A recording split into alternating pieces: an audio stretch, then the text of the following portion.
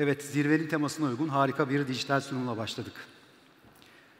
Saygıdeğer SDVK Başkanım, Sayın SPK Başkanı, kıymetli genel müdürler, değerli sivil toplum kuruluş temsilcileri, akademinin güzide üyeleri, uluslararası konuklarımız, sevgili gençler ve kıymetli basın mensubu meslektaşlarım.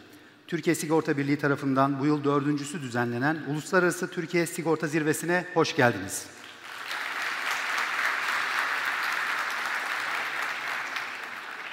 Ben Sigorta Dünyası Dergisi yayın yönetmeni Birant Yıldız.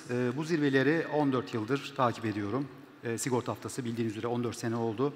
Bu yılki zirvede toplantının program akışını modere etme görevi bana verildi. Bu yüzden Türkiye Sigorta Birliği yönetimine huzurlarınızda teşekkür ediyorum.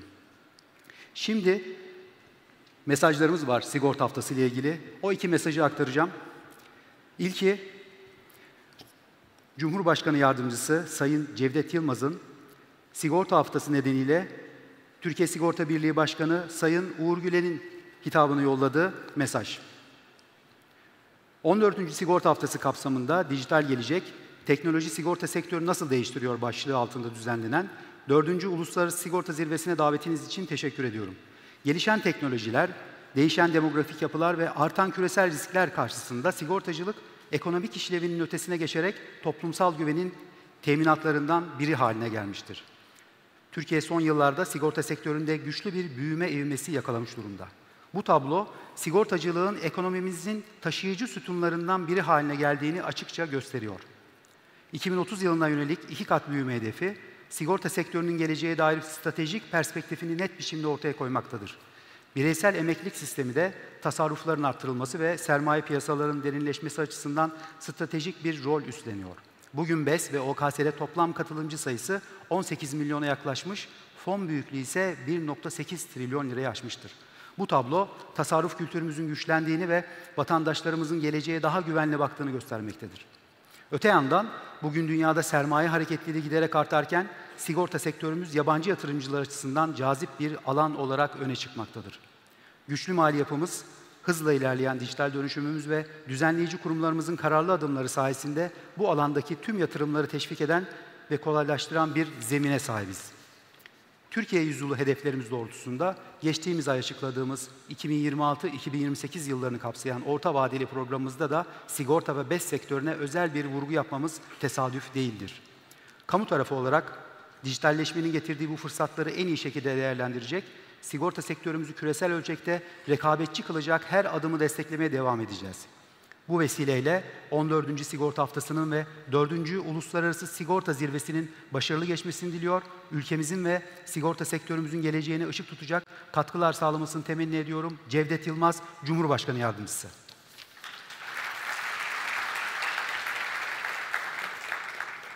Şimdi Adalet Bakanımız Sayın Yılmaz Tunç'un mesajını iletiyorum. Nazik davetiniz için teşekkür ediyor. Önceden belirlenmiş programlarım ve bakanlık çalışmalarımız nedeniyle davetinize icabet edemeyeceğimi üzülerek belirtmek istiyorum.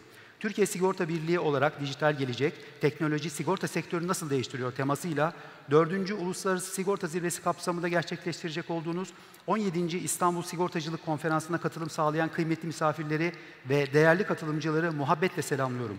Zirvenin verimli ve başarılı bir şekilde tamamlanmasını, hedeflediği amaca ulaşmasını diliyor. Emeği geçen herkese teşekkür ediyor. Ülkemiz, milletimiz ve tüm sigorta camiası için hayırlara vesile olmasını temenni ediyorum. Yılmaz Tunç, Adalet Bakanı.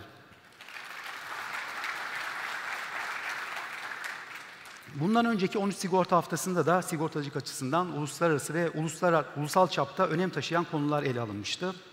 Bu yılki zirvede de Türkiye Sigorta Birliği tarafından yine gündemin merkezindeki bir konu seçildi. Dijital gelecek, teknoloji sigorta sektörünü nasıl değiştiriyor? Bu arada yarın da 17. Uluslararası İstanbul Sigorta Konferansı'nın yine burada, bu salonda düzenleneceğini belirtmek isterim. 2011 yılından bu yana neler konuşulduğuna kısaca bir göz atacak olursak, ilk yıl Türk sigorta sektörü modelinin konu edildiğini görüyoruz. 2012 yılında sigorta sektörünün dünü, bugünü 2023 hedef ve beklentileri başlığında düzenleniyor. Hafta, sempozyumda McKinsey'in hazırladığı 2023 beklenti raporu da açıklanıyor. Bu rapor önemli çünkü o zaman 2012'de 2023 beklentisi hayat dışında 63 milyar liralık üretim olarak öngörülüyor. Hayat sigortası ve emeklilik toplamı ise 408 milyar lira olarak tahmin ediliyor. Fakat 2023'e gelindiğinde Üretimler şu şekilde oluyor. Hayat dışında 426 milyar lira büyüklük, hayat ve emekli ise 813 milyar liralık büyüklük. Ben merak edip altına göre hesapladım. Yine orada da hayat dışında 6 katlık, hayat ve emeklilik toplamında ise 2 katlık bir büyüme söz konusu. Bu da sigorta sektörünün bir başarısı olarak göze çarpıyor. Bu arada Türkiye Sigorta Birliği tarafından açıklanan 2030 hedefinin ise 44 milyar dolarlık üretim olduğunu da belirtmeden geçmeyeyim. Bugünkü üretim 22 milyar dolar. 2019'da iklim değişikliği ve yaşlanma konuları ele alınıyor. Hala bu konu iki konuda önemini koruyor. 2020 ve 2021 pandeminin gölgesinde geçiyor ve çevrim içi olarak düzenlendikten sonra 2022 yılında Uluslararası Sigortacılık Zirvesi ilk defa düzenleniyor. Sigortacılık kıymet bilmektir mottosuyla sigortacılığın geleceğini yeniden tanımlamak, yeni fırsatlar konusu işleniyor. 2023'te tabii ki 6 Şubat depreminin etkisini görüyoruz maalesef. Afet riskleri ve sigorta, afetlerin etkilerini azaltmada sigortacıların rolü başlığı işleniyor. 2024'te koruma aşığının azaltılması, Türkiye'nin dayanıklılık ve sürdürülebilirlik yolculuğu ele alınıyor. 2025 yani bugüne geldiğimizde belirttiğim gibi dijital gelecek, teknoloji sigorta sektörünü nasıl değiştiriyor konusu şu anda artık burada başladı. Zirvemiz gün boyu devam edecek. Evet, sigortacılıkta teknoloji öyle önemli bir hale geldi ki bazı sigorta şirketleri sigorta lisansına sahip teknoloji şirketleri olduklarını iddia ediyorlar. Bu iddiadalar. Bu arada teknolojinin yeni yıldızı elbette yapay zeka ve yapay zekanın yaygın kullanımı ile birlikte bazı sektörlerde küresel bazda Chief AI Officer'lar istihdam ediliyor. Bu trend devam ederse belki sigorta sektöründe de bunları görebiliriz. Teknoloji demişken hatırlatmak isterim. Fuayede InsurTech startuplarımız olacak. Sigorta zirvesi onlarla görüşmek için eşsiz bir fırsat olabilir. Değişik iş fikirleri oradan çıkabilir. Bu arada yine Türkiye Sigorta Birliği'nin YouTube hesabından 2 gün boyunca zirvenin canlı yayınlanacağını da belirtmek isterim. Ve açılış konuşmalarına geçmeden önce bu üniversite öğrencileri de bizlerle ilk defa birlikte bu zirvede. Ülkemizin ve sigortacılığın geleceği olan gençlere sizlerden güçlü bir hoş geldin alkışı istiyorum lütfen.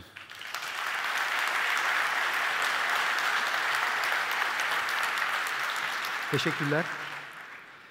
2018 yılında Sayın Uğur Gülen'le yaptığım röportajda kendisi bana çok güzel bir manşet vermişti. 21. yüzyılın cahilleri bildiklerini unutmayanlar olacak.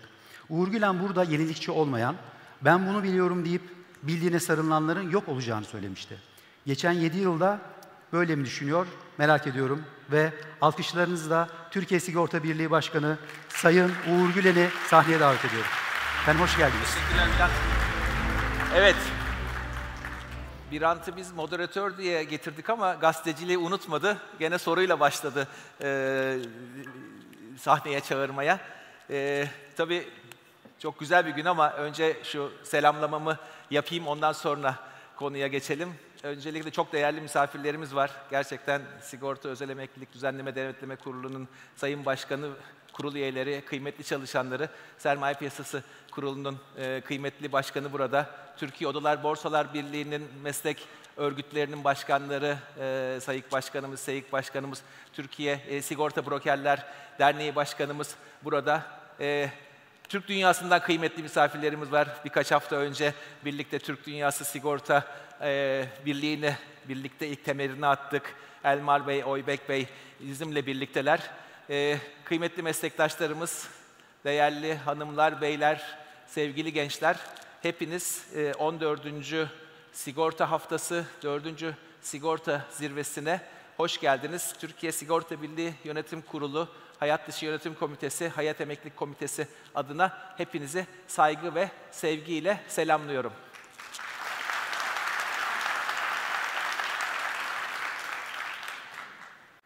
Birant'ın sorusuna geçeceğim. Onu belki konuşmanın arasında bir yerlerde sıkıştıracağım. Gerçekten 21. yüzyılın cahilleri bildiklerini unutup tekrar öğrenmeyenler mi? Fakat ayrı bir dünyaya girdik. 7 yılda dünya çok değişti. Fakat belki şeye başlamadan özel bir gün seçtik bugün. 29 Eylül. Hava dışarı çıkmak için hiç müsait değil arkadaşlar. Süper yağmurlu, bir yerden bir yere gitmek saatler alıyor. O yüzden bugün buradayız, toplantıdan bir yere gitmek yok. Bu toplantıyı güzel değerlendirelim. Sabahtan konuştuk başkanımla, 2,5 saat sürdüğünü söyledi bir yerden bir yere İstanbul'da gelmenin. O yüzden hiçbir yere kaçmanıza gerek yok. Süper bir oteldeyiz. Deniz manzarası karşımızda. Yiyecekler, içecekler, her şey bol bol hazır. Bu fırsatı değerlendirin. Bu fırsatı tanışmak için değerlendirin. Bu fırsatı aslında bu ağımızı, sigortacılık bilgimizi arttırmak için değerlendirin. Bugün burayı güzel bir sigorta şenliğine çevirelim. Ben başlamadan salonun yaş ortalamasını şöyle bir tahmin etmek istiyorum ama birkaç soru sorarak da tahmin etmek istiyorum. Eskiden fasit makineler vardı, böyle elle çevrilir, hesap yapılırdı. O fasit makineleri kullanan kaç kişi var? Bayağı var. Peki yüksek tansiyon, şeker falan bu grupta var herhalde. Peki bir de tersten başlayayım. Dokunmalı telefon kullanmayan kaç kişi var? Tuşlu telefon kullanmayan. Tuşlu telefon kullanmayan, tuşlu cep telefonu kullanmayan kaç kişi var? Ve yani herkes akıllı telefonla başlayan, telefon kullanmaya dokunmatik, akıllı telefonla başlayan kaç kişi var? Tamam. Salon gençlerden oluşuyor. Onu ben rahatlıkla söyleyebilirim. Bugün 2023'te Maraş, Antakya depreminden sonra afetlerde dayanıklı bir toplum yaratma konusu demiştik. Geçen yıl 4 tane büyük koruma açığını nasıl kapatabiliriz konularını işlemiştik. Bugün de aslında daha heyecanlı, daha güncel ve de belki önümüzdeki dönemde artık her gün konuşacağımız bu dijital dönüşüm, teknoloji işimizi, kendimizi, sigorta sektörünü nasıl değiştirecek? Bunu bugün tartışacağız. Çok kıymetli konuşmacılar var, onu rahatlıkla söyleyebilirim. Çok güzel paneller var. Arkadaşlar bu toplantıya uzun süredir çalışıyorlar. Ama belki oralara girmeden birazcık gerilere gidelim. Yani şimdi insanoğlu bu gezegeni nasıl ele geçirdi? Belki Yakup Bey artık arkadaki şeyi de başlatabilir. Bugün böyle bir şeyimiz var. Kusura bakmayın hata olursa da yapay zekaya yaptırılmış bir filmle birlikte bu sunumu yapacağız Yakup'la birlikte. Yakup ben konuşurken arkayı senkronize etmeye çalışacak. İlk öğrendiğimiz şey belki Darwin'in teorileriydi. Darwin ne dedi? Darwin aslında bu gezegende, bu doğada en güçlüler değil, aslında en çabuk adapte olanlar, değişen koşullara en hızlı şekilde kendini adapte edenler ayakta kalacak.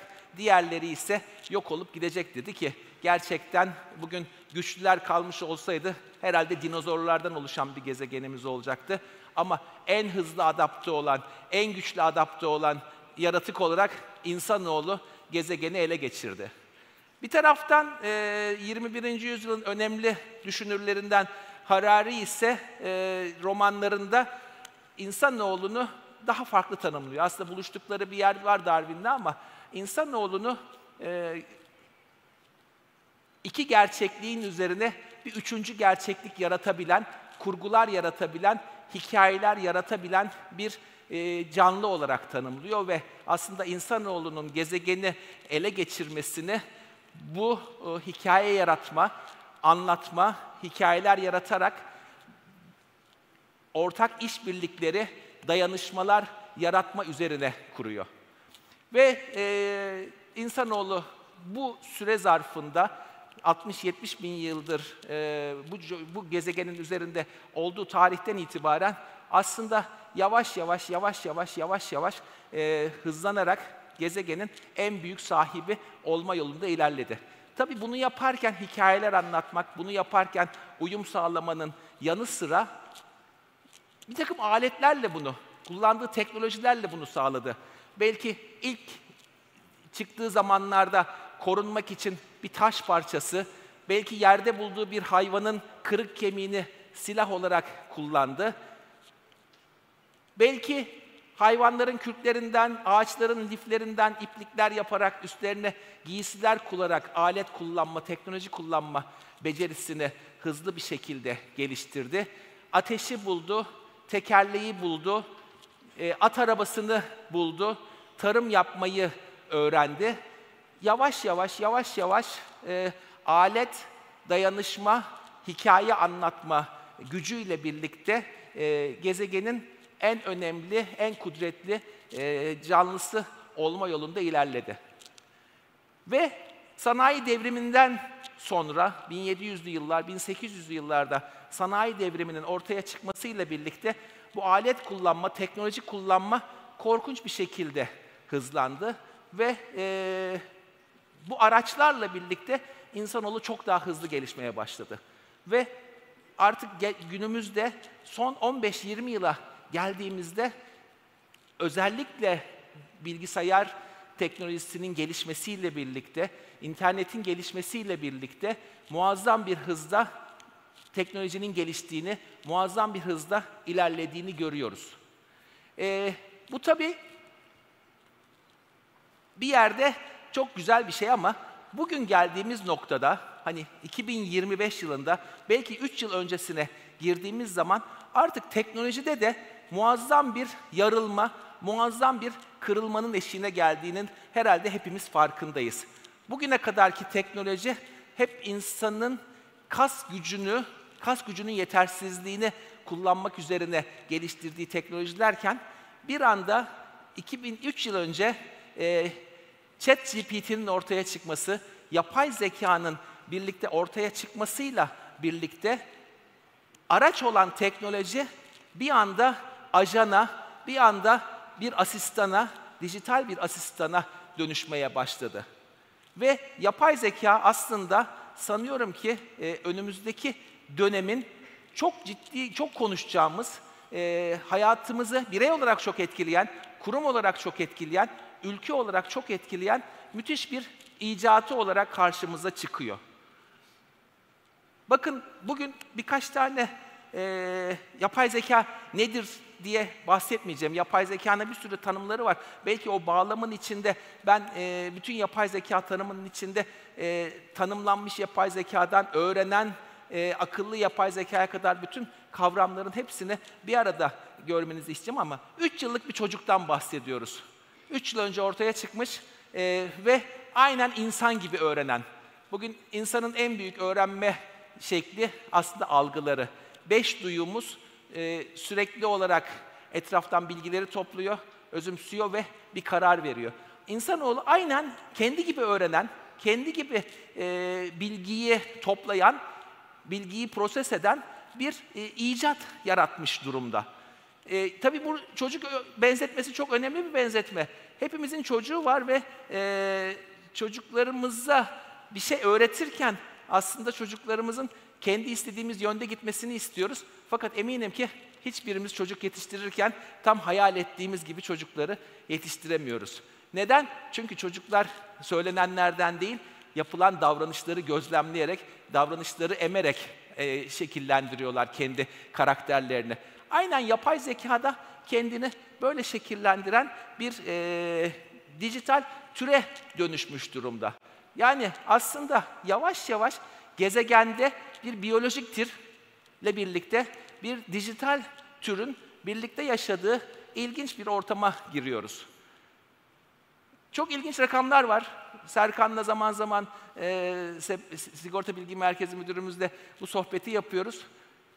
Bir insan hayatı boyunca kitap okuyabildiği saatlerde, kitap okuduğu takdirde yılda hayatı boyunca 8 milyar kelimeyi okuyabildiğini söylüyor. Bugün bir yapay zeka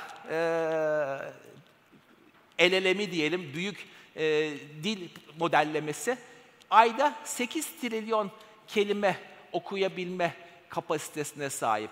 Yani öyle bir tür yaratıyor ki insanoğlu, her biri Nobel'e ödül olabilecek dahi seviyesinde algıya sahip bir dijital tür yaratma yönünde ilerleyen bir insanoğluyla karşı karşıyayız ve bunların tek ihtiyacı veri ve enerji. O yüzden de son dönemde durmadan veri merkezlerinin açılma projelerini sıklıkla görüyoruz. Bugün yapay zekaya harcanan yatırım 1 trilyon doları geçmiş durumda. Amerika Birleşik Devletleri Stargate projesiyle 500 milyar doların üzerinde yatırımı yapay zekaya yapmak üzere. Bugün Çin'de okula başlayan çocuklar, anaokuluna başlayan çocuklar yapay zeka okur yazarlığını öğrenerek hayatlarına başlıyorlar. Ve bugün baktığımız zaman daha birkaç gün önce modüler nükleer santraller konusunu dinledik değil mi televizyonlarda? Bu aslında çok yeni bir konu değil, 50 yıldır kullanılan bir teknoloji. Bütün nükleer denizaltılar aslında birer küçük modüler nükleer enerji santrali. Ve bugün geldiğimiz noktada geleceğin yapay zeka enerji katkısını sağlayabilmek için aslında herkes daha yoğun enerjiyi, hatta enerjiyi veri merkezlerinin yanında nasıl üretirizin peşinde koşuyorlar. Gene Serkan'la yaptığımız sohbetlerden bir örnek, önümüzdeki 5 yıl içindeki enerji, yeni yaratılacak enerjinin %50'sinin yapay zeka ve veri merkezleri tarafından kullanılacağını söyledi.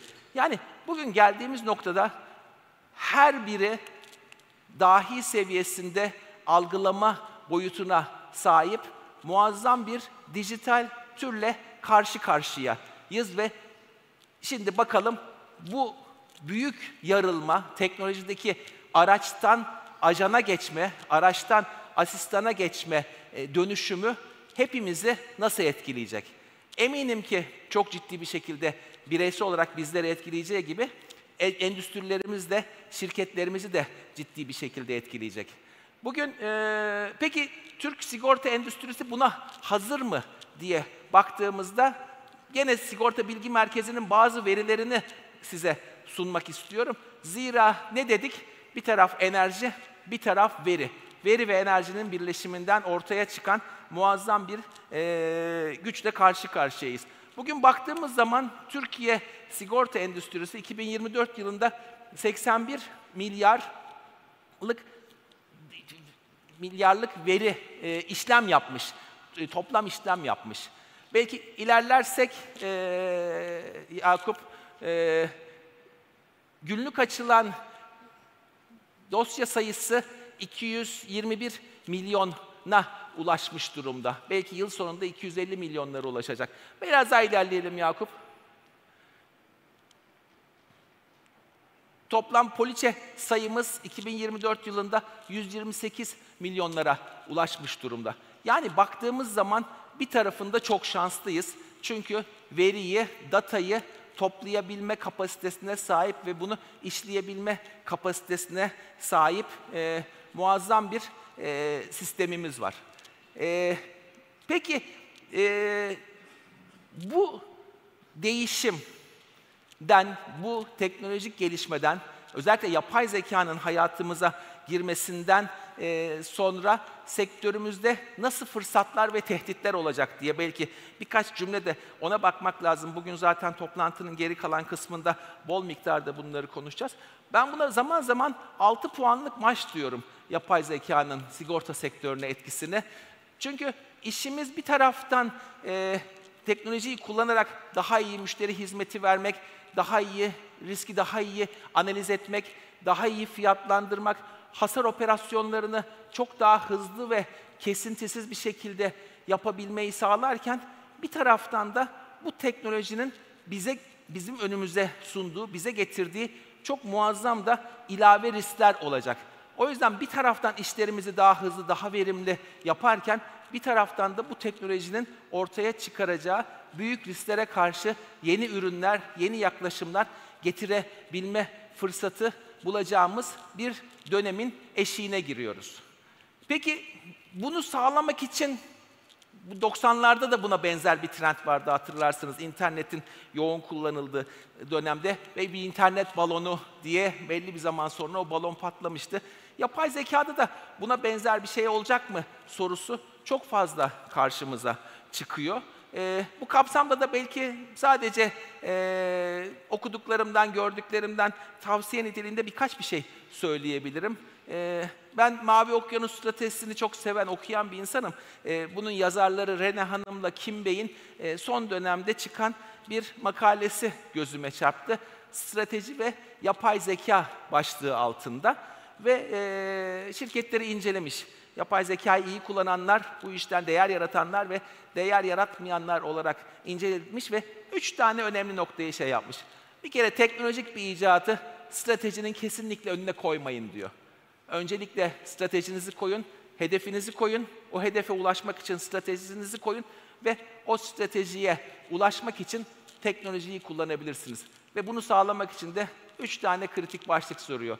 Çok güçlü bir değer önerisi sunun, iyi bir iş modeli geliştirin ve bunu da kusursuz bir şekilde uygulayın. Şimdi bu noktada Türkiye Sigorta Birliği olarak geçen yıl başlattığımız ortak akılla, bütün paydaşların katıldığı toplantıyla aslında Türkiye sigorta sektörünü, ekosistemini nasıl büyütebiliriz, nasıl 2 katına çıkarabiliriz, bulunduğumuz noktadan bir sigorta şirketi daha nasıl yaratabiliriz çalışması yaptık ve bu çalışmaya gerçekten çok sayıda arkadaşımız katıldı ve kendimize 2030 için güçlü bir hedef koyduk.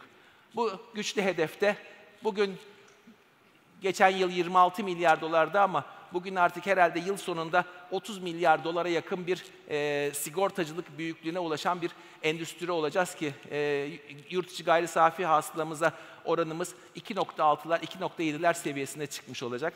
Hayalimiz bu 30 milyar doları 50 milyar doların seviyesine atmak ve penetrasyonumuzu da bugün bulunduğumuz 2.6'lardan 4.5'lar, 5'ler seviyesine çıkarmak. Bunu sağlamak için bir sürü proje yaptık. Ama şimdi bakıyorum ki bir şeyi yeteri kadar vurgulamadığımızı, irdelemediğimizi fark ediyorum. Teknolojiyi bu projelerin içine önümüzdeki dönemde nasıl katarız? Belki önemli bir sonraki çalışma hamlemizde teknolojinin bugün geldiği noktayla bu büyüklüğün sağlanmasına nasıl katkıda sağlarız diye tekrar çalışmamız gerektiği. Evet, teknoloji dedik, yapay zeka dedik, veri dedik, enerji dedik, Türk sigorta sektörü dedik ama yaptığımız işe de baktığımız zaman aslında böyle kenara ayırırsak, her şeyi kenara ayırırsak, yangını, afeti, onu, bunu kenara ayırırsak bizim işimizin odağında insan var. Sigortacılık eşittir insan. İnsana hizmet etmek. Biz yok olmuş malları yerine koyma mesleği yapmıyoruz. Aslında biz umut veriyoruz, umut vaat ediyoruz ve insanların en kötü zamanlarında, en zor anlarında onları ayağa kaldıran, onların tekrar yaşama, ciddi bir şekilde tutunmasını sağlayan bir meslek yapıyoruz. Bu kapsamda daha çok teknoloji kullanacağız, daha çok büyüyeceğiz ama hiçbir zaman da unutmamamız lazım ki işimiz insana dokunmak, işimiz insana hizmet etmek, işimiz daha dayanıklı bir toplum, daha dayanıklı bir aile, daha dayanıklı bir birey yaparak Türkiye Cumhuriyeti'ni daha yükseklere, daha yüksek büyüklüklere taşımak için sigorta sektörünü geliştirmek olacaktır. Aslında belki konuşmanın bu noktasında sonuna gelirken bir soru sorarak başlamıştı. Ben de konuşmanın sonunda sizlere belki 2 tane soru sorarak bırakmak istiyorum, konuşmayı tamamlamak istiyorum. Darwin'le Harari'yle açtık sohbeti ve bir yeni dijital tür yarattı insanoğlu dedik. Ve ayakta kalmak en çok uyum sağlayanın becerisi dedik. En yüksek hikayeyi anlatan bir takım başarıya gitmek için ortak hedefler koyma, işbirlikleri yapma becerisi dedik. Acaba bu yarattığımız dijital tür yapay zekalar ki her gün daha hızlı gelişeceğini varsaydığımız, bugün 38 dakikada bir tane LLM modeli, belki bir yıl sonra 1 dakikada bir tane LLM modelinin ortaya çıktığı dünyada acaba bu dijital tür insanoğlundan daha mı iyi adapte olup, daha mı iyi bir şekilde ortaklıklar yapacak, işbirlikleri yapacak sorusunu size sormak isterim düşünmeniz için. Bir ikinci noktada ise aslında insanoğlu bu gezegende olduğundan beri en büyük hayali aslında ölümsüzlüğe ulaşmak.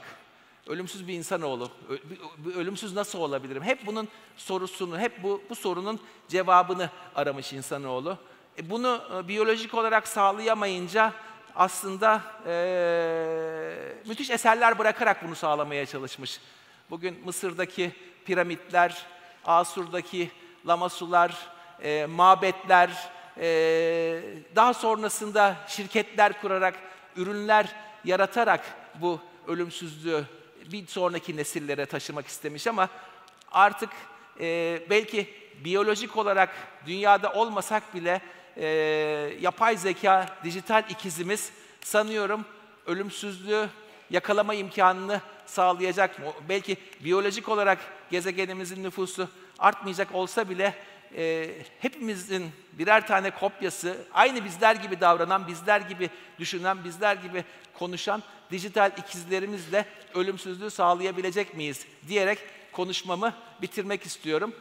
Tekrar 14. sigorta haftasına, 4. sigorta zirvesine hoş geldiniz diyerek hepinizi saygı ve sevgiyle selamlıyorum.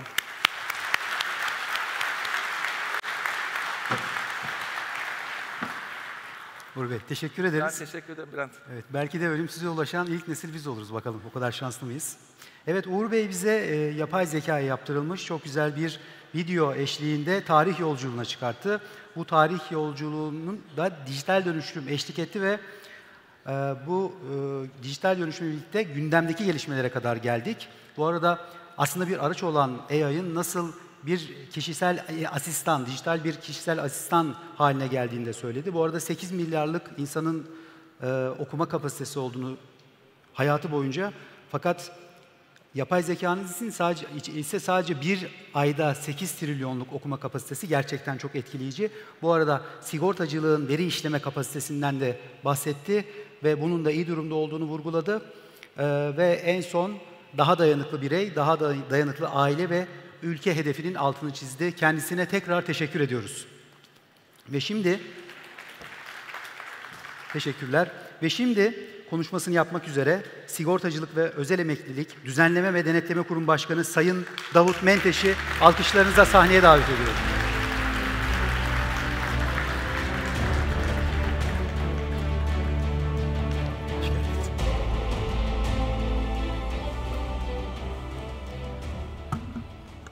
Evet, bu sabah yağmur var İstanbul'da. Sabah uyandığımda bunu söyledim. Ardından da hemen bu sabah sigortacılık zirvesi var İstanbul'da diye devam ettim. Çünkü trafiği hatırladım ve çok hızlı bir şekilde hazırlanarak yola çıkmış olduk. Sayın Başkan'a teşekkür ediyorum evvela. Gerçekten tarih, felsefe, biyoloji, teknoloji ne ararsanız vardı konuşmasında. Keyifle dinledik. Hepimizi rahatlattı. Böyle bir başkanımız olduğu için, birlik başkanı olduğu için çok şanslıyız. Bu şekilde bir giriş yapmak istedim. Hak etti bunu. Evet, Sayın Sermaye Piyasası Kurulu Başkanımız, Sayın sektörümüzün meslek grupları başkanları, Türkiye Sigorta ve Referans Şirketleri Birliği'nin Sayın Başkanı, değerli yönetim kurulu üyeleri, kendi kurumumun çok değerli ikinci başkanı, başkan yardımcıları, daire başkanları ve tüm personelimiz, akademik dünyanın değerli temsilcileri, sevgili öğrenciler, sevgili gençler ve isimlerini almayı unuttuğum sektörümüzün tüm paydaşları, hepinizi selam ve saygılarımla selamlıyorum.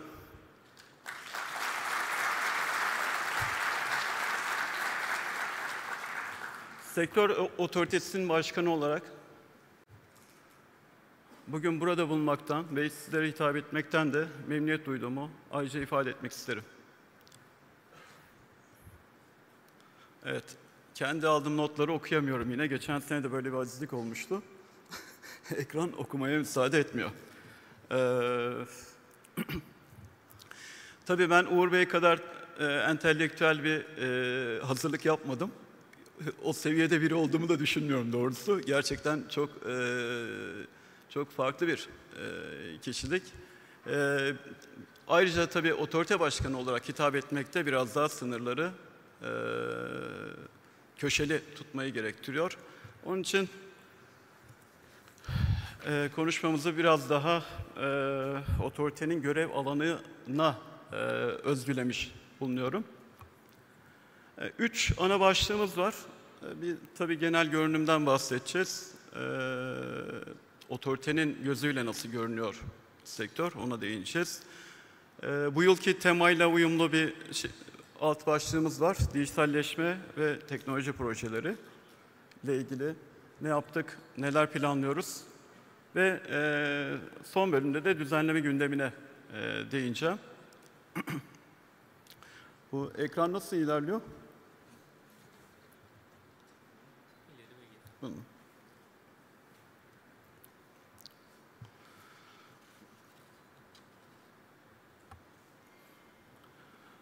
Evet, genel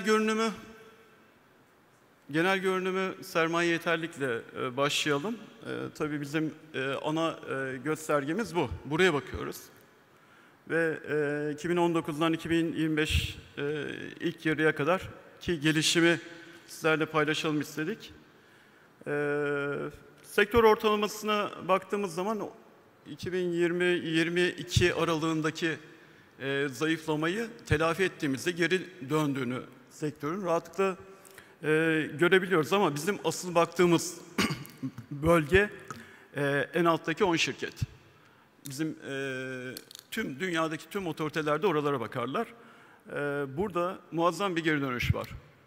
2022 yılında %34 seviyelerine gerilemiş olan alt bölgenin sermaye yeterlilik oranının bugün %105'in üzerine çıktığını görmek gerçekten bizleri fazlasıyla memnun ediyor ve attığımız adımların ne kadar yerinde ve isabetli olduğunu da en önemli göstergesi olarak karşımızda.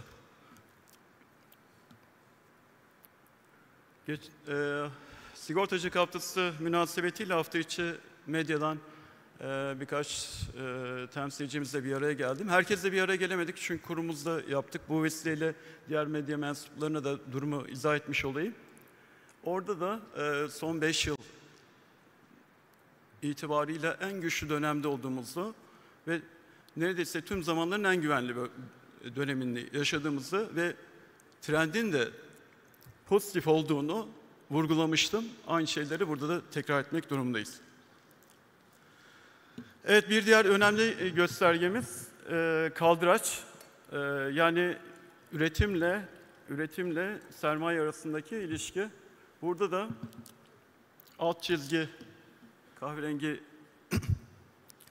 çizgi sektör genelini gösterirken yukarıdaki lacivert çizgi yine alttaki 10 şirketin ortalamalarını, ağırlıklı ortalamalarını veriyor ve burada da yine 2022'ye baktığımız zaman 2022'de sermaye yeterliliğindeki zayıflamayı burada yüksek kaldıraçla da destekleyen bir durum var. O negatif durumla uyumlu bir diğer negatif veri 14 kata yakın bir üretim yazılıyormuş 2022 yılında son 10 şirket tarafından. Bugün bu çarpan 8.8 seviyelerine gerilemiş durumda.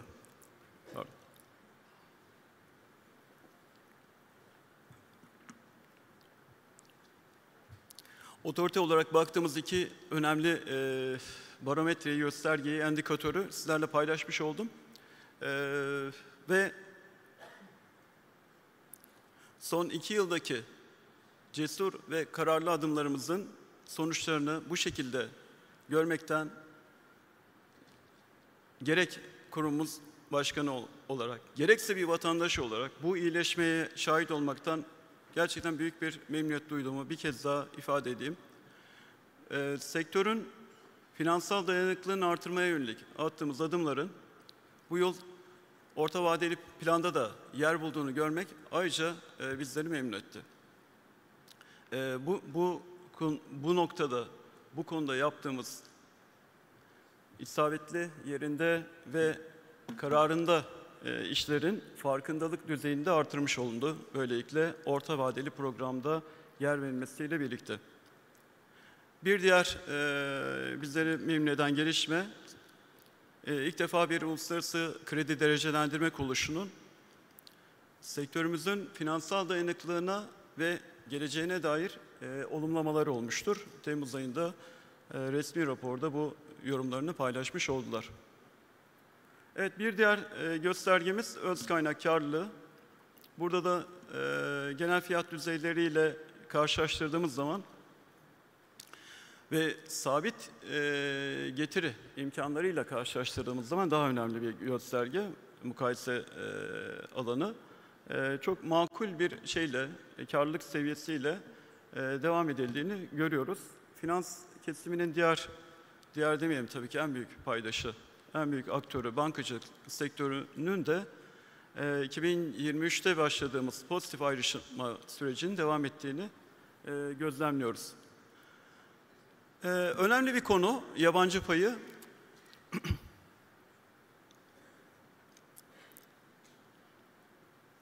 Yabancı sermayenin sektörümüzdeki yerine dair işte yabancılar sektörü ele geçiriyordan tutun, yabancılar hızla çıkıyor şeklinde geniş bir spektrumda ve yani tamamen 180 derece zıt spekülasyonlar üretildiğine maalesef şahit oluyoruz. Ama göstergeler, ben bunu her şeyde, toplantıda, her bu şekildeki etkinliklerde paylaşmaya gayret ediyorum. Yine paylaşayım dedim. Gerek aktif toplamı, gerekse üretim bazlı baktığımız vakit yabancı payı son 5 yılda gördüğünüz gibi gayet stabil. Yani tablo böyleyken üretilen dezenformasyon ve spekülasyonu gerçekten hayretle izliyoruz.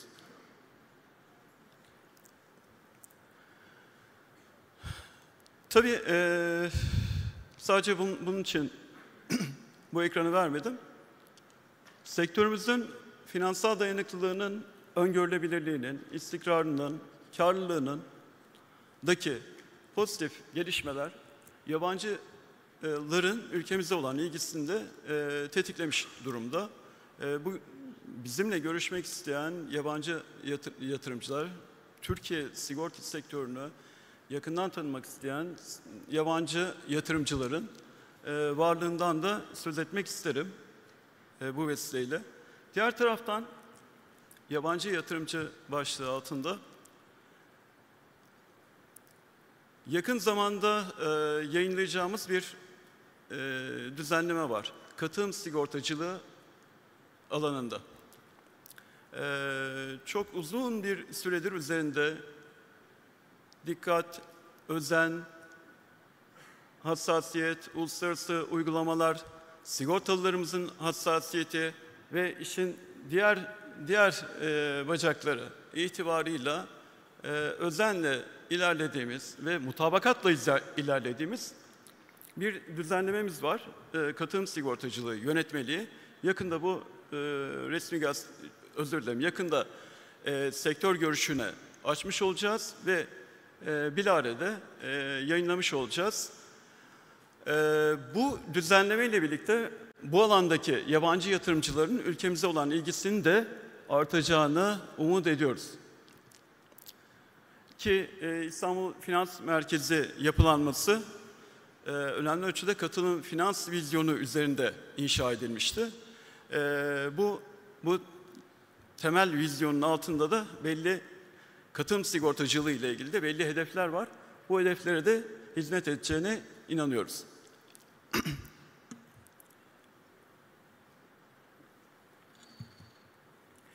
Evet, genel görünüme dair paylaşımlarımız bunlar. Şimdi dijitalleşme tarafında neler yaptık? Oraya da bakalım. Ve neler planlıyoruz?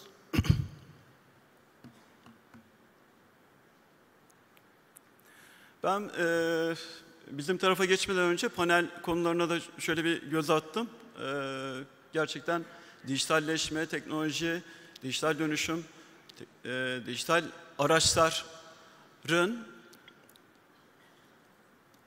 sektörümüze olan etkileri, rolü, geleceğe dair, bugüne dair mesela iklim değişikliğine bağlı modelleme ve afet bonolarının yine modellemesi, tahminlemesi, tahminlemesi diyelim. Konuları dahi bu panellerde işlenecek.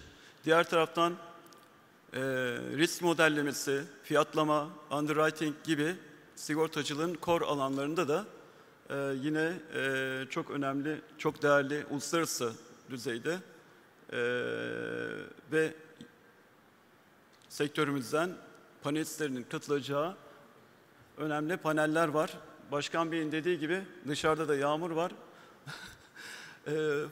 Bu panellerden mümkün olduğunca istifade edilebilir. Evet, bizim teknoloji projelerinde renkler görünüyor mu bilmiyorum ama yeşiller tamamlanan işlerimiz. Sarılar devam eden, tamamlanmakta olan işler. Maviler de başlamakta olan projelerimiz şeklinde. Bu slaytı ben hazırladım dün. Şu yeşil, sarı, mavileri. Çok karmaşık bir şeydi. Gerçekten buraya örnekleme suretiyle özetledim. Çok sayıda iş yapmışız. Teknoloji tarafta az zamanda. Ben en önemlisini aktarayım.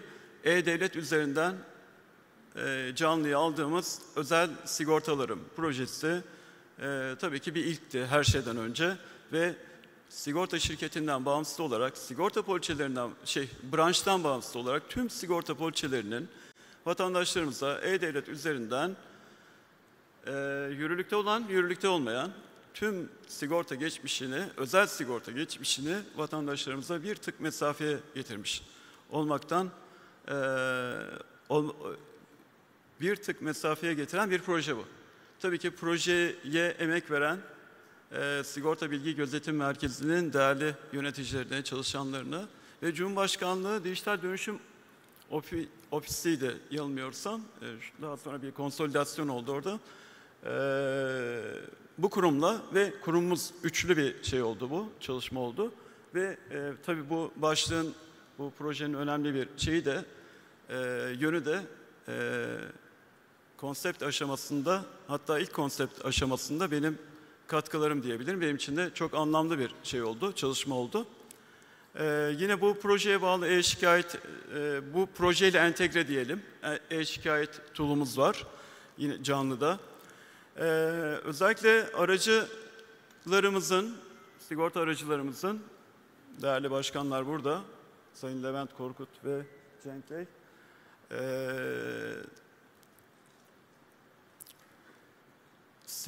tüm sigorta şirketlerine, anlaşmalı tüm sigorta şirketlerine aynı anda ulaşabilecekleri bir platform olarak talep ettikleri trafik talep teklif platformunu da yine bizim başkanlığımız zamanında yürürlüğe giren, canlıya alınan bir diğer teknolojik adımdı. Kefalet poliçeleri ile ilgili yine Sigorta Bilgi Gözetim Merkezi üzerinde kurguladığımız ve canlıya aldığımız önemli bir geliştirme diyelim buna. Tüm poliçeler, tüm kefalet poliçeleri tabii belli koşullar dahilinde, otorizasyon da dahil olmak üzere dijital tarafta gerçek zamanlı ve online olarak izlenmekte ve belli koşulları sağlamayan poliçelerin poliçeleşme sürecine müdahale edilmektedir. Yani bu banka teminat mektubuna eşdeğer bir ürün olması nedeniyle özel önem verdiğimiz bir yeni nesil üründü bu ve teknoloji tarafıyla da bu güvenlik desteğini vermiş olduk. Böylelikle kefalet poliçelerinde hem sahteciliğin önlenmesi ki uygulama öncesinde hayli yaygınlaşmıştı, hem de sağlanan teminatın güvence altına alınması yönünden önemli bir adımdı. Diğer bir ilk diyebileceğimiz demeyeyim, kesinlikle ilk ortak veri modeli dahilinde geliştirdiğimiz referans modülü. Ki burada finansal risklerle başladık ve yangınla devam ediyoruz. Finansal riskler kısmı tamamlandı. Yangın da şu anda veri toplama aşamasında, hazırlık safhasında diyebilirim. Yine de tamamlanmak üzere olan altyapısı tamamlandı. Çok yakın bir zamanda devreye alacağız. Akıllı eksper atama, biyometrik doğrulama, yine aracılarımız, özellikle acente ve brokerlarımızı kastediyorum tabii ki, da yetkisiz sigortacılıkla ilgili haksız rekabet uygulamalarına son verecek bir geliştirme bu, biyometrik doğrulama. Kurumumuzu ve bankalarımızı yakından ilgilendiren bir teminat online şirketlerimizde tabii ki malum sigortacılık sektöründe faaliyette bulunabilmek için belli tutarda teminatı kurumumuz lehine blok etmeniz gerekiyor. Bu blokaj işlemleri, blokajların yenilemesi vesaire tamamını online ortamda, dijital bir platformda sağlamaya yönelik Bankalar Birliği ile birlikte yürüttüğümüz bir çalışma var. Takas Bank ve Merkezi Kayıt Kuruluşu da diğer paydaşlarımız. Umarız 2026 içinde bu projeyi tamamlamış olacağız. Konsept aşamasında olan veya başlangıç diyelim buna. Başlangıç daha doğru. Özel sigortaların faz 2'yi başlatıyoruz.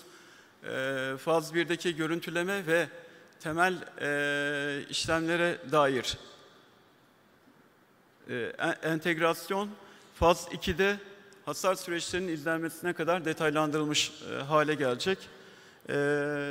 Bir diğer projemiz EBRD, Avrupa Yatırım Kalkınma Bankası ile Supervision teknoloji alanında bir çalışmamız olacak. Projenin konusu daha farklıydı ama biz bunu bu tarafa doğru çektik. Bu arada EBRD temsilcileri salondaysa onlara da özellikle teşekkür etmek istiyorum. Bu talebimizi geri çevirmedikleri için. Gözetim tarafında online gözetim, uzak gözetim veya izleme tarafında kurumumuza çok önemli bir kaynak desteği sağlamış olacak. Kurumsal kapasitemizi yukarılara taşıyacak bir uygulama olacak bu. Ve referans faz 2'den bahsettim. Yangınla devam edeceğiz faz 2'de. Ben üçüncü tarafa geçmek istiyorum. Çünkü vaktim yine her zamanki gibi aştığımı farkındayım. Üçüncü taraf düzenleme tarafı. Düzenlemede ne bekliyor bizi? Yakın gelecekte 6 ay 1 yıllık süreyi kastediyorum. Özel sağlık sigortaları ile ilgili bir düzenlememiz var. Resmi gazeteye gönderdik. Yayınlandı, yayınlanacak diyebiliriz. Bu akşam dahi yayınlanabilir. Ne getiriyor? En önemli yenilik, ömür boyu yenileme garantisi ile ilgili uygulama birliğinin sağlanması, sigortacılarımıza bu alanda güvence temin edilmesi. Ne güvencesi bu? Belli tanımlanan koşullar dahilinde ki 3 yıl bu ve belli bir yaşın altında olmanız ve belli bir bu süre zarfında, 3 yıllık süre zarfında belli bir hasar prim oranının altında kalınması halinde sigortalımıza, vatandaşımıza ömür boyu surprim uygulanmadan, normal artışlar tabii ki müstesna, surprim uygulanmadan ilave bir risk faktörü ortaya çıksa dahi bu risk faktörü ayrıca fiyatlanmadan sağlık sigortası imkanına kavuşmasını sağlamış olacağız. Önemli bir düzenleme bu. Sektörümüzde mutabakat halinde ilerlediğimizi de söyleyeyim ve destek veren sektör temsilcilerine de, şirketlerine de ayrıca teşekkür ediyorum bu vesileyle. Katılım sigortacılığından bahsettim, tekrar değinmeyeceğim. Gündemimizde hayli ilerlemiş durumdayız. Zorunlu afet sigortalarına ile ilgili kurumumuz, sektör ve ilgili diğer paydaşlar, kimler bunlar? Çevre ve Şehircilik Bakanlığı'ndan tutun AFAD'a. Doğal Afet Sigortaları Kurumu tabii ki en önemli paydaş ve bu kurumun işletici şirketinin sağladığı destek. Tüm bunlar aylarca süren mesai ve uluslararası literatürün uygulamalarının taranması ve nihayetinde bir taslak hazırladık, gönderdik. Kanunlaşma sürecinde Umarız en kısa sürede bu süreçte tamamlanarak yeni kanun uygulamaya geçmiş olur. Böylelikle deprem dışındaki diğer afetlerin de başta sel olmak üzere, heyelan olmak üzere, iklime bağlı diğer afetler olmak üzere, hatta orman yangınları ve hatta yanardağ patlaması dahi var bu şeyde, paketin içinde. Tüm risklere karşı koruma sağlanmış olacak böylelikle. Devlet destekli ticari alacak sigortası. Evet, bu sayfayı da ben dün bu maddeye özellikle buraya yer verdim. Yine çok sayıda madde, çok sayıda karmaşık bir anlatım vardı. Önemlerini buraya taşımış olduk. Devlet destekli alacak sigortasını özellikle burada yer verdim. Bu alanda 2018 yılında başlatılan bir girişim var. Piyasa mekanizmasının daha sağlıklı işlemesine dair, özellikle sistemik riskleri önlemeye yönelik belli sektörlerde çok önemli bir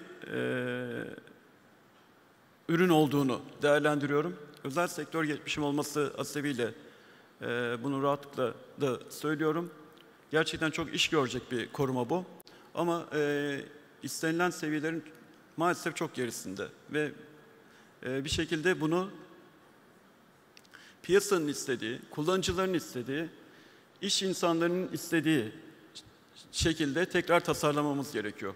Ve bu konuda ben daha önce de, birkaç ay önce de yine paydaşımız var burada, Özel Riskler Yönetim Merkezi var. Türk Restoransı AŞ var. Bu paydaşlarımızla birlikte bu konuya özellikle kurum olarak ele alacağımızı, tekrar tasarlayacağımızı, ihtiyaçlara cevap verir hale getireceğimizi buradan ifade etmek isterim. Bugün de bu ekranda bu nedenle yer vermiş bulunuyoruz. Yakında bu konudaki gelişmeleri izleyeceğiz. Hasar yönetmeliği de yine ilk defa sektörde bir ilk olarak, bana göre çok da gecikmiş bir ilk olarak üzerinde çalıştığımız bir düzenleme. Çok paydaşlı, başta şirketlerimiz olmak üzere tabii ki ve çok karmaşık bir düzenleme bu. Aylardır devam ediyoruz. Zannediyorum yıl sonunda artık görüşe açmış olacağız bunu.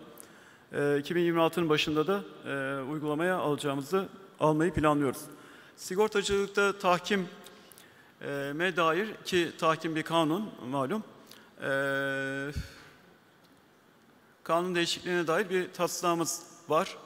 O da bir yıl üzerinde çalışılmış bir taslak ki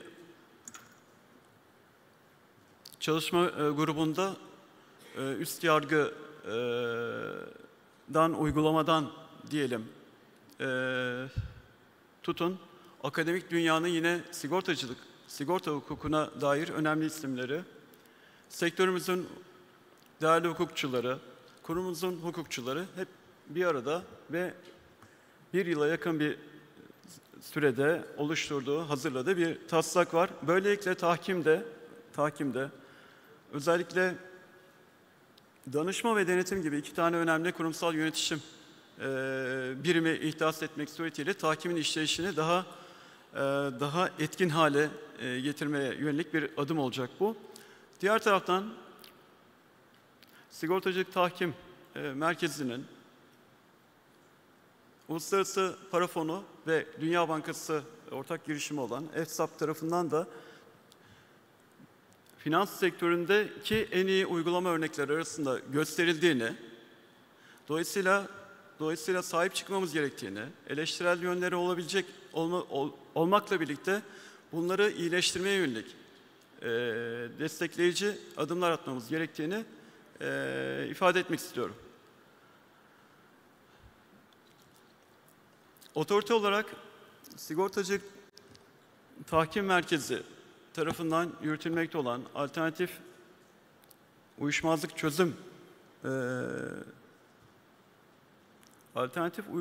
çözüm yöntemini desteklediğimizde ve işleyişin daha sağlıklı hale getirilmesi için gerekli adımları atmakta olduğumuzu bir kez daha aktarayım. Bununla birlikte Sigortacılık Tahkim Merkezi'nde görülmekte olan davaların belli uyuşmazlık türlerinde yoğunlaşmış olması da bizleri de fevkalade rahatsız ediyor. Görülmekte olan uyuşmazlık dosyalarının önemli bir kısmının trafik, bunların da daha büyük önemli bir kısmının değer kaybına yoğunlaşmış olması, bu uyuşmazlıkların ki frekans olarak da %30, %40'lara varmış durumda. Yani her 100 hasardan şirkete göre değişmekle birlikte ortalamalarda 35-40'a varan bir şey var. Uyuşmazlığa dönüşme oranı var. Ve bu şu anlama geliyor. Ya Sigortacılık Tahkim Merkezi ya da şirketler bu işi yanlış uyguluyor. Yani sigorta şirketi sigortalıya diyor ki hasarın 100 lira, tahkime gidiliyor. Tahkim diyor ki hasarın 130 lira, 140 lira. Sorun buradan kaynaklanıyor. Her 100 hasarın 30'unun, 40'ının uyuşmazlığa dönmesi bu anlama geliyor. Dolayısıyla uyuşmazlığa dönme sebebini iyi analiz etmek ve daha baştan uyuşmazlığa dönmeden bunu çözmek yolunda da önemli adımlarımız var. Bunu özellikle de burada başkanlarımız da burada. Sigorta Eksperler İcra Komitesi Başkanı Ahmet Bey de burada. Eksperlerden bu konuda önemli bir adım bekliyoruz. Ölçümleme yönteminin belli standartlara bağlanması, yeknesaklık sağlanması bu ihtilafları en aza indirgeyeceğini değerlendiriyoruz ve bu yönde de başlattığımız bir çalışma var. Bunun dijital tarafını, yine teknoloji tarafını Sigorta Bilgi ve Gözetim Merkezi ile yürütüyor olacağız ve inanıyoruz ki 2026 sonunda yine burada, yine sigortacı kapısında bu frekansın gerilediğinden söz edelim o gün. Ahmet Bey de başını sallıyor oradan. Evet diyor, başkanım diyor. İnşallah diyor. Bu konuya odaklandığımızı buradan ifade etmek istiyorum. Özeti bu. Ve bu konuyu yani yılda 1.3 milyon kadar bir şey oluyor. Trafik hasarı oluyor. Bunun işte belli bir kısmının ihtilafa dönmesini ve Sigortacılık Tahkim Merkezi'ni bu yolla yoğunlaştırmayı, yormayı diyelim, kabullenmemiz mümkün değil. Ne gerekiyorsa yapacağız bu konuda. Dediğim gibi ilk ölçümleme ile son karar arasındaki farktan kaynaklanan bir şey var. İhtilaf var.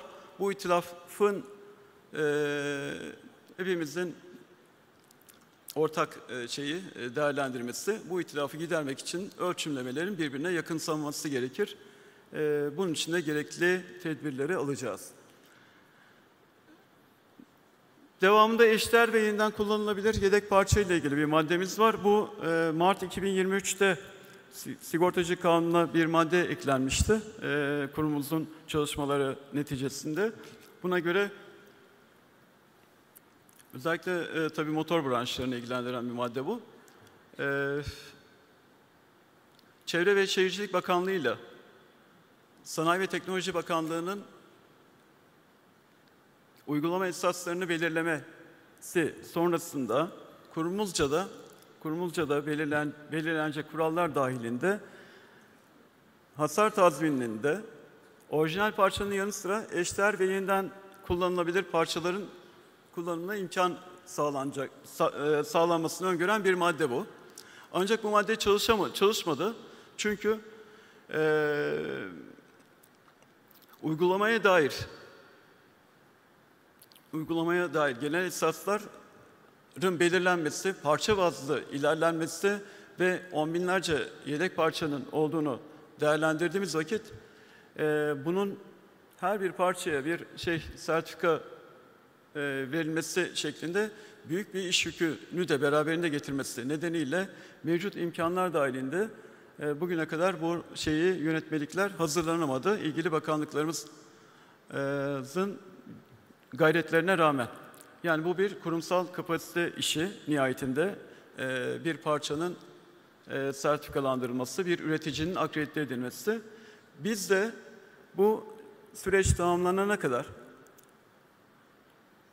bir geçiş dönemi olarak kullanmak üzere kurumumuzda yetki veren bir madde üzerinde çalıştık ve ilgili bakanlıklarımız, yani Çevre ve Şehircilik ile Sanayi ve Teknoloji Bakanlığımız yönetmelikleri hazırlayana kadar kurumumuzca hazırlanacak esaslar dahilinde eşler ve yeniden kullanılabilir yedek parça kullanımına imkan sağlanmış olacak. Kanun taslağını ilgili mercilere gönderdik. Umarız yakın zamanda bu da kanunlaşmış olacak. Özür dilerim.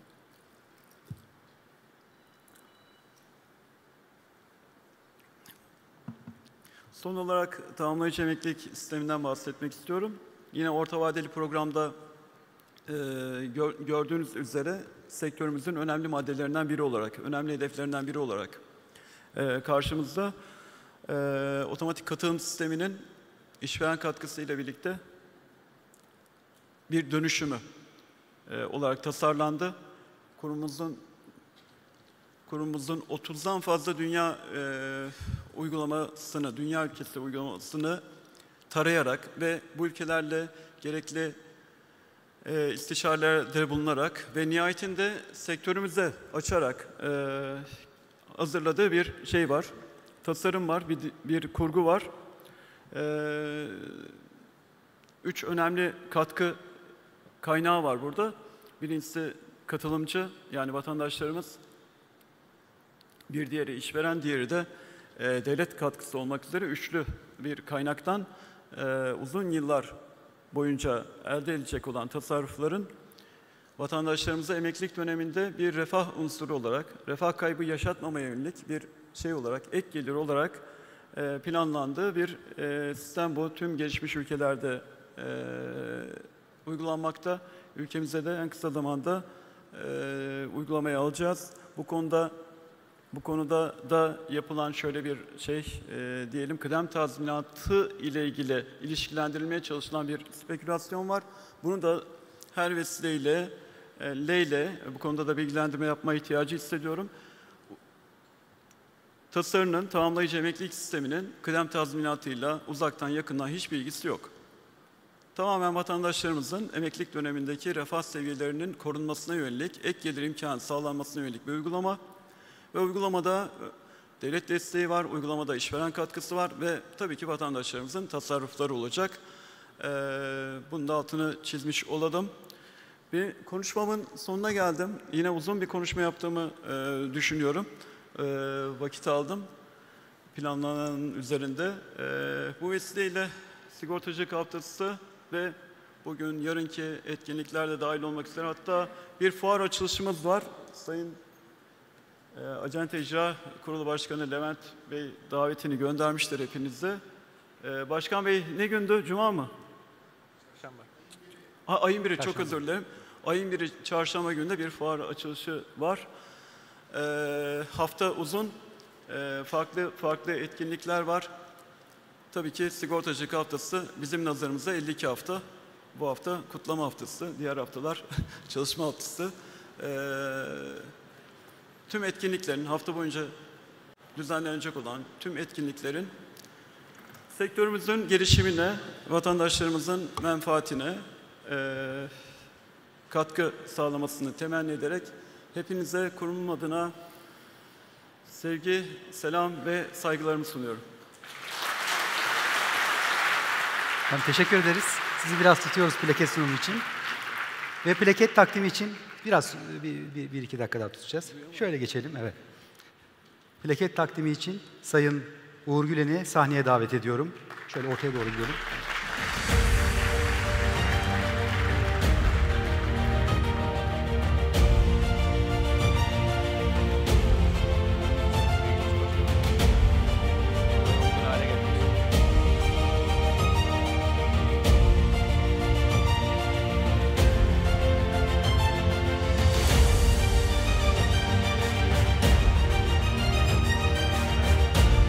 Bu arada Türkiye Sigorta Birliği Yönetim Kurulu ve SPK Başkanı Sayın İbrahim Ömer Gönüllü de fotoğraf çekimi için sahneye davet ediyorum.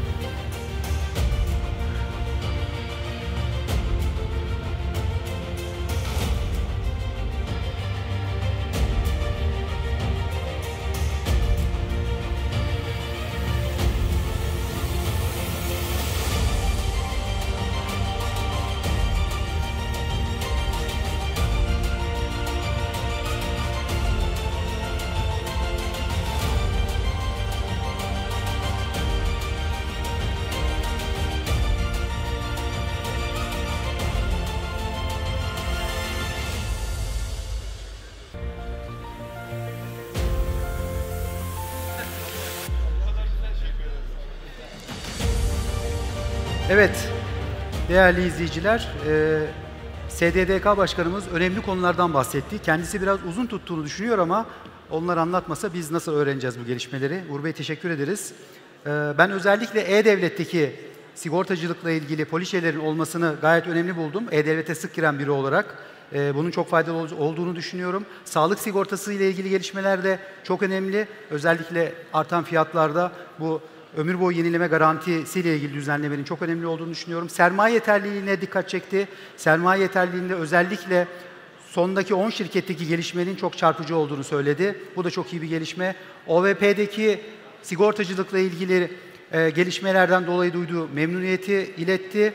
Bu arada yabancı sermayenin Türkiye'ye hala değil, çok ciddi bir ilgisinin olduğunu, daha geçen hafta olduğunu bize de basın toplantısında bildirmişti. Katılım sigortacılığındaki düzenlemelerle birlikte yabancı sermayenin ilgisinin daha da artacağını ekledi Sayın Menteş. Şimdi 15 dakika bir araya giriyoruz. 15 dakika sonra sizi burada bekliyorum.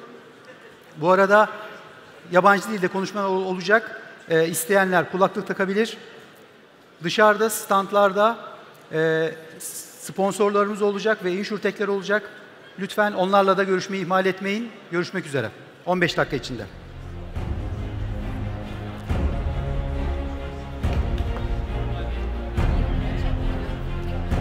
20 geçe.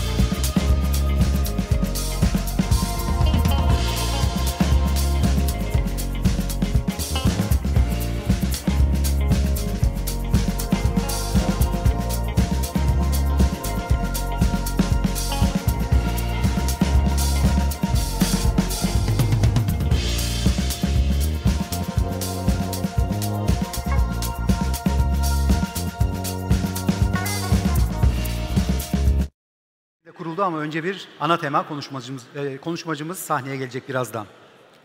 Yavaş yavaş yerlerinizi alabilirsek memnun olurum. Evet, Türkiye Sigorta Birliği'nin de üyesi olduğu ve Avrupa Sigorta ve Reasürans sektörünü temsil eden Insurance Europe'dan bir misafir var şimdi yanımızda konuşmacı olarak. Insurance Europe'un Genel Direktörü Sayın Thea Juthoff Hoy Jensen birazdan dijital eğilimler ve sigorta sektörünü etkileme biçimleri başlıklı ana tema konuşmasını gerçekleştirecek. Öncelikle kendisini biraz kısaca tanıtmak istiyorum. Kopenhag Üniversitesi'nden hukuk yüksek lisans derecesine sahip olan Jensen, Insurance Europe'un genel direktörlüğünün yanı sıra Küresel Sigorta Birlikleri Federasyonu'nun da genel sekreteri. Jensen, daha önce FTI Consulting'de kıdemli yönetici direktör ve Danimarka'nın Avrupa Birliği nezdindeki maliye müşaviri olarak görev yapmıştı. Şimdi kendisini alkışlarınızla sahneye davet ediyorum. Dear Jensen, welcome on stage.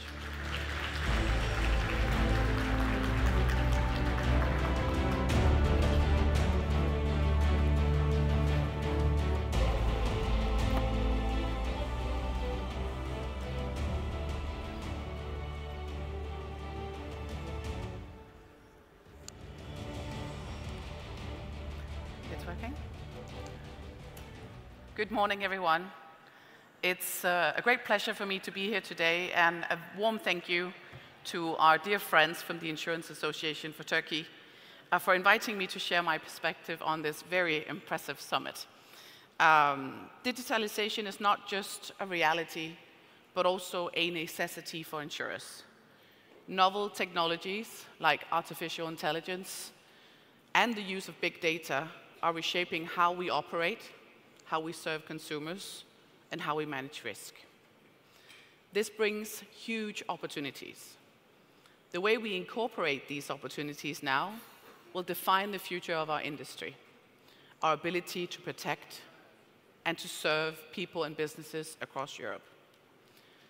Insurance has always been built on trust, on data, and on long-term commitments. Digital tools are transforming all these for the best. With the right data, insurers can predict and prevent risk, tailor products to people's needs, and process claims even faster.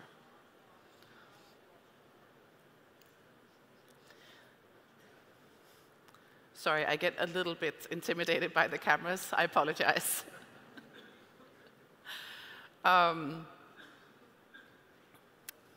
This would also carry evident effects to the broader society. For instance, protecting communities better from natural disasters, tackling the protection gap more broadly, and reaching people who were previously underserved. By embracing the digital transformation, we strengthen trust, empower consumers, and ensure that sensitive data are safe. This is why the role of well-thought-out and smart regulation is so important, because it can balance the need for innovation with strong protection. Let me touch on 4 big trends in the digital space that are shaping our sector today. First, we turn to artificial intelligence, which we've both seen and heard about already. AI is already here. It assists in fighting fraud, in underwriting, and in providing customers with faster, more personalized service suited to their individual needs. The European Union has yet again made history by passing the world's first law on artificial intelligence, setting a global standard for the responsible use of AI. Now the focus must turn to a practical and clear implementation. If the rules are too complex, innovation will be stifled, and there will be no room for practical use of new technologies. However, if we get it right, AI will allow the insurers to be faster, more efficient, and more transparent. AI and insurance together has a tremendous potential. Second, I turn to open finance. In the European Union, legislators are right now discussing how to let people safely share their financial data between trusted providers, including banks and insurers. The whole debate is about giving people the control of their own data, to choose when and how to share it, and for them to benefit from new innovative services. Such an initiative can drive innovation, but for it to be a true success, Data sharing must be led by proven customer demands and based on the trust of all parties involved. And there must be a level playing field. Big tech and insurers should play by the same rules. Data privacy and transparency must remain paramount without creating extra layers of complexity. These are key points to ensure that Europe, from the onset, is getting the vision for data sharing frameworks right. Thirdly, I turn to cybersecurity. Cyber attacks are growing in scale and sophistication. This is both a direct operational threat to us as insurers and a growing business line as companies seek cyber coverage. We therefore need strong internal resilience and a sustainable cyber insurance market. That means raising awareness of cyber threats and helping companies to level up their cyber resilience. It also means the need for better data on cyber incidents and regulation that enables insurers to offer this vital protection. Finally, I want to turn to digital sovereignty. The changing geopolitical environment has initiated discussions among European policymakers on how Europe best can boost its own digital capacities and be less resilient on technologies coming from third countries in cloud, AI, and data infrastructure. This is an important discussion, but it is a long-term goal. It must be achieved through investments in capacity building, research, and trusted partnerships. For us, sovereignty is about choice. Insurers must be free to use the best-in-class technology, regardless of whether they are European or not, and not be forced into local-only solutions that currently would not be able to meet demand. True sovereignty comes from openness and interoperability, not protectionism. So it's about building capacity while keeping Europe competitive and innovative. As I look forward, it's clear to me that the digital future of insurance will depend above all on getting the rules right. With clear, simple, and future-proof legislation, insurers can fully embrace the innovation, offer better services, and boost competitiveness of the economy. Looking to the European regulation, the sheer volume of it that infects insurers has increased considerably in the last 16 years, and it has become rather overwhelming. Sometimes, some of the rules overlap.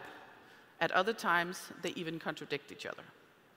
There's no doubt that we need simpler and well-designed rules, rules that are outcome-focused. It's positive that the European policymakers have recently shifted their focus to regulatory simplification or smarter regulation. It's a key priority, and these efforts should continue for a long time. This matters for insurers not only as service providers, but also as major institutional investors that make the economy grow. Our role as Insurance Europe is to build relationships and trust with policymakers, to explain what our sector stands for, how we are deeply ingrained in every part of society, and to demonstrate our sector's digital maturity. In our daily work, we're focused on ensuring just that, and that the rules are fit, clear, and simple, and suited to promoting innovation. We will continue this work with the help of our members, like the Turkish Association, to ensure a digital future benefits everyone, consumers, company, and society as a whole. Thank you very much for your attention.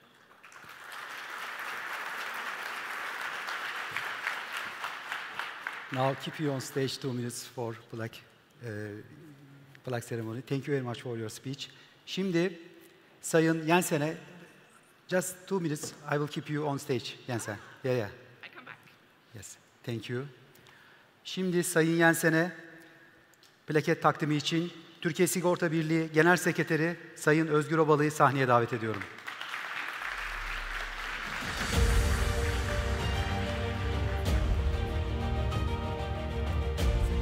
Yes.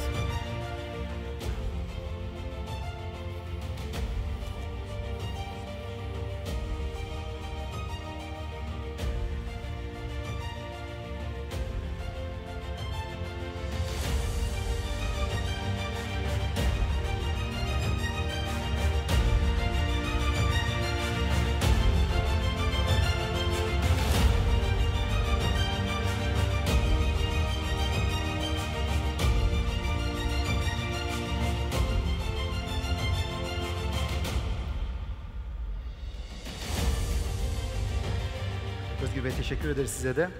Evet, Avrupa Birliği demek biraz da düzenleme demek gerçekten de. Sayın Jensen de buna değindi. Dijitalleşme ile ilgili ise dijitalleşmenin sadece bir gerçeklik değil, aynı zamanda önemli bir gereklilik olduğuna vurgu yaptı ve dijitalleşme ve yapay zekanın sektörün potansiyelini ortaya çıkaracağını ve daha da hızlandıracağını söyledi. Evet, kendisinin bu değerli konuşmalarından dolayı tekrar teşekkür ediyoruz ve şimdi birinci oturuma geçiyoruz.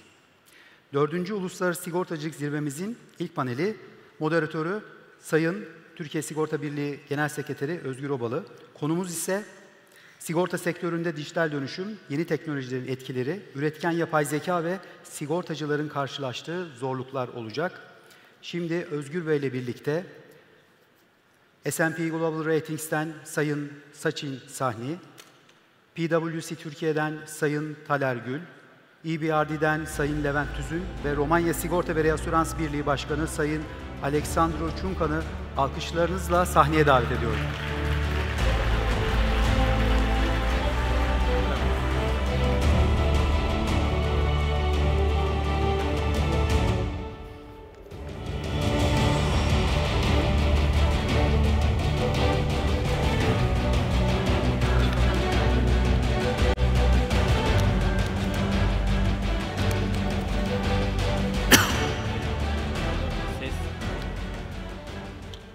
Sesimi duyabiliyor musunuz? Evet.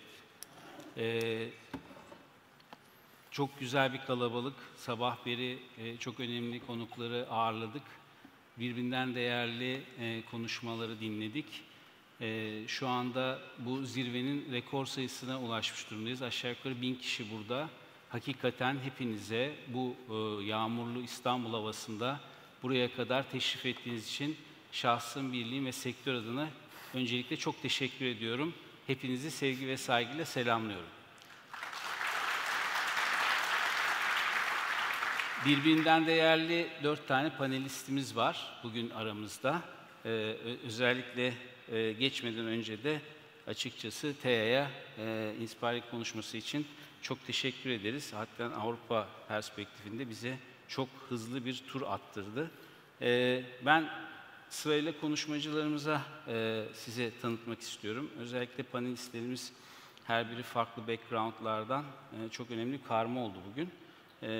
Hem Türkçe introduction yapacağım, sonra da İngilizceye geçeceğim müsaadenizle. Öncelikle Sachin'den başlamak istiyorum. Sachin birinci panelistim. 2015 yılından beri S&P Global Ratings Dubai ofisinde görev yapıyor. MENA bölgesi Türkiye, Güney Afrika'dan sorumlu. Sigorta şirketlerinin kredi derecelendirmelerinden aynı zamanda sorumlu. Sektöre yönelik raporlar ve analizler yayınlanan deneyimli bir isim. Finans sektöründe 25 yıllık tecrübesi var. Aynı zamanda hem certificated muhasebeci hem de finans alanında MBA sahibi.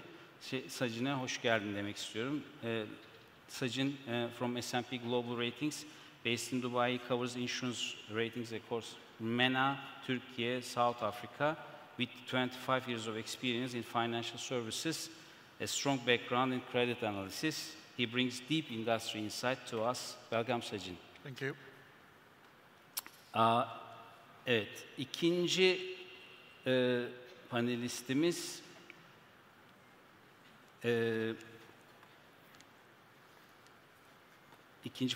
Taler Hanım. Taler Hanım da sektörümüzde çok iyi tanınan bir isim. Kendisine hoş geldiniz demek istiyorum. Kendisi PwC Türkiye Finansal Hizmetler Sektörü lideri.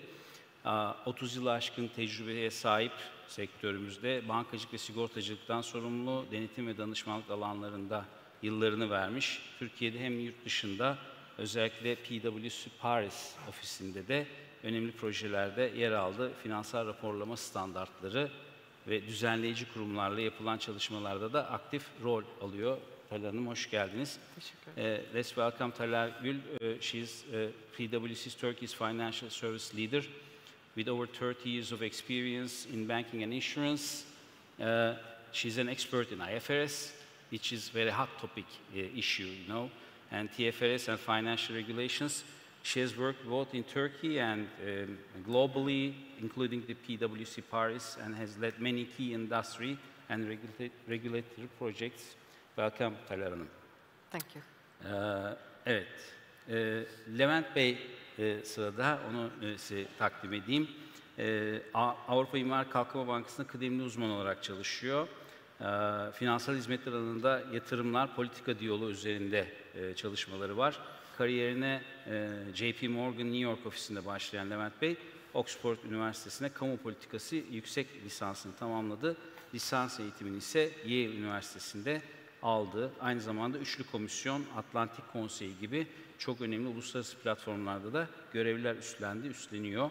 Hoş geldiniz Levent Bey. Hoş bulduk. Please welcome Levent Tüzün, Principal at the European Bank of Reconstruction and Development. We call it EBRD in short. He works on investments and policy engagement in the financial sector, and previously he held a role in JP Morgan in New York. Levent holds a degree from Yale and Oxford, and he also a fellow at both the Trilateral Commissions and Atlantic Council. We are delighted to have him in this panel today.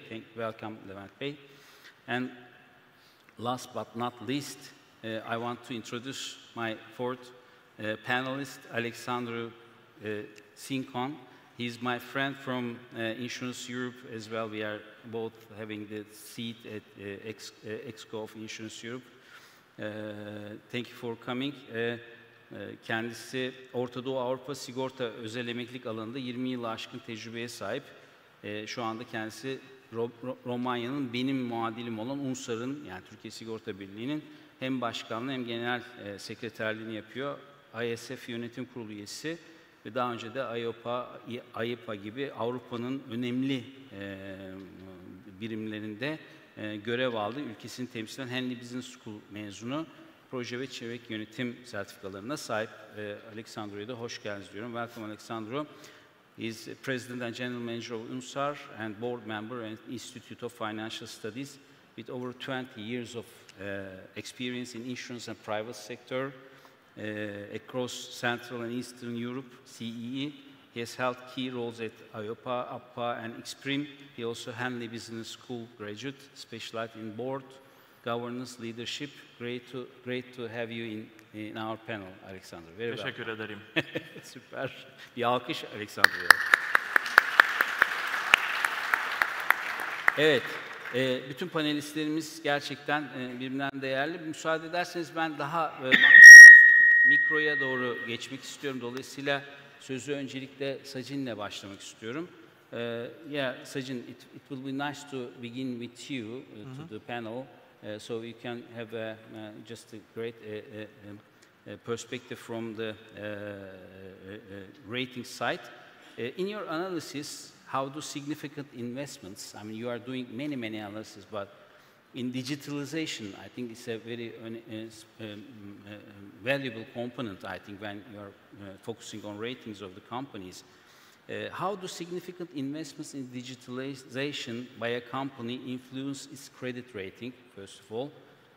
Specifically, what qualitative and quantitative factors do you evaluate to determine whether these investments lead to improved financial performance, operational efficiency, or enhanced risk management, as we discussed since the morning?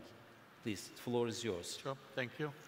I would just like to cover that, of course, as S&P Global Ratings, we provide an independent opinion on the creditworthiness of an insurance company, of banks, sovereigns, and corporates. So in our analysis, there is a lot of focus on the financial data, which is your capital, your profitability, your competitive position, your investments. But with the digital age, we also see how companies are differentiating themselves as compared to, some of the competitors. So I'll just take you through some of the slides. So again, what you see on the screen is around 10-15 parameters where we assess each and every insurance company on. And as I said, apart from the quantitative metrics, which is capital, financials, we also assess them based on digital initiatives. So how advanced a company has invested into digitalization, AI. In today's world, let's say if you see Turkey market, there are 60+ players, and even if you see the top 5 or 10, all companies have capital, all companies have human capital. What would differentiate the top 5 in comparison to, why a customer will go to them? In a marketing term, they call it turnaround time, TAT, and digital and AI can actually, ignite that. We have seen companies who have invested a lot in digital and, whether it's product creation, innovative products, in terms of, partnership with insurtechs.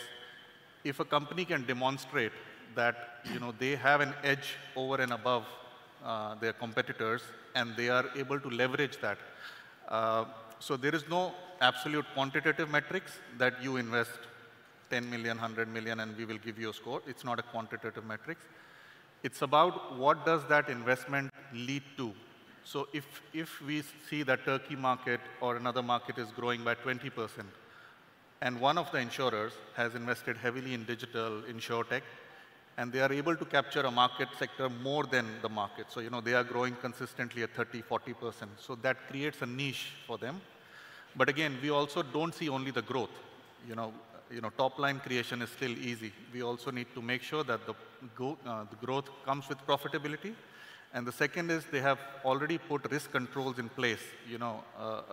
Growing faster on digital at a compromise of risk will be actually disastrous.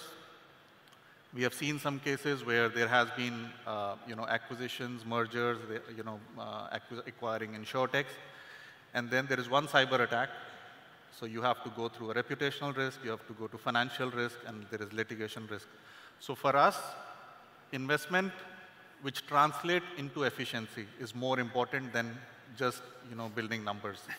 I will just take you through some of the examples. I mean, this is what we see, the market is doing. So, and there is a clear difference between digitalization and AI.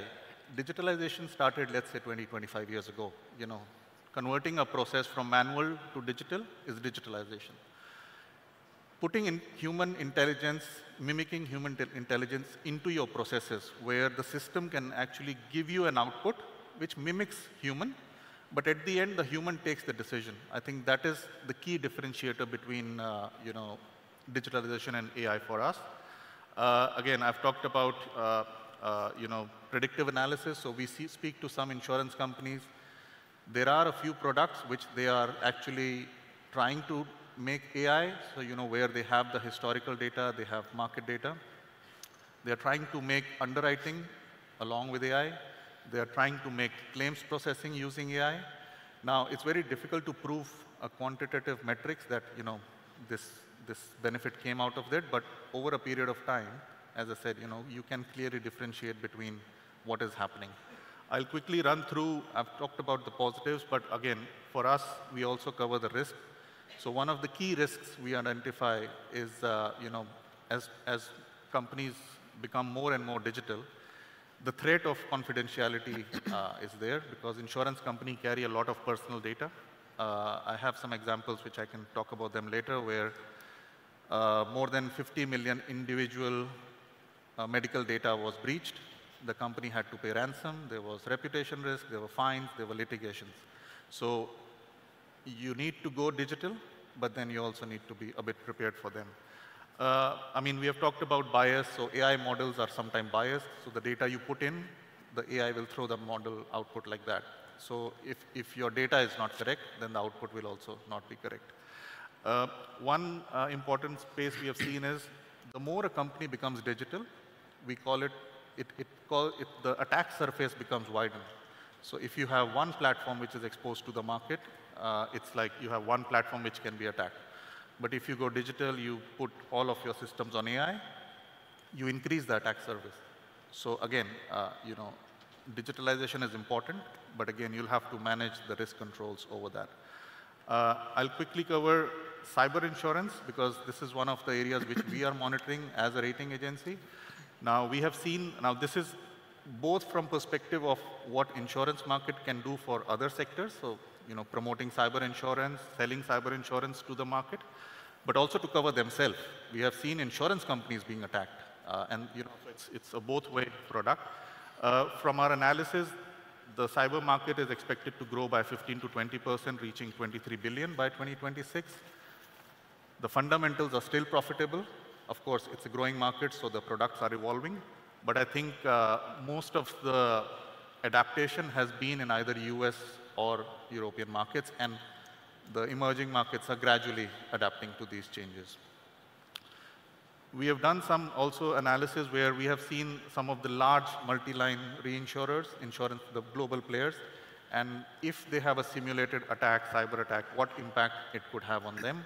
And based on that analysis, and it's an average of more than 3,000 companies taken into sample, it can reach, and these are big players, it can reach up to 10% of their income or 1% of their equity. Now, bigger players can absorb it, but if a smaller player gets such size of attack, it could be detrimental to their existence. Again, we'll talk about just on the, I mean, this is a very big article, so I'm happy to share links to that. But I think the key risks, what we have seen is, these risks will keep on emerging. The markets have to evolve with them. And then we will assess the positives in our competitive position, but we will also assess the negatives in our risk exposure and in the governance structure. So as I said, we take a balanced approach, and then we assess companies based on that. Again, these are the general things, but I will stop here. Thank you. Thank you, Sajin. I mean, yeah, I think insurance sector has two roles. I mean, for himself or herself, and the rest of the ecosystem. So we have to cover both the risks for our companies and to cover it and reconstruct it after all when it happens. So thank you. So I want to come to Taler Hanım. PwC is one of the issues of the very comprehensive and credited, I mean, valued reports all over the world. It's called Banana Skin. I want to go through on it. I mean, can you please, Taler Hanım, tell us about what Banana Skins tell us throughout the history? What are the trends going on all around the world in terms of digitalization and AI? Thank you very much. Floor is yours. Thank you Özgür Bey. Ben de tüm değerli katılımcıları ve değerli yöneticilerimizi selamlayarak söz almak isterim, söze başlamak isterim. Yes, hello everyone. In my term, I would like to present the survey called Banana Skins. It is a very old survey, actually. It's been conducted since 2007. So this is the 10th edition because it is done every 2 years. Why it is relevant for this year, especially for the summit? Because I will present it in the next slide, but you will see that the most emerging risks coming out from the Banana Skins are risks related to technology risk. So I think it's very, very relevant for today and for today's summit as well. The survey is done with the participants of 700 people approximately. Yeah, and it is done in 40 countries, Turkey included. And what we do in this survey, the objective of the survey is to ask the participants to assess, in their view, what are the risks that are relevant for the insurance industry for the next 2-3 years. So we ask them about 23 potential risks, and we ask them to rank those risks from 1 to 5. The survey is done actually by Center of Study for Financial Innovation, and PwC is sponsor of this survey for a very, very long time. Okay, let's move on now to the result of the survey for this year, with comparison with the prior survey, which is done in 2023. You will see that cyber risk is #1, in both surveys, whereas AI, artificial intelligence, is the fast mover. So from, I believe, 7 in 2023, moved to second most significant risk in the recent survey. So this is very, very high moving item, high moving risks. Technology, again, it's ranked number 3, and the other risks are more traditional risks that we see from year to year. But what is also important to see that the regulation, the risk of regulation, which was seen as a higher risk in prior periods, now is more maybe rationalized, and it's moved to maybe 10th risk. So this is how the risk map is moving from one year to another. So maybe if we can look further bit behind and look at what has happened from 2015 to this year, actually, again, we will see that, for instance, macroeconomic risks, which were significant in 2015 and before, is slowing down. But the risk related to technologies are moving in starting from 2017, such as cyber risk. And cyber risk, you can see it's the first on the last 3 survey. And artificial intelligence, which is the second risk for this year, was introduced in 2023. And technology also moved in 2017. And there are other risks at the bottom. You can see that we don't see anymore in the top 10 risks. So this is a map that shows us how the risk moved in this long period of time. Okay, I will focus first on the cybercrime, which is, as I said, the first risk. So the insurance practitioners, participants of the survey, think that this is the risk that the insurance industry is most vulnerable. Why? Why is like that? Because the participants think that it's unpredictable. It is no longer if it's going to happen. The question is when it's going to happen. So it's very evolving, it's unpredictable, and that's why it is always keeping the first rank, the top rank on the list of the insurance. And especially with the emerging technologies and AI, this is becoming even more, I would say, risky, a really banana skin. All right, from moving on to the second risk is AI. AI in itself is a risk. Based on the participants' response, we understand that there are 2 aspects of this risk. Is, of course, not being able to apply AI on time and sufficient enough, and that's creating maybe falling back from the competitive edge, not being as competitive as the other insurance companies, and also losing efficiency, and also client service, because customer service, because AI would allow personalized customer service, whereas the lack of the lack of necessary tools will diminish that. So that's a significant risk affecting competition. But also there is another risk, another factor, which is the risk of using AI. So bringing bias in the decision-making process, bringing also maybe more, I would say, opening doors to fraud. So that's also another risk that is perceived. So that itself, so 2 aspects of AI. And as I said, AI also opens another maybe door to cyber risk, creating more cases, more, let's say, complex and sophisticated cases in cyber attacks, which, of course, in itself would be difficult to detect and maybe more difficult to develop responses. All right, the third maybe important risk is perceived as technology risk. What we mean in technology risk is actually we address to the legacy IT systems, legacy infrastructures. So these are, when we have the old systems, we cannot adapt them with the new technologies, and this is perceived as a significant risk by the insurance practitioners participating to this survey.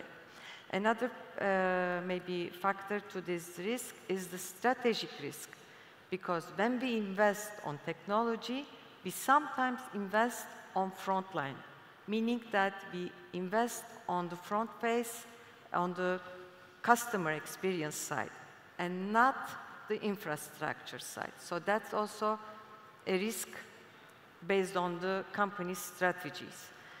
It's also it has also an economic factor, because it is very expensive to modernize legacy IT systems, and while we are modernizing, we can also have the risk to be again old, because the technology is moving very fast. So it's very difficult to make the right investment decisions.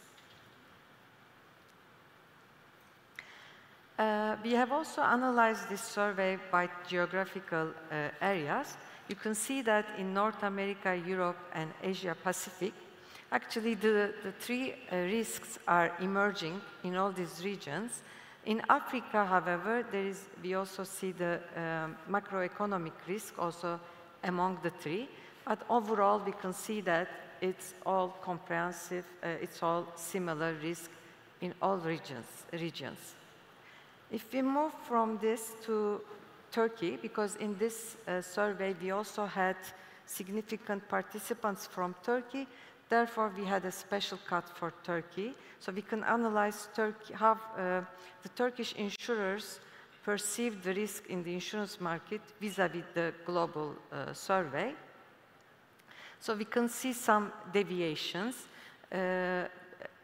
All right, technology, AI, and cyber risk are still number 4, 5, and 6. But some traditional risks are still important for the Turkish insurers, such as regulation, climate change, and macroeconomic environments.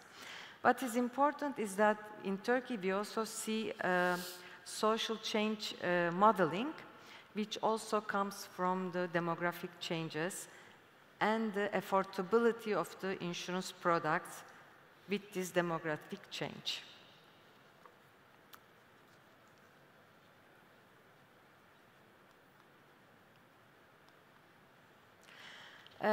We finished the survey by including or asking how ready you are with this challenging risk and environment. There is slight improvement from the prior survey period. So on global basis, we are on 3.27, whereas in the last survey, we were about 3.24. So it's about the same, little bit improvement. That shows that on the new risk, the participants are more worried. On the traditional risk, the participants feel they are more ready to face the challenges. So this, I believe, conclude the survey results. And what is important, of course, to think about the risk and the opportunities at the same time, and be ready and get for the risk and for the challenges. Talan, thank you very much. I mean, very comprehensive and very significant figures, really. I mean, especially when we consider the differences between the areas and the continents, it's really, the Turkey is really very differentiating from the,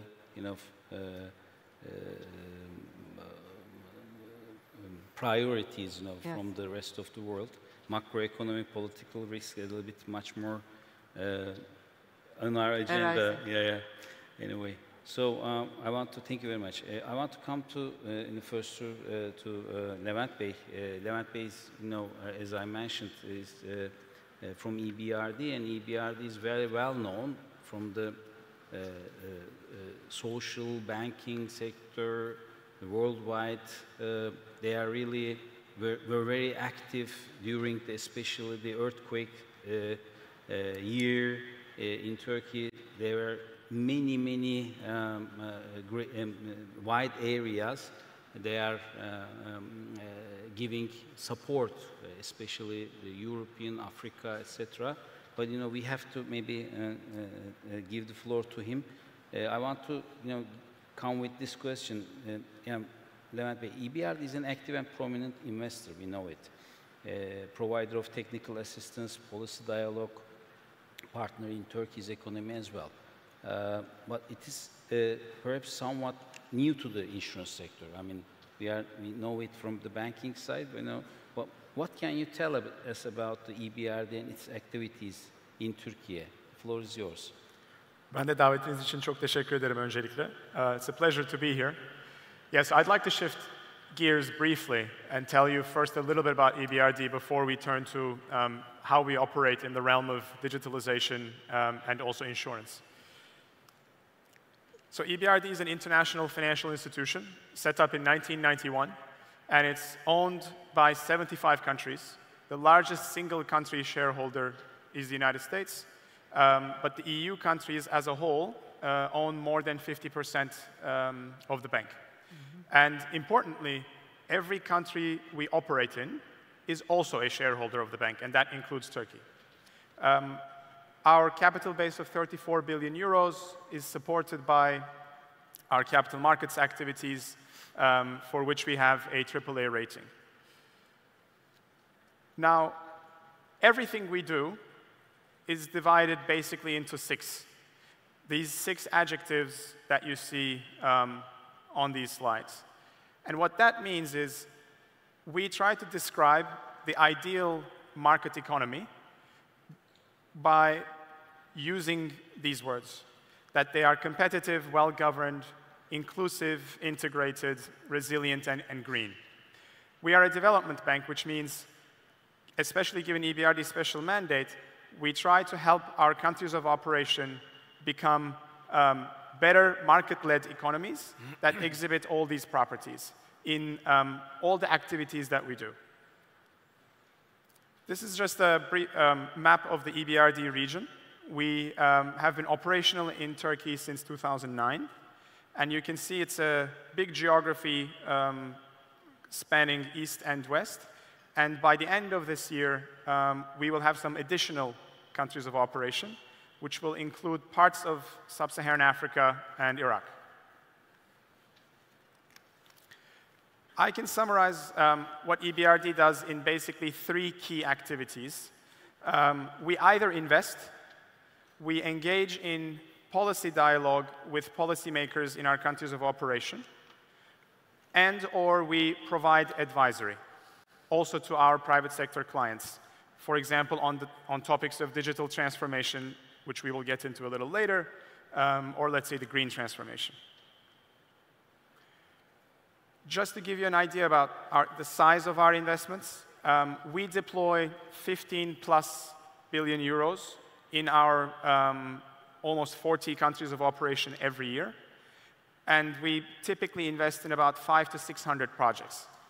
And in line with our mandate to support the private sector in each country, almost 80% of our investments go to the private sector.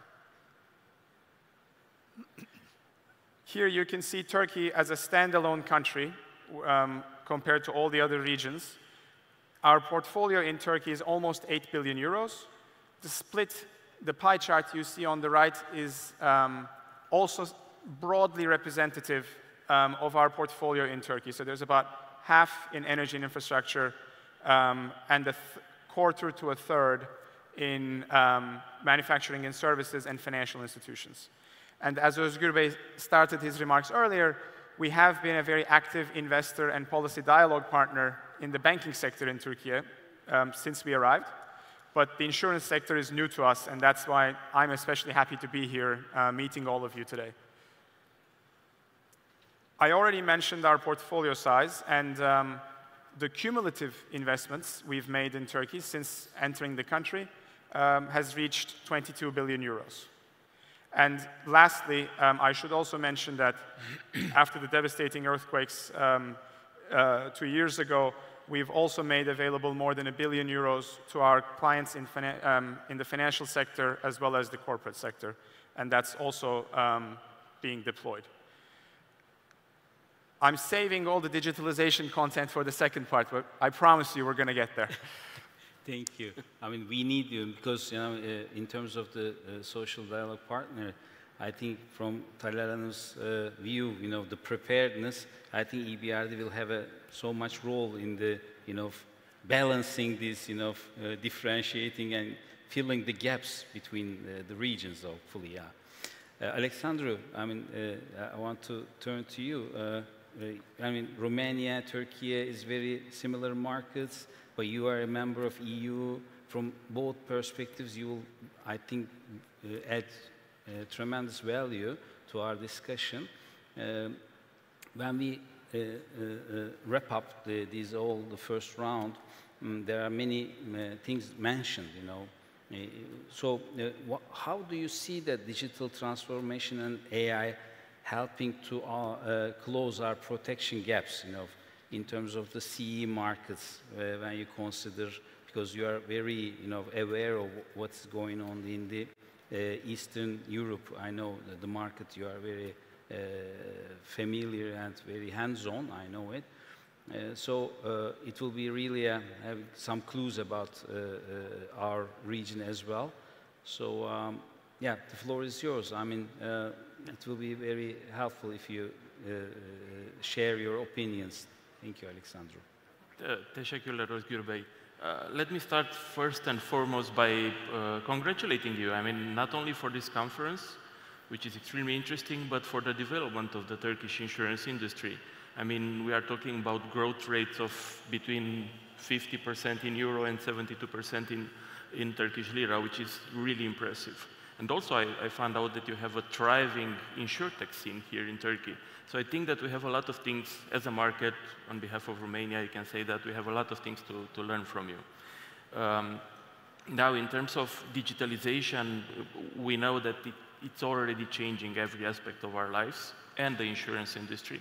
And this has already happened, and it's happening continuously. But I think that we are already just scratching the surface here. There is a book published somewhere around 2017 or 2019, written by a specialist called Rob Galbraith. The title is The End of Insurance as We Know It. And when it first appeared, of course, the title says it all.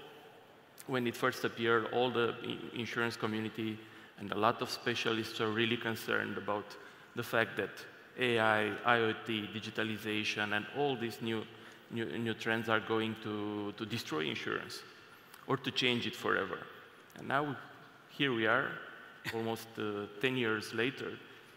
Things haven't changed in that direction. Or they have changed in that direction, but the speed wasn't the speed that was predicted. And also, a lot of new trends appeared. Yeah, who saw generative AI coming? Yeah, very few people. Who saw, or who can actually see now the developments that AI can have and the implementations, use cases that it can have in the insurance? Yeah, we can see major things, we can see some trends, but I'm not sure that we can fully see the future as it will be. So we are scratching the surface. However, going back to your original question, I think that we can definitely leverage AI in order to bridge the protection gap, not only Romania, but in CE and in Europe altogether. I mean, if I look at the Turkish market, you have a penetration rate of somewhere around 2%. And yes, congratulations, you're looking forward to go to 4.7%, as your president mentioned. Yeah, so you already have a plan in this direction, and you have a number on it, which is really impressive. The CE markets now, they have a penetration of roughly 2.5% gross written premiums in the gross domestic product. Yeah, Romania has 1.35. So bottom line is that I think we are forced to use digitalization, AI, generative AI, and any kind of new development in order to bring insurance closer to people. And actually, AI is used. I was looking at some data from IOPA. Thea knows them for sure better than I. 1/2 of Europe's non-life insurers, they already use some sort of an AI tool or technique as we stand. And 1/4 of life insurers in Europe, they already use it. But probably this is still early stages. Of course, we can only look at the future. We can look at a moment in time when we call the insurance company or we interact with an AI-based chatbot, and that chatbot manages to put together an insurance product which is tailored for our needs on the spot and price it accordingly. The future might go in that direction. So we'll just have to wait to see, but bottom line, technology, digitalization, AI, it's not a scope per se. It's a tool, and a tool that we must use in order for our industry to become even more relevant, or at least not to lose its relevance. Yeah. Because this is a threat that I think we are all facing at this moment. And I'm here speaking to a motor insurance-driven market, same as Romania, same as most of the CE markets. So we have a lot of work to do, and I think we need to keep our minds open. And I think, as Thea was mentioning, we also need to keep regulation flexible enough and proportional in order to allow shareholders, insurance undertakings, distributors to be more innovative. Yeah. Maybe it comes to another question to Mehmet. It brings, I mean, from your vantage point, do you see the generative AI, for example, as a real opportunity? I mean, we are small markets. I mean, when we compare the big brothers like Germany, Spain, France, etc. But it will be it bring an opportunity, or it will bring some costs. Will we be at this race? Are we on the safe side, or it will be a negative effects when we compare to these big economies? How do you think? I mean, Romania, Turkey, CEE? Yes and no. There are opportunities and challenges. I mean, in terms of opportunities, yes. If you are a younger market, a developing insurance market, you can definitely implement new technologies and new systems faster and probably in a more efficient way. On the other hand, I think that the costs, it's difficult to dilute the costs when the insurance penetration is not that high, when insurance density is not that high. You don't always have the right resources in terms of people and capital to introduce these cutting-edge technologies. On the other hand, when I'm taking my daughter to school in the morning, I speak with ChatGPT, and we can do it in several different languages, and we can find out about anything in a matter of seconds. If someone would have told me 10 years ago that I would be able to do that in my car without actually paying anything, it's free of charge, yeah, I would have said that this is an episode of Star Trek. So, yeah, who knows what can happen? Who knows? Okay, let's look at the future and hope it will be. We have to bring these opportunities under control. I understand. No, thank you very much indeed for your opinions. I mean, I want to again get to Sajin. Maybe I mean, Sajin, when we consider the cyber risks from S&P perspective, how does a cyber attack on a company from your side, credit rating, influence the credit rating assigned by S&P Global? What key factors do you evaluate to determine the potential impact on the company's overall creditworthiness? I mean, Taler Hanım mentioned some, factors that, preparedness, etc. Maybe you can take this, the floor from this side. Please, the floor is yours. Yeah. I mean, of course, we can cover the impact of cyber attacks. I think there is a big difference on what we think we are ready for, and when it actually comes, then it looks like we were not actually prepared. And I think going back to your survey on preparedness, I mean, as I said, generally we believe that, okay, the bigger companies invest more and they are prepared, but sometimes we have seen that some of the biggest companies have gone through cyber attacks and they were actually not fully prepared. I mean, we have a poll question and we can do it with a raise of hands. So sitting here, how many of you believe that your companies are prepared for a cyber threat? Do you have comprehensive strategy in place? You're on the top quartile. Do you believe you have moderately prepared? So again, just as a show of hands, how many companies believe that they follow the A, where they are fully prepared, fully integrated, they have risk controls in place? So we see a couple of hands. Let's go to B. How many of you think that you have measures, but there is a risk of, there is an area of improvement, and there are, okay, some more hands going up. How many of you would be on the bottom side of C and D, where you say that we are aware of the risk, but either we have done some work or we have actually not started anything? Sajin, sorry. Please use the Slido to answer the questions. He'll also give the QR code here. Please use the Slido, please. It will be very helpful. Sorry for interrupting. No problem. I think this is a better way. You see the questions and Slido in here. Bu arada Slido'yu soru sorarken de kullanmanızı istirham edeceğiz. Soru session'ına geçtiğimizde oradan sorularınızı alıyor olacağız. Bütün session'larda bu teknolojiyi kullanıyor olacağız. Teşekkürler. Sorry, Sajin. Please go on. Yeah. Shall we wait for the results, or we can? No. I mean, maybe you can go on over the questions. We can come back to the answers. Can you please take the poll questions again, one side, and the Slido the other side? Thank you. QR code as well. One side slides, the other side Slido. Okay. Please. Yep, okay, so we can come back on the output, but just to give you some examples, and these are the press release, so I can talk about them in public, what went through some of the names. I mean, there is a lot of background information which is confidential, but I'm sure you would have heard about United Healthcare Group. This is the largest health provider in US. And as I said, we assume that US is advanced in technology and investment in digitalization. This was a live example where data of more than 100 million people captured by them was breached. In terms of size, it was 6 terabyte of data, and it was like medical records, so it's confidential. There were a ransom there was a ransom demand, and then there was a second ransom demand to release it. So there were 2 ransom demands.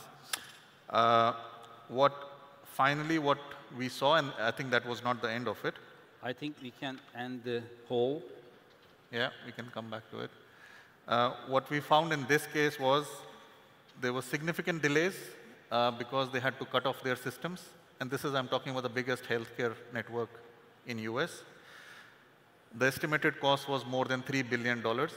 And that is, it's difficult to assess cyber risk. I mean, you can quantify some of the cost. You cannot identify reputation risk. You cannot identify some of the qualitative cost. The company had a share price decline of 15%, and then it is still exposed to reputation risk, litigation risk, operational risk, and financial risk.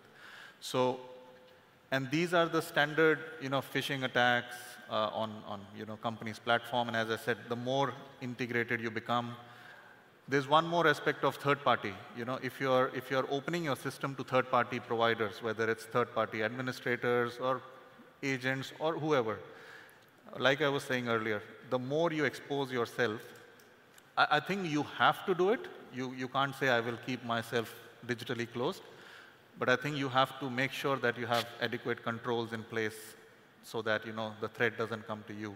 In this case, thankfully, the attack was on the Change Healthcare, which was more of a managing the claims like a third-party thing. So it didn't come to the insurance company, but still the impact was material enough. We had another example where we published on the company. This is CNA Financial. Here, the risk was not material because the company, even though they had a threat, they had an attack, but still they were very well prepared. So as soon as the attack happened, they cut off their systems, They made sure that there is no further data breach. Again, the quantum of the data was also not that material, but they also had to go through a ransom payment of around $40 million, which was one of the highest at that time a ransom was paid for cyber attacks. So again, one is you cannot save yourself in this digital world. You can be prepared. And the second is you can be prepared, but then as a credit analyst, when I see the company, do you have sufficient buffers in your capital to absorb this, the emerging risk of technologies, which is very difficult to quantify. I think, Talar, you mentioned about that, it's emerging, people don't know the quantum. You can say it's 10 million, you can say it's 100 million. So it's very difficult to quantify these risks. I think just one more slide I have. Now this Risk Recon is a platform which we use, so we don't endorse them, but they do cybersecurity ratings, and they have a scale from A to F. The chart on the left shows that the worst score you have on the rating from Risk Recon, the more exposed you are to cyber attacks. So if you see on the left side, the F had the highest number of attacks on their system because their cybersecurity is not that strong. On the right side, we have, it was a report done with Risk Recon and S&P Global, where it was for the rated companies, where we saw that at least for rated companies who have more internal risk controls, they are at least risk aware of controlling their risk. At least for those, if you see the A, B, and C is more than around 70–80% of the scores. So generally, what we see is that as a company is more advanced in terms of, and again, it's not only cyber risk. You can't say I will only cover one risk and ignore the others. You have to cover all your risks, whether it's underwriting, whether it's credit, whether it's political, and cyber has come on top of it now. And I think that is something which we have observed. I don't know if you want to go back to the poll or we can move to the next. Thank you. Can we have the poll results to the screen? Poll sonuçlarını alabilir miyiz ekrana? Var mı?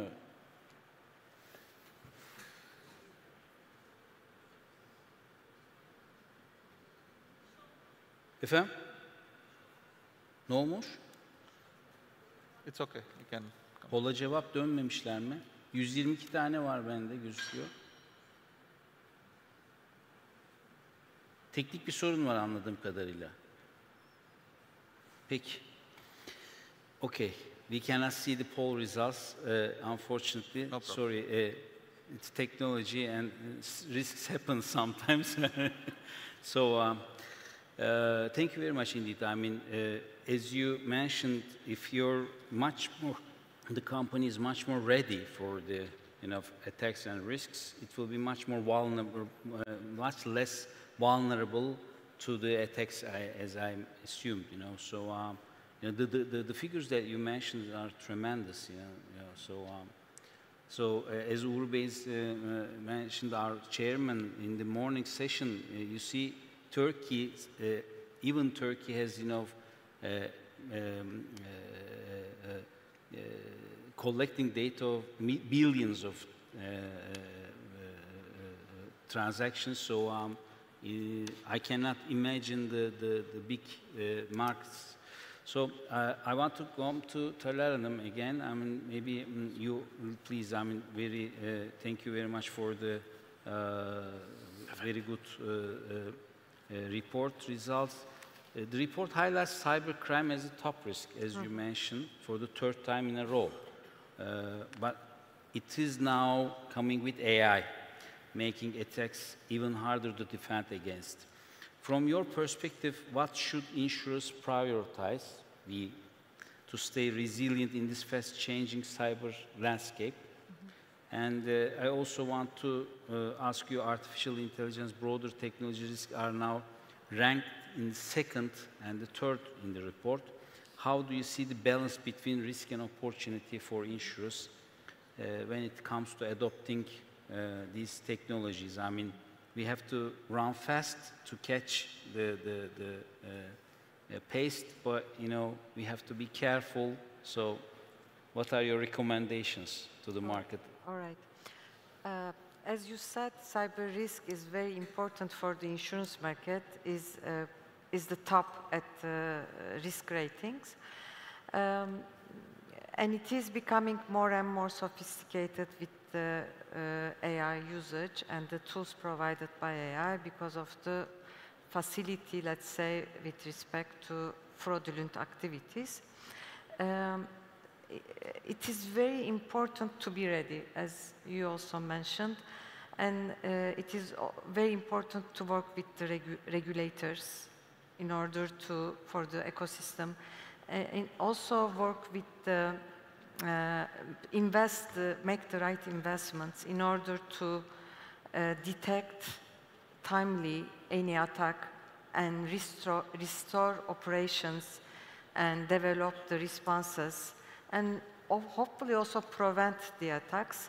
So it's very important to protect data, restore operations, and again, not to lose confidence of your customers. So these are the key factors for insurance, and for that, I think the investment is a very key factor to make the right investments with the right strategies. As Uğur Bey mentioned at the beginning of his opening speech, it's very important to also develop the strategy for the right technology, because obviously it requires lots of investments. And AI is something that we cannot avoid, and if we do, it looks like we are going to lose our competitive advantage. It is very important for our risk modeling, for our claim processing, for our services to our customers, so we cannot fall behind on that one. But it is also very important to adopt the right strategies in terms of the adapting the governance structure and also bringing in light the right control environment so that we can mitigate the risks involved.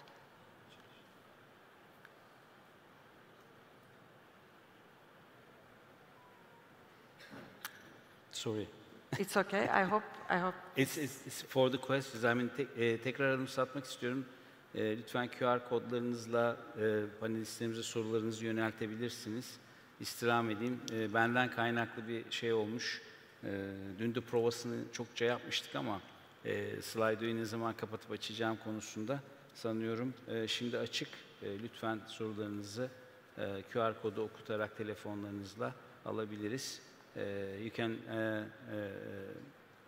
forward your questions to the panelists through the QR codes. I know it, but green means pass. So thank you. Sorry. So I want to come to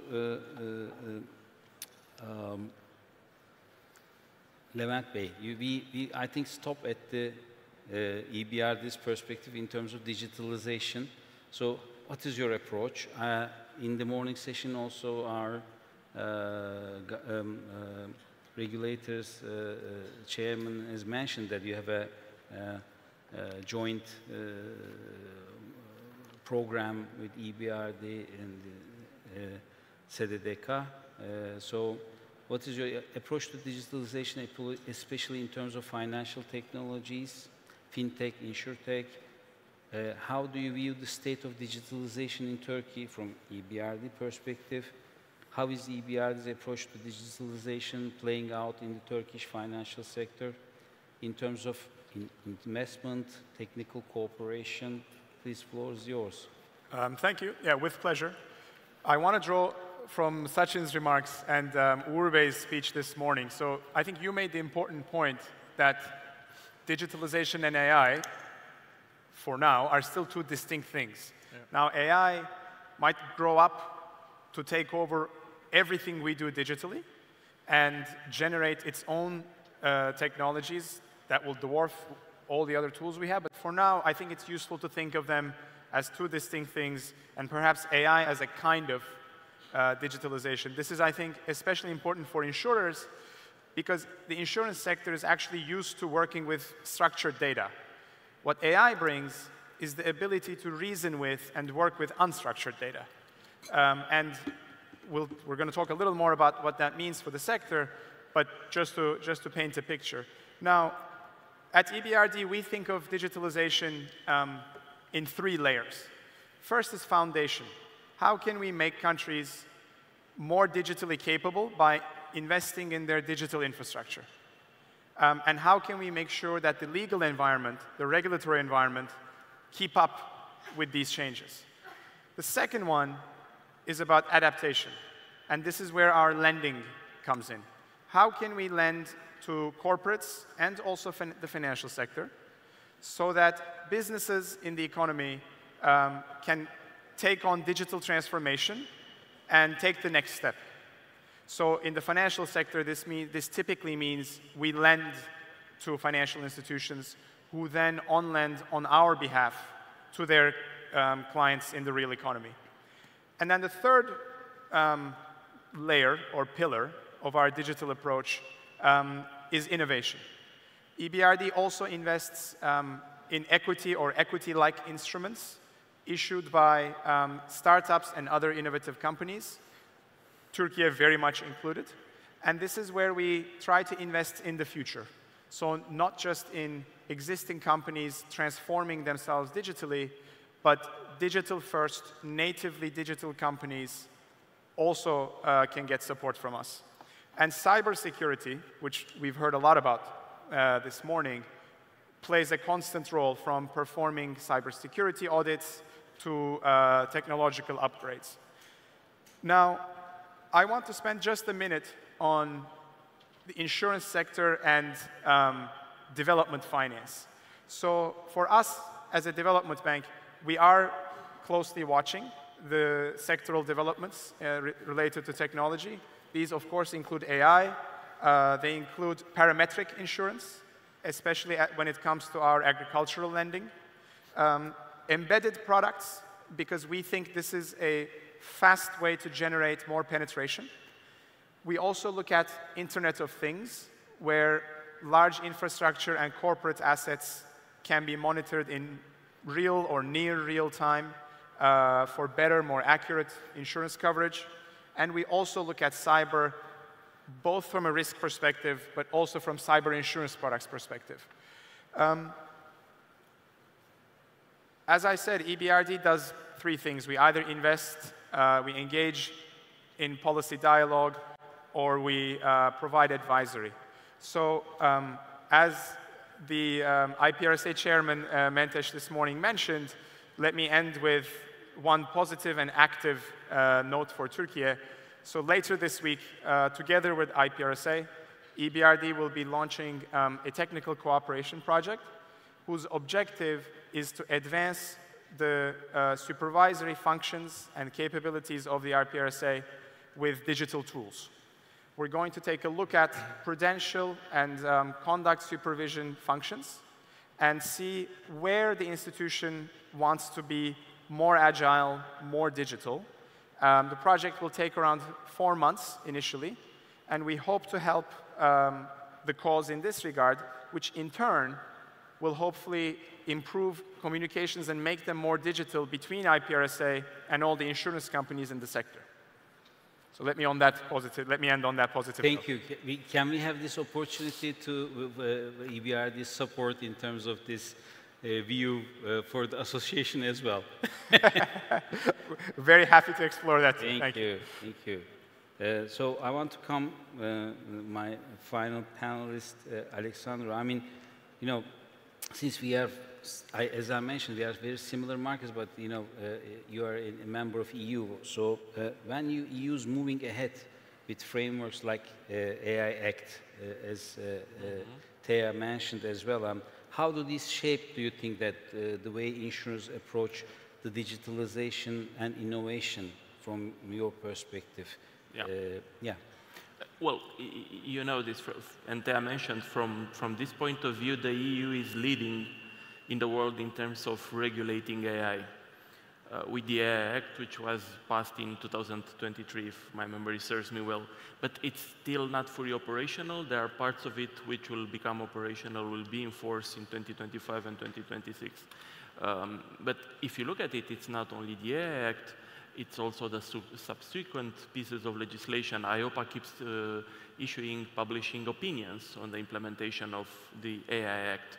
So, yeah, from another perspective, it's unfortunate that some parts of the insurance value chain have been considered high-risk services through the AI Act, like pricing and risk assessment in life and health insurance. So they need special treatment and risk management and government procedures and policies.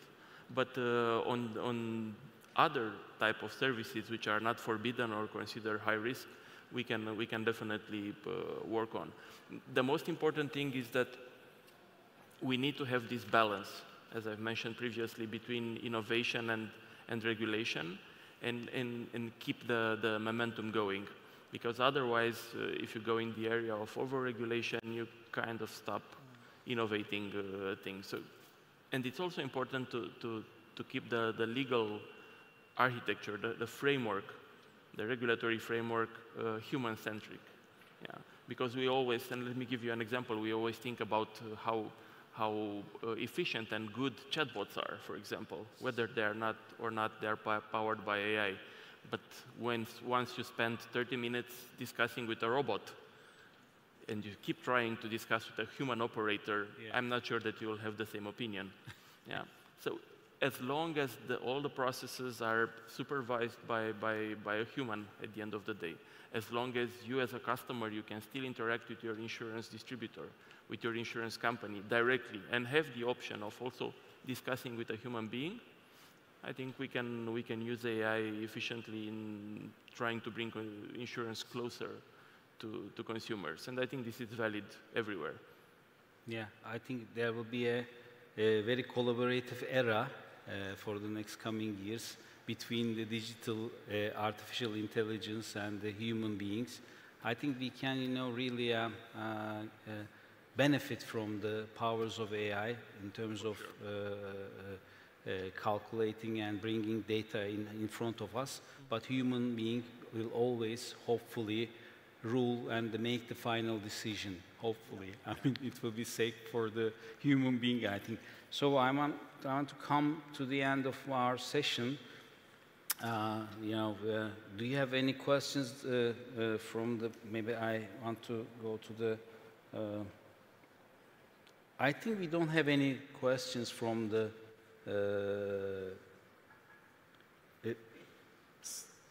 sistemden iletmeniz gerekirdi ama o zaman please alalım hemen tek soru. Thank you very much for this fantastic panel. My name is Bruno Bertucci. I'm the CEO of REM Insurance, MENA. I'm running the operation for REM Insurance, which is a Bermuda insurance company. We focus only and only on the risk that were highlighted by PwC.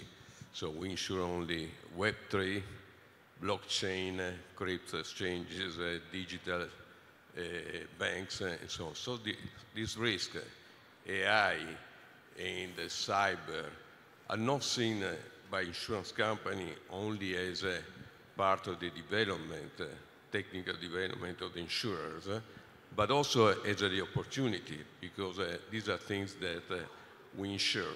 To give you some ideas, for example, in UAE is very advanced when it comes to technology. We have the EFC Innovation Hub that counts 1,400 startups in AI, fintech, insurtech, proptech. The central bank has started its own innovation hub. The Virtual Asset Regulatory Authority that is regulating now crypto exchanging and giving licenses is now more than 1,300 startups and larger organizations applying for licenses. Cryptocurrency is declared as a currency by the UAE Central Bank. To say that AI is now something, innovation is something that is already happening. And very few insurers, probably we are the leader worldwide on this, are focusing on this risk, because all these risks needs not only to be addressed when it comes to cyber crime and so on, but needs to be requires insurance. 99% of the traditional insurance company don't provide any form of cover to these people, to these companies, and we are looking here from the insurtech perspective, and I would agree probably from the insurtech perspective, we are probably slower when it comes to the digital banking, payment houses. They are now growing continuously. And it's something that could lead to the opportunities that were mentioned before, looking at the map of the risk. This is something that is the new frontier for insurance. Thank you.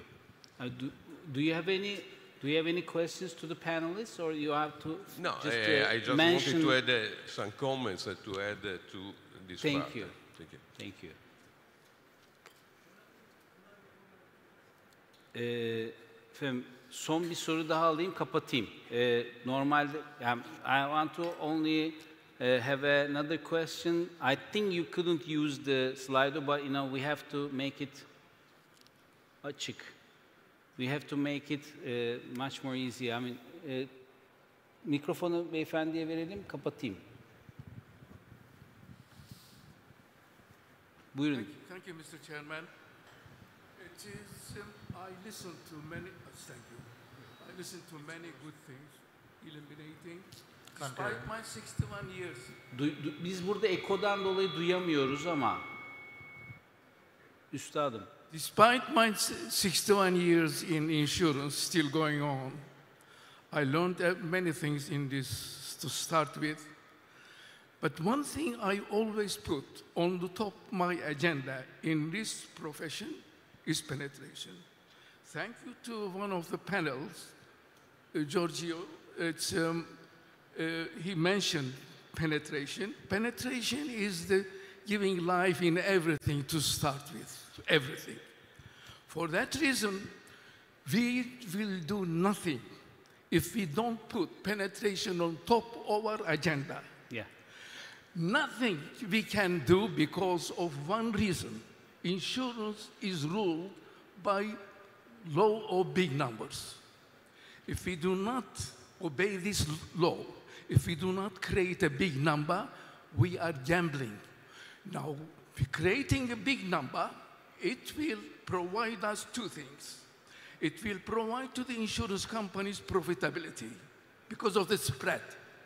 Secondly, when they have this spread, they will come to the conclusion to reduce the premium. In the many developing countries, is the main issue, the cost of insurance. If we reduce the cost of insurance, we will help the penetration. You see this circle now, one help to the others. Affordability is very key, yeah.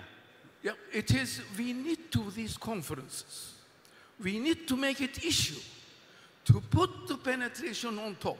Now, one thing as a question is not a question, but I will put it as a question. We paid too much attention when the digitalization came. I love it. It's very useful. I was supporting it too. I want to find how much digitalization helped us to our penetration increase, number one. And now, AI going to take over digitalization and change everything. After the industrial revolution in UK, this is the more important, the second revolution going to happen, and it will affect our insurance industry as well.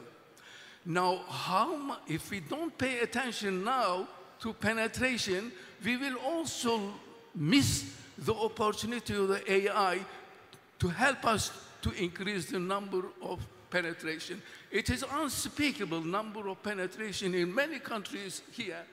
I mean, it will be a shame if I know them. It will be a shame to mention any country with that penetrations. Now, I was giving one conference in one country. I am not going to give the name. And I discovered that penetration in motor insurance was 20%. I said, bloody hell. If your compulsory insurance is penetration 20%, well, what are you doing? You are not doing insurance then. Thank you very much. Thank you, Ustad. Thank you. you want to take the floor, one of you? Alexandro, Levent Bey. Thank you. Yes, I mentioned penetration, so I'm, I'm very happy to take the question, at least from two angles. One is, yes, we see penetration for especially younger generations coming in some part from micro, spur-of-the-moment embedded products. If insurance products are embedded in other kinds of daily activities. Imagine, and this already happens in many countries, you land in a new country, you turn on your phone, and then you get a notification about whether you want to buy travel insurance or not. This is what I mean by embedded products. But I think the short answer for the developing world, to increase penetration, you also need exogenous factors. Risky economic activity that is worthy of being protected, and excess wealth that can go into protecting that activity in the first place. When I look at trends also in Turkey, I do see positive numbers about excess wealth being created, deployed in insurance products, which in turn also invests back in the economy. But this is also the virtuous cycle that has to keep on going. Yeah. Any other comments on this issue? I mentioned penetration in the beginning of my speech, so I will not comment on that anymore, but I would like to say that I'm really happy to see you after, I think, 10 years, since we had some conferences together in Istanbul, that you are still full of energy and passion about insurance. So congratulations for that. Thank you very much. Hepinize çok teşekkürler. Kapatıyorum paneli müsaadenizle. Hem zamanımızı aştık. Ben birbirinden değerli panelistlerimize huzurunuzda teşekkür ediyorum katılımlarınız için. Thank you very much for your contribution. We can close the panel. We have just for celebration, we have some plaquettes to issue to you. Evet, şimdi bir plaket törenimiz olacak kısa ve fotoğraf çekimimiz.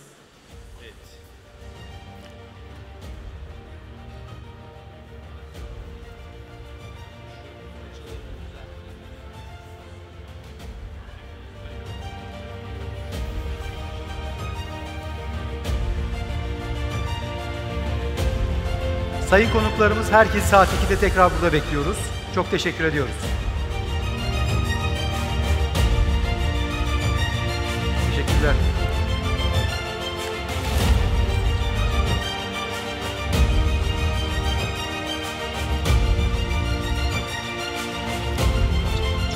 Çekim olacak.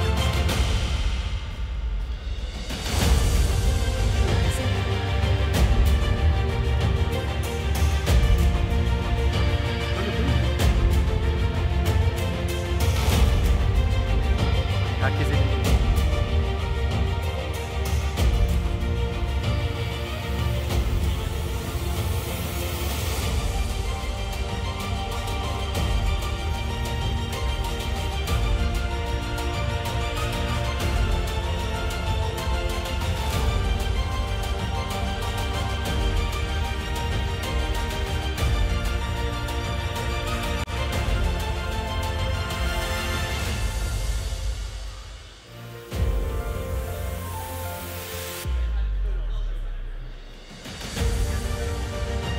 plaketler elde mi oluyordu? Plaketler elde olmuyordu değil mi?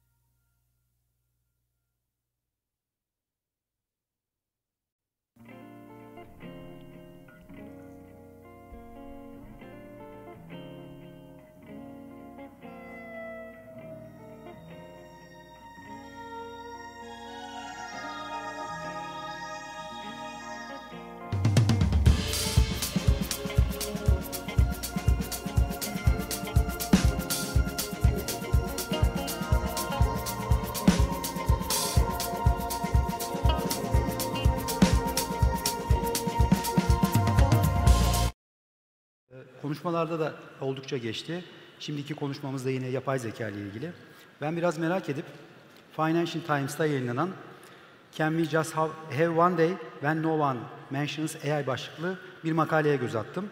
Burada küresel çapta haber başlıkları incelenmiş ve bir günde haberlerde kaç kez yapay zeka geçtiği incelenmiş. Tahmininiz var mı? Küresel çapta bir günde yapay zeka haberlerde kaç kez geçmiştir? Herhangi bir tahmin olan var mı? 1000 dediniz. 2100 kez geçmiş. Mesela diyelim ki bu sene 3 Ağustos'ta küresel çapta haberler incelenmiş ve başlıklarında yapay zeka 2100 kez geçmiş. Peki geçen sene aynı gün kaç kez geçmiş olabilir? 200. 764 kez geçmiş. Yani 3 katına çıkmış. Önceki yıllarda 15'e kadar düşüyor bu.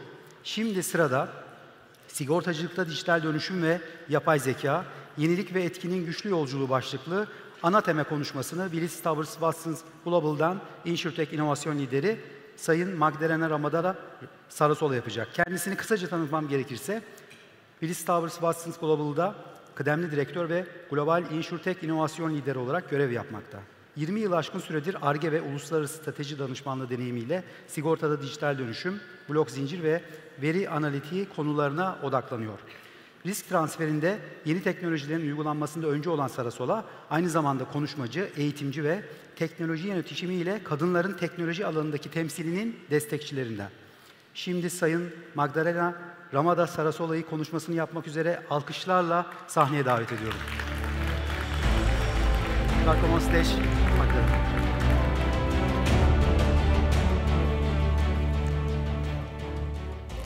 Good afternoon, everyone. Thank you for having me, first of all. And as you just heard, I've been doing technology, advanced technologies, new technologies in the context of insurance for 11 years. Today I'm going to be spending some time on AI and why I believe that, yes, there is a lot of hype, but there is a lot of substance behind this. And we have been investing some of our resources into actually going into experimentation and seeing where the boundaries are and what the art of the possible looks like.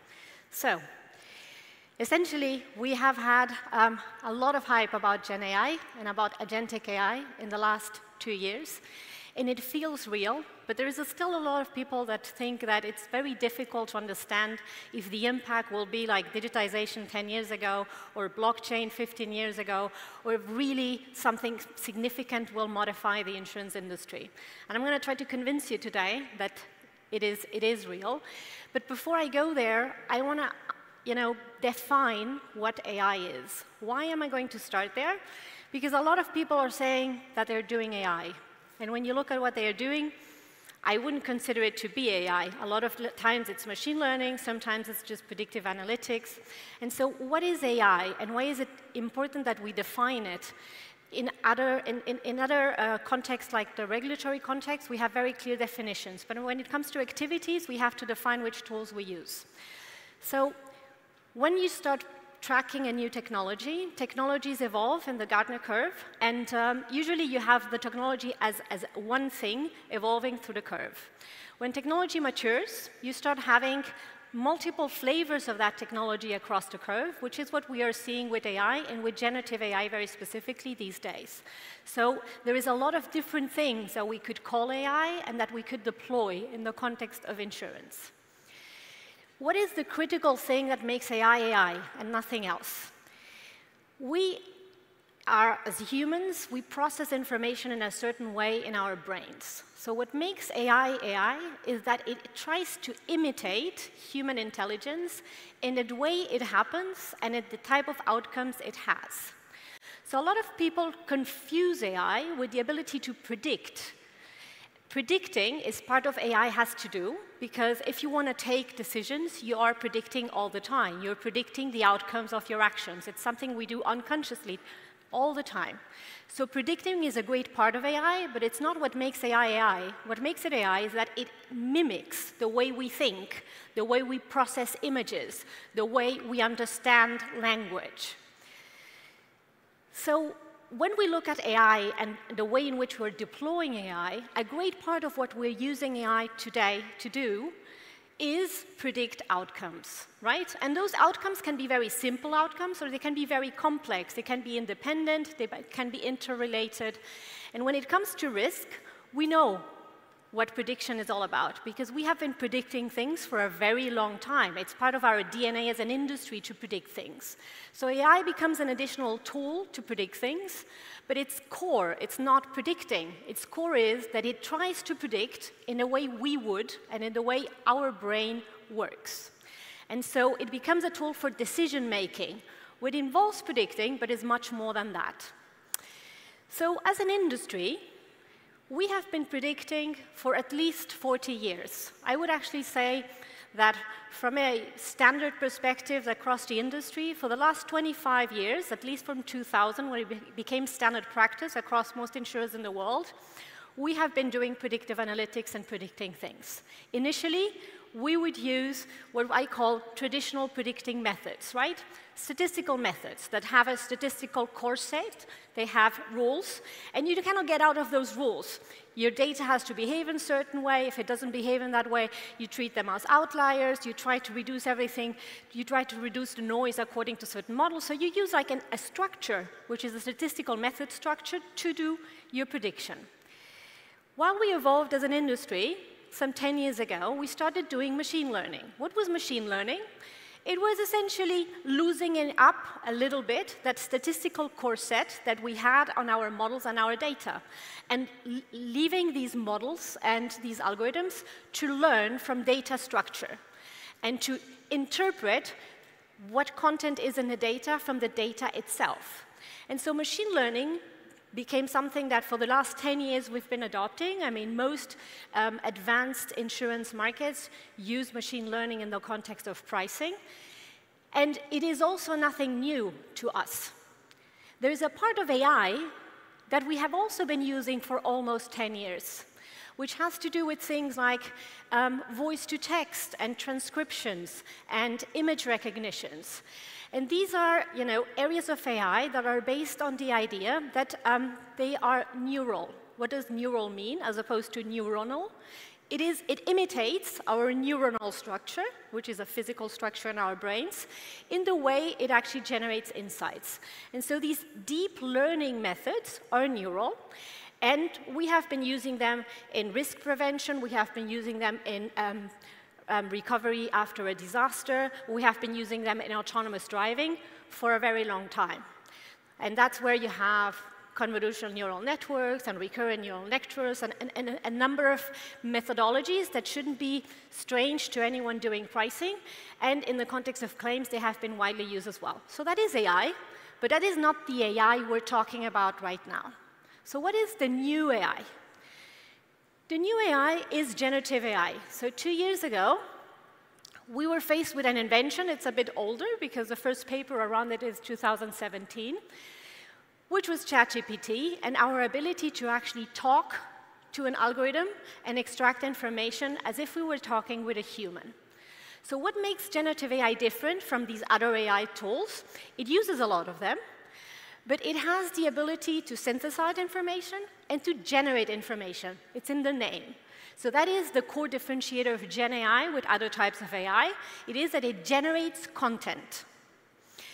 And then, I think like a year ago, everyone in the industry and most conferences I go to started talking about agents and agentic AI, and how agents were going to do pricing and underwriting and claims, and we would have artificial agents dealing with most of our processes and activities.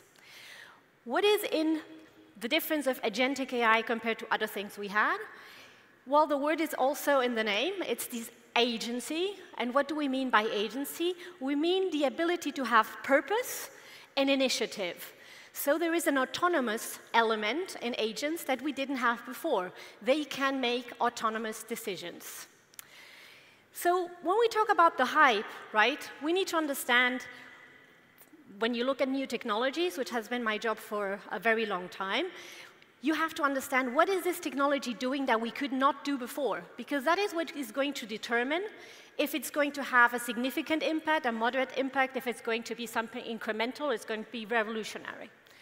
And so generative AI and agentic AI have a number of traits that are significantly different from what we could do before with predictive modeling, with machine learning, and even with other techniques that are based on deep learning. So what makes generative AI different? There's three pillars there. The first one has to do with scale and complexity. The architecture of generative AI, what is behind the way in which the algorithm thinks, is very complex, and I'm going to try to explain it in very simple terms in a minute. And it is based on deep learning, like other techniques we had, but it has a new type of deep neural network, which is called a transformer. And we didn't have that before. The first time we thought about that was in 2017. So that is fundamentally new. The other thing it has is it requires a lot of data to be trained. So there has been a concentration of ownership of these algorithms because it's very expensive to train it, and you need a lot of data to be able to train a large language model. But it has some capabilities that we didn't have before in any of the other types of AI I mentioned and predictive modeling and machine learning techniques. And those things are things like few-shot and no-shot learning. What does that mean? That I can give it a task without an example, and it will figure it out and solve the task. I can give it a task with only one example, and it will be able to do it. It can also generate transfer learning. I'll give it a task in one area of knowledge, and learning from that enables these models to actually extrapolate it to a complete different use case scenario of knowledge. We didn't have algorithms that were capable of doing that before. So that is fundamentally different. The other thing that these algorithms have, or these techniques, is emergent abilities. So emergent abilities means they develop skills on their own without you asking and without you teaching those skills. So this type of system, this type of technology is really different from what we used to have. If you look at agents, right, you're actually embedding something that has a brain, but so an agent essentially is a system that has a brain that can perform actions, and it is autonomous. And now in that brain, we had agents before. A lot of automation is based on agents, but now the brain is not rule-based, but it has an LLM inside, and it has generative AI inside, generating decision-making. So that is fundamentally new. But like every agent out there, you need to, they cannot work in a vacuum. So I like to have the analogy of agents being like interns. We all have interns in our organizations. Would you let an intern do your reserving? No. Would you let an intern do your pricing on their first day? No. But you would have them have a first shot at things, right? And that's the way in which we're interacting with agents. When you have an agent, you talk to it in the same way you would talk to an intern. And some agents have different personalities, they have different skills, and like interns, they get tired, they get bored, they stop listening. So they behave very much like, my kids. I have 2 teenagers, and a lot of the time you give them instructions, and they just ignore half of the instruction. That also happens to AI, and it happens to agents. So one of the first pillars of interacting with an agent is to learn how to communicate with them, which is what is all about, prompt engineering and all of the hype words we have seen around prompting right now with generative AI. So you communicate with them, and you have to learn that different agents need different techniques of communication. But then you've learned what an intern can do, you're good on the communication, and you'll have to give it some tools and some processes and say, no, this is how we do things in our company. This is the software you're going to use for pricing. This is the software you're going to use for data validation. So you have to provide a context. And in the same way you would provide a context for an intern, you have to provide a context for an agent so that they understand the processes and the tools they're allowed to interact with and have an impact on. And once you have done that with an agent that is able to do one certain type of tasks, because many of these agents specialize, you have to orchestrate multiple agents. And this is a critical part on interacting with agentic AI. Orchestration is what gives you robustness, what minimizes hallucinations, what minimizes bad outcomes. So the way in which you actually interact with these agents is critical to how they perform. In the same way, if you have an army of 1,000 interns, you have to think very clearly about which teams you put together and how they work together. Okay, So let's take a little bit deeper dive into generative AI. And there's going to be formulas out there, and I'm sure there's a lot of actuaries in the room that are not going to be very intimidated by a weighted average, but I'm not going to be very technical about it. What I want you to leave with today is the intuition of what makes generative AI and transformers different, and why they can deliver things we could not deliver before, but also why, because of their own architecture, there's certain things that we will have to deal with because they will not stop hallucinating. You cannot lower their temperature, which is like the freedom they have to go off track, to 0. So there's certain things in the architecture that make it very powerful, but that also generate things that we never had before, which is the unpredictability of the algorithms we're deploying. Okay, so what are transformers? Transformers have an architecture that essentially has an encoder and a decoder.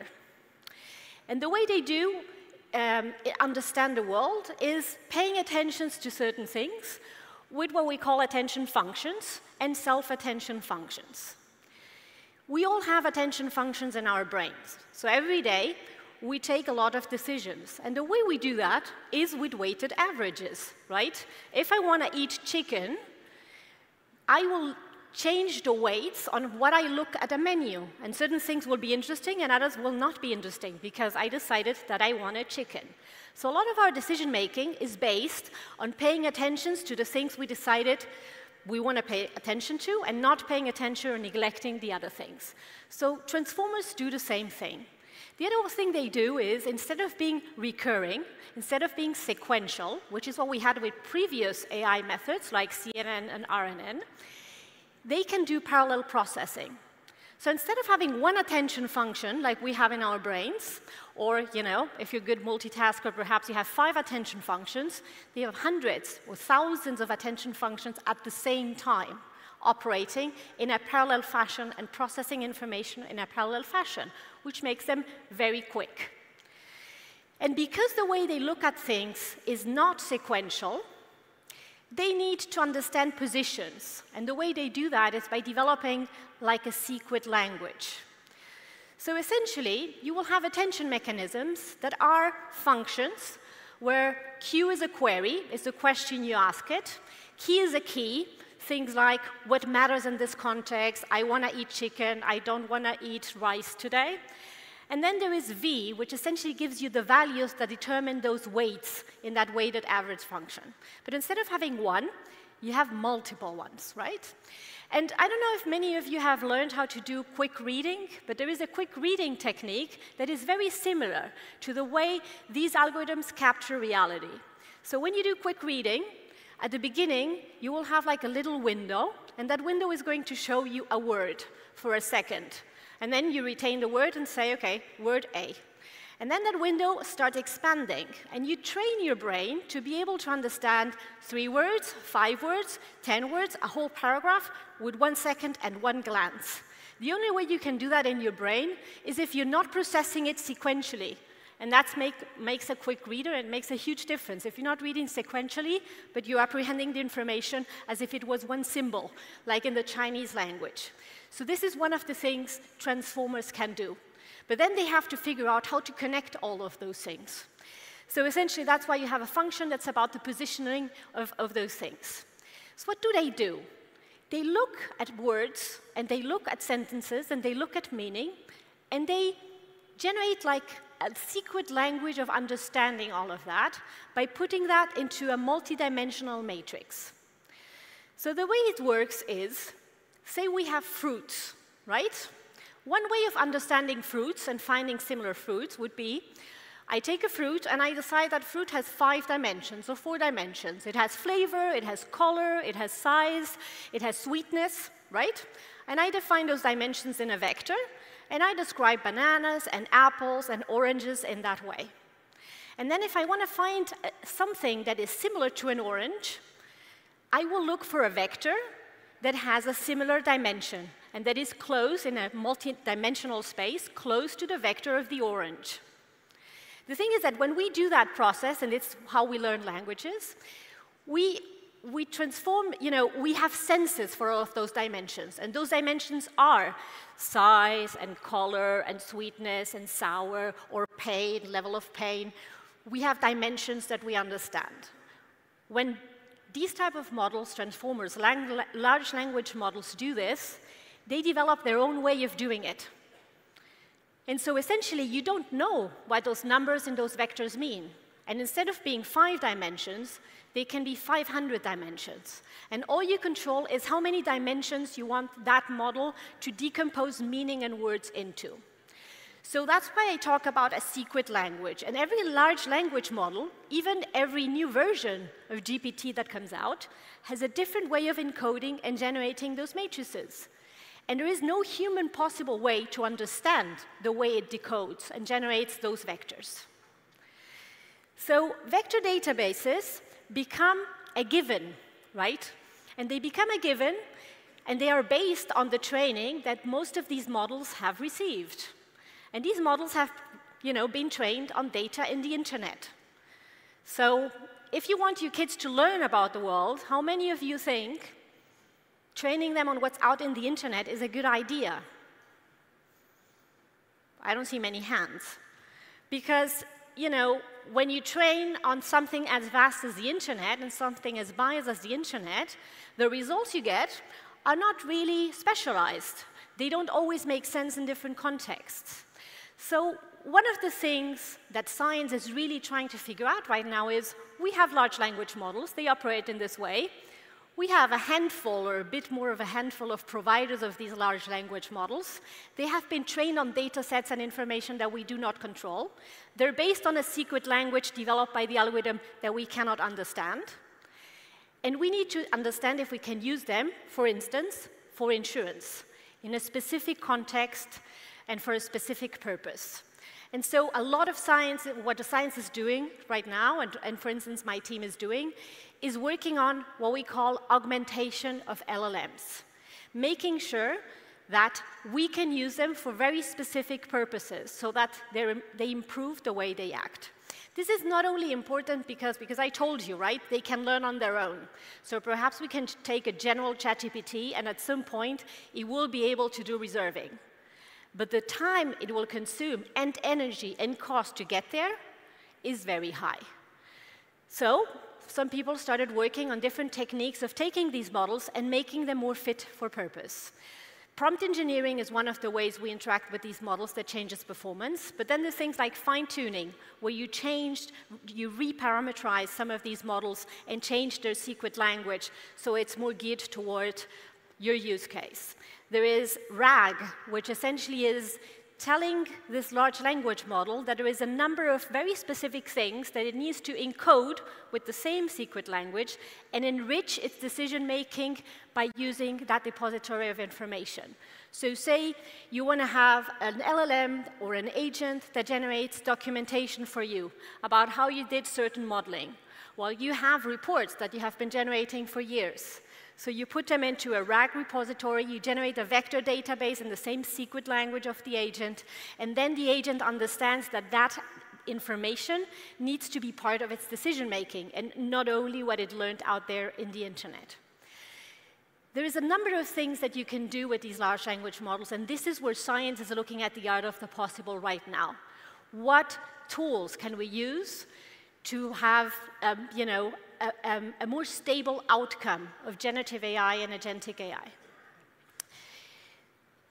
What are agents? Agents are essentially a construct that has generative AI in them, right?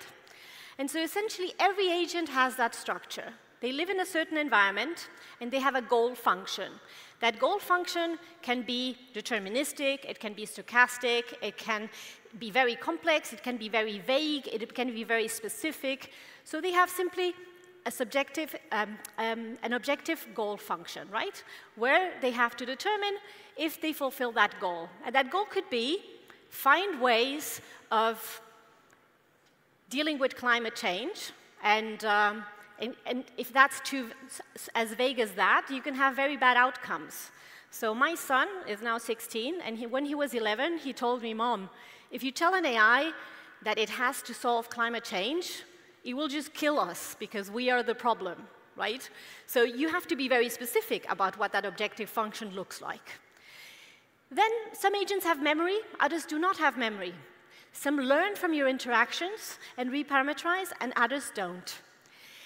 But they all have this brain or perception where usually you will have generative AI in there. And the way they act is they define actions, they execute those actions with the tools and context you have given them, and then they will perceive what happens in the environment because of what they did.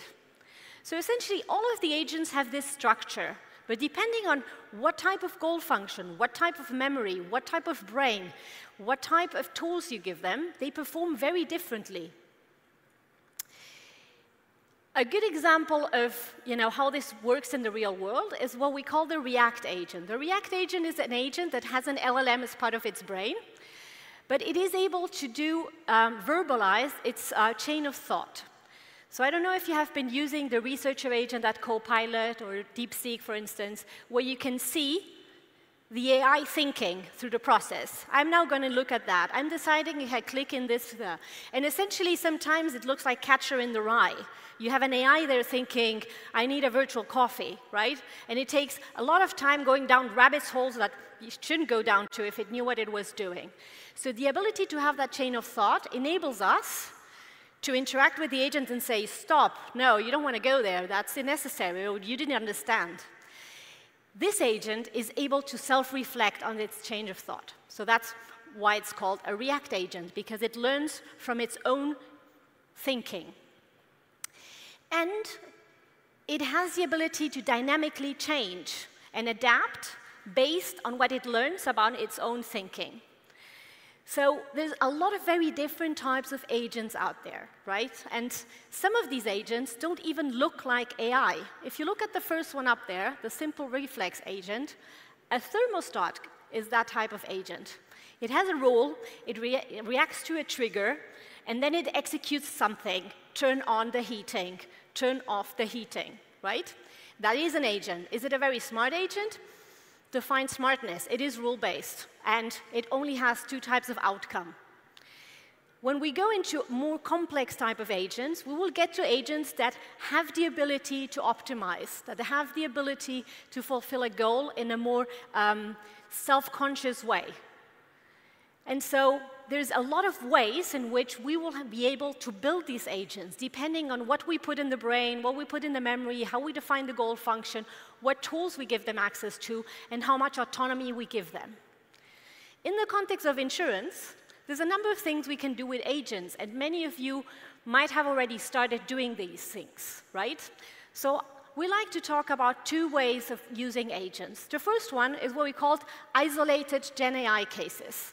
And this is your Copilot from Microsoft. It is read my email, summarize the last 3 meetings I had, take meeting notes. It's really more about efficiency gains, and it is day-to-day tasks that are not very technical and that actually apply to most industries. So this is really about accessing data, and using the ability to synthesize that many of these agents have. When it really comes to now let's use this to do things we could not do before, like intelligent automation, like autonomous agents doing things in our technical functions. That's when you go into the agentic AI space and the users that you could give AI in the context of agents. And it's really more about the processes because of that orchestration need that you will have with agents. So essentially, when we look at different ways of interacting with AI, you will have certain areas where you will not need to embed expertise. You will not need to embed what you know as an underwriter. You will not need to be specific and use specialization. And those are the ones you will have on the right. They're really about increasing productivity and doing things that we can do with other types of methods, but this is sometimes quicker and cheaper. On the other hand, you have areas where there is more complexity and where we really need to have a human in the loop that is governing that orchestration of AI that you can use to do some of these things. So governance becomes very, very important, and oversight becomes very important when you're looking at that left-hand side. when we have certain agents and they are working, and so now I have an agent that is able to generate documentation for my regulator, and now I have another agent that is able to clean my reserving data, and now I have another agent that specializes in generating insights of certain changes based on macroeconomic trends. And so I have different types of agents with different levels of complexity, and I have to orchestrate them. So how do I orchestrate agentic systems? There's lots of ways of doing that. You could actually say, well, in the same way we used to orchestrate teams in the past. You can have a hierarchy, and then you will have someone in charge, and that is the agent in charge, and you have other agents reporting into that agent.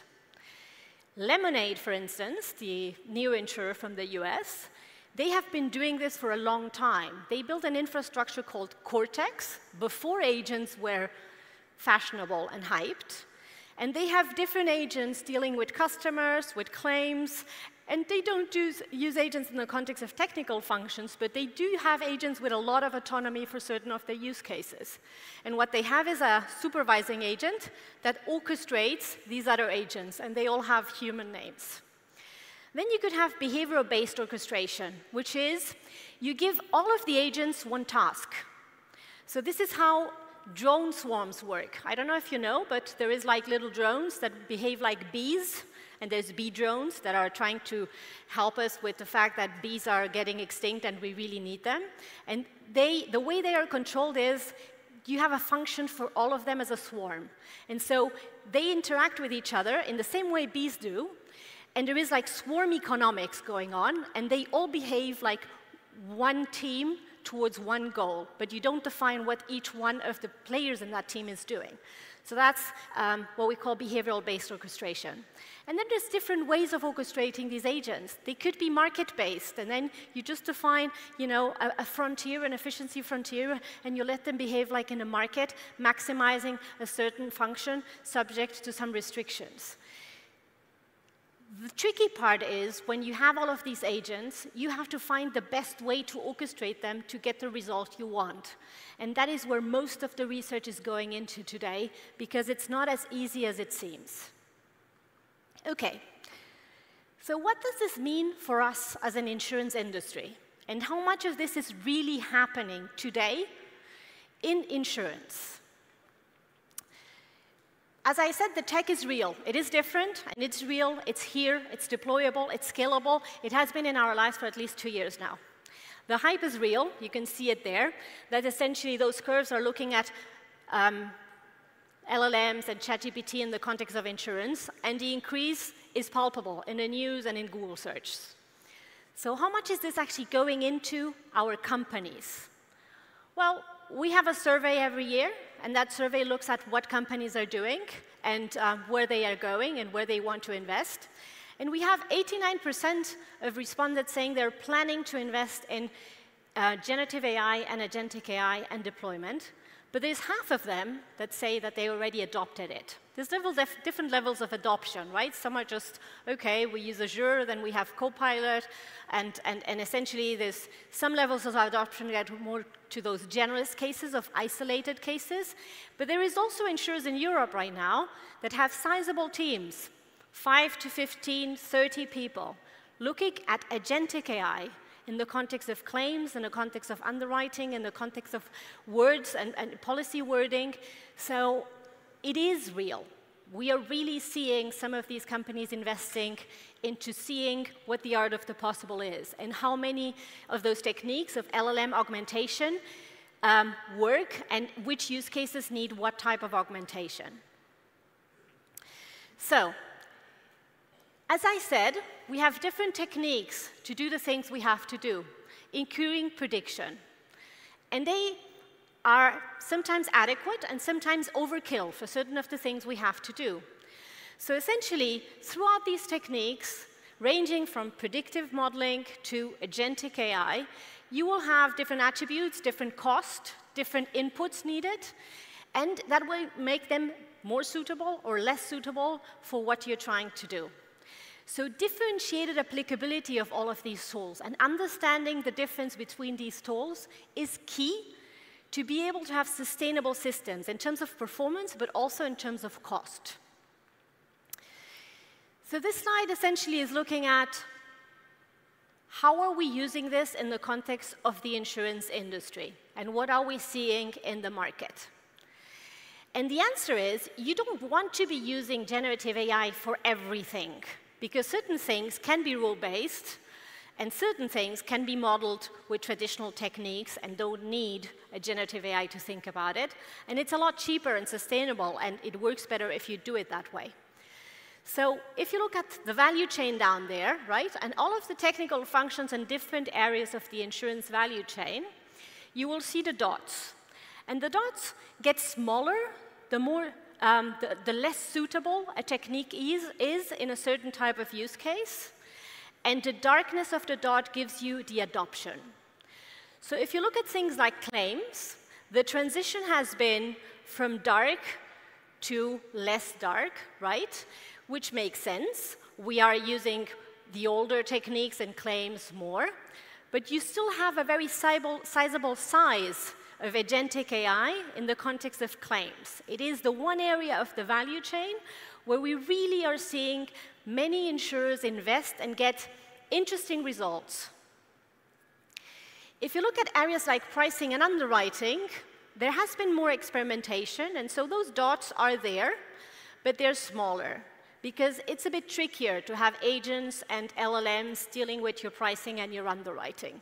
And depending on how you define those functions, those dots can get a bit larger. So for instance, in underwriting, generating underwriting rules and understanding how to underwrite is something that you could try to do with an agent, but the volatility of the results would be too high.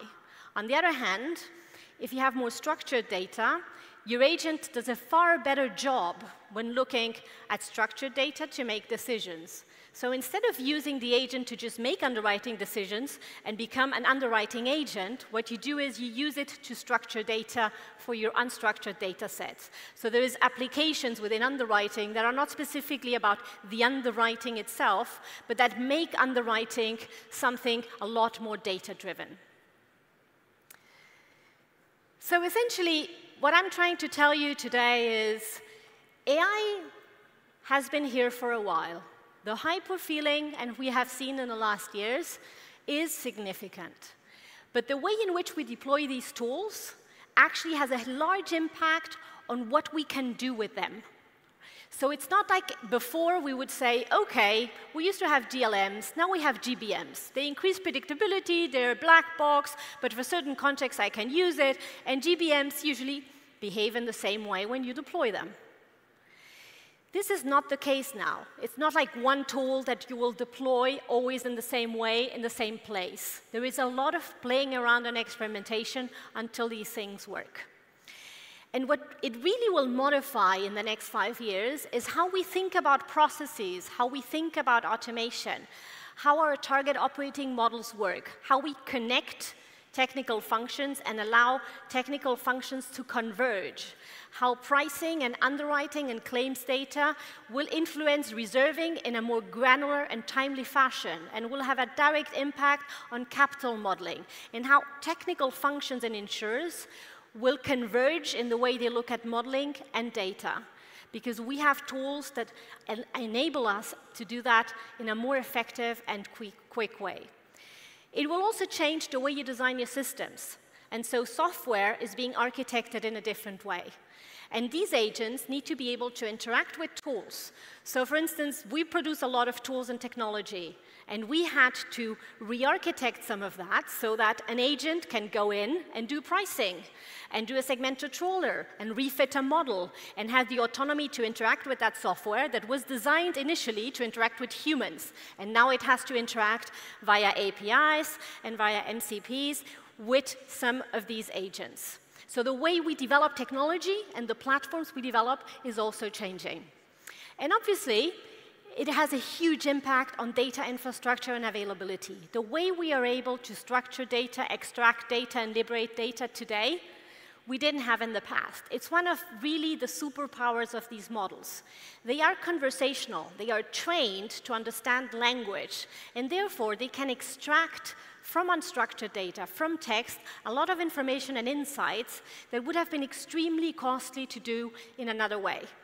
So a couple of years ago, in the context of commercial insurance, we were working with what we called computable contracts. What was the idea of computable contracts? Essentially, it was to have contracts that are code and code that are contracts, so that contracts are machine readable, and we can extract information from contracts at clause and subclause level.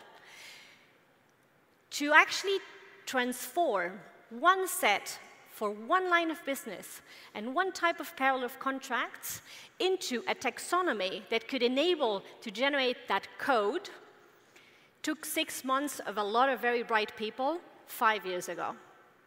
Today, you can actually use LLMs to do that in a very efficient way. So generating structured data out of unstructured data is one of the big superpowers and low-hanging fruit that we have. And then the other thing that will change is how we work. Because we will not only have to orchestrate agents, we will have to orchestrate people and agents together and understand where the governance checkpoints need to be and at what level, but also understand how we can use some of these things to train people and to make sure that people still get trained on the job, although there is an AI doing a lot of the things and getting their hands dirty that usually were, the processes through which we used to train people when they started working. So it has people implications that we also need to think about.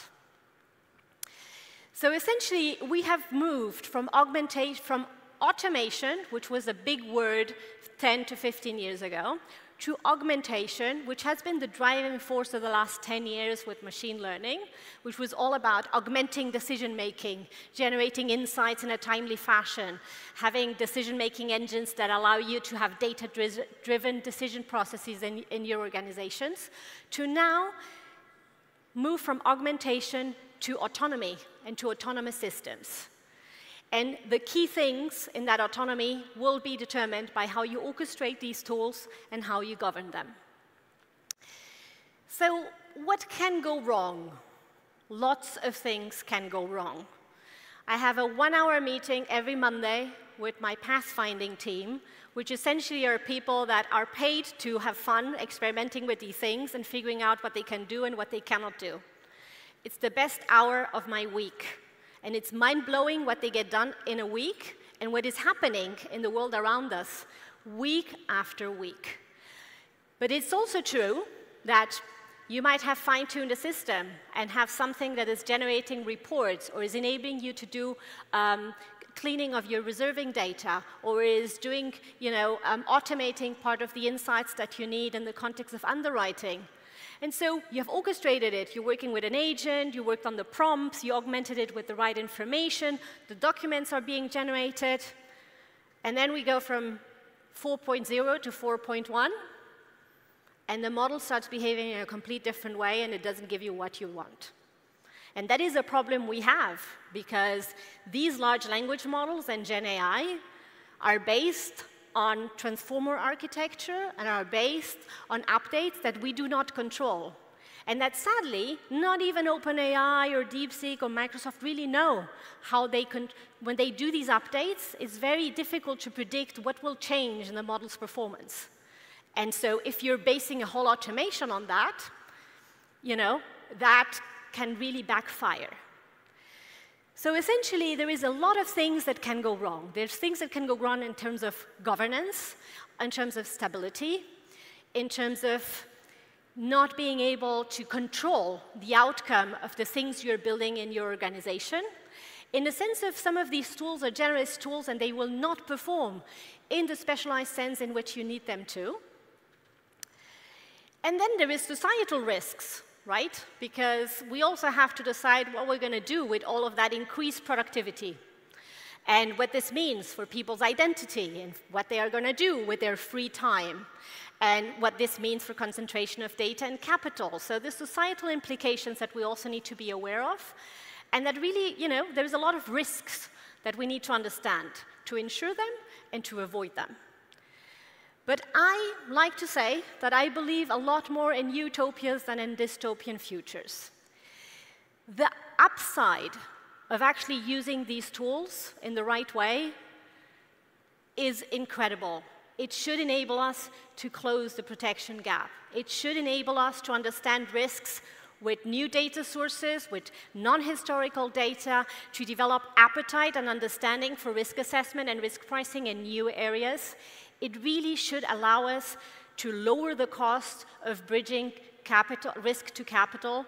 There is so many things that we could do with these technologies that directly speak to our mission as an industry, that I really believe that there is no way around of embracing it. We have to be very cautious on how we embrace it. It's not as simple as many people on stage used to say, but it is imperative that we start now. I really think we have a responsibility to society as an industry to use these tools to be able to assess risk in a different way, because the level of granularity and specificity that we will get with these tools, we couldn't have not even 5 years ago.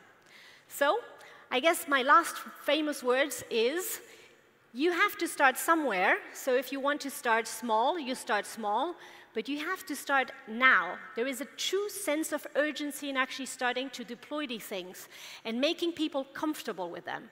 I remember 6 years ago, I was on stage here, and we had someone from a European insurer on stage, and he said, yes, we have these algorithms, and now certain claims can be processed in less than 2 minutes.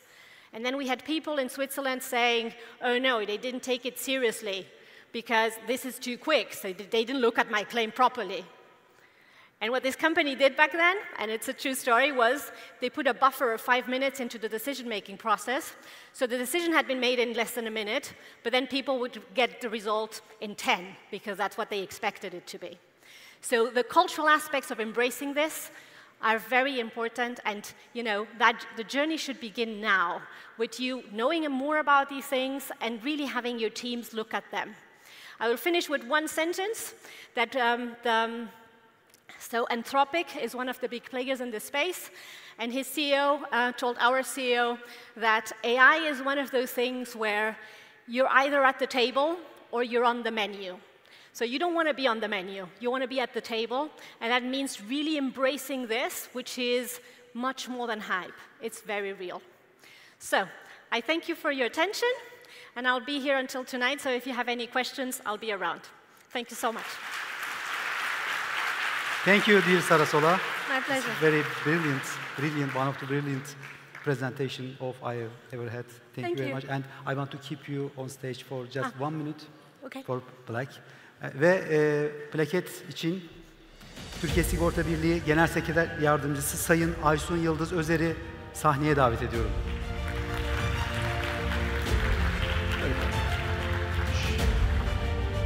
Biraz daha ileri gidebilirsek şöyle. Evet, ortaya.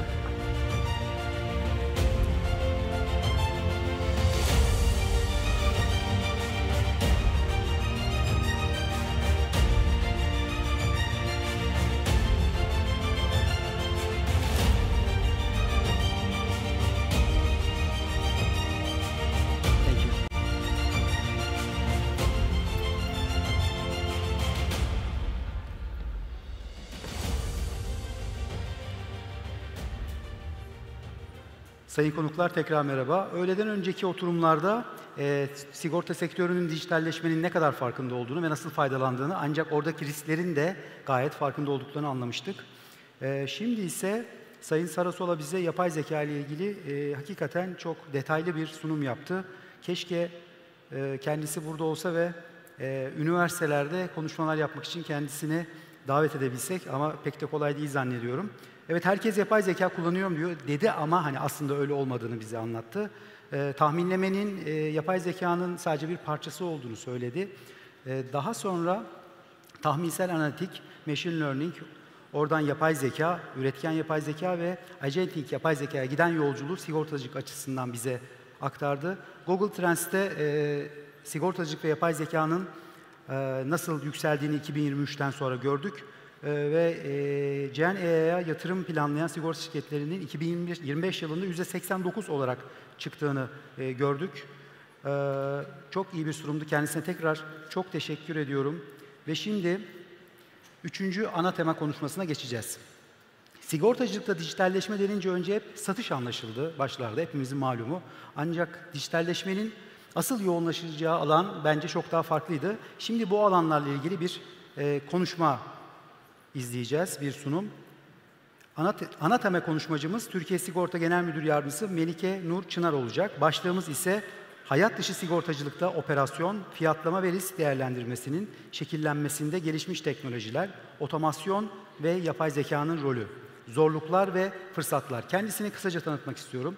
Kariyerine 2007 yılında Eureka Sigorta'da başlayan Sayın Çınar, daha sonra Ak Sigorta'da çalıştı ve ardından Halk Sigorta'da Oto Kaza Birim Müdürü olarak görev aldı. 2019 yılında Güneş Sigorta'ya geçen Çınar, oto sigortaları ve aktüerya direktörü olarak görev yaptı. Kamu sigorta şirketlerinin birleşmesinin ardından Türkiye Sigorta ve Türkiye Hayat Emeklilik'te aynı pozisyonda görevini sürdürdü. Sayın Çınar, 2 Kasım 2023'ten sonra Türkiye Sigorta, Oto, Tarım Sigortaları ve Aktüerya Genel Müdür Yardımcılığı ve Türkiye Hayat Emeklilik Aktüerya Genel Müdür Yardımcılığı görevini üstlendi. Şimdi Sayın Çınar'ı konuşmasını yapmak üzere alkışlarınızla sahneye davet ediyorum.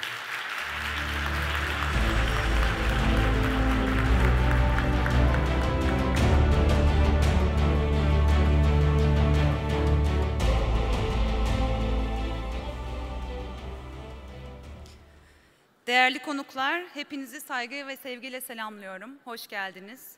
Sigorta sektörünün en önemli zirvelerinden biri olan bugün de sizlerle birlikte olmaktan büyük mutluluk duyuyorum. Bugün burada sizlerle birlikte hayat dışı sigortacılığın geleceğini, teknolojinin, otomasyonun ve yapay zekanın iş süreçlerimizi nasıl dönüştürdüğünü konuşacağız.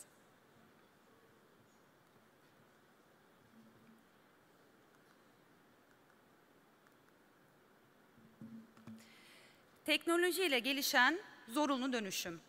Zorunlu dönüşüm ifadesiyle söze başlıyorum. Çünkü artık dönüşüm zorunlu ve kaçınılmaz hale geldi. Son yıllarda hepimizin ortak görüşü şu, sigortacılık artık finansal bir enstrümandan çıkıp teknolojinin bir parçası haline geldi. Sigorta sektörü risk yönetiminin değil, hızın, müşteri beklentilerinin ve veri çeşitliliğinin yönünü belirlediği önemli bir bilgi çağına girdi. Doğal afetler, iklim değişikliği, tüketici davranışları gibi faktörler, fiyatlama, risk değerlendirme ve operasyonel süreçlerdeki yenilikleri zorunlu hale getiriyor. Sektörümüzde risk ölçümünde yaygın kullanım geçmiş veriler. Elbette ki geçmiş verileri kullanmaya devam edeceğiz. Ancak bilgi çağında artık geçmişin çok ötesindeyiz. Yalnızca istatistiksel tahminlerle değerlendirdiğimiz riskleri günümüzde pek çok farklı veri kaynağı ve gerçek zamanlı ölçülen risk parametreleri gibi geniş veri setleriyle değerlendiriyoruz. Yapay zeka ve makine öğrenim teknolojileri sayesinde verileri sadece depolamak ile kalmıyor, riskleri sınıflandırıyor, fiyatlama senaryoları simüle ediyor, makro trendleri takip ediyor ve davranışı modelliyoruz.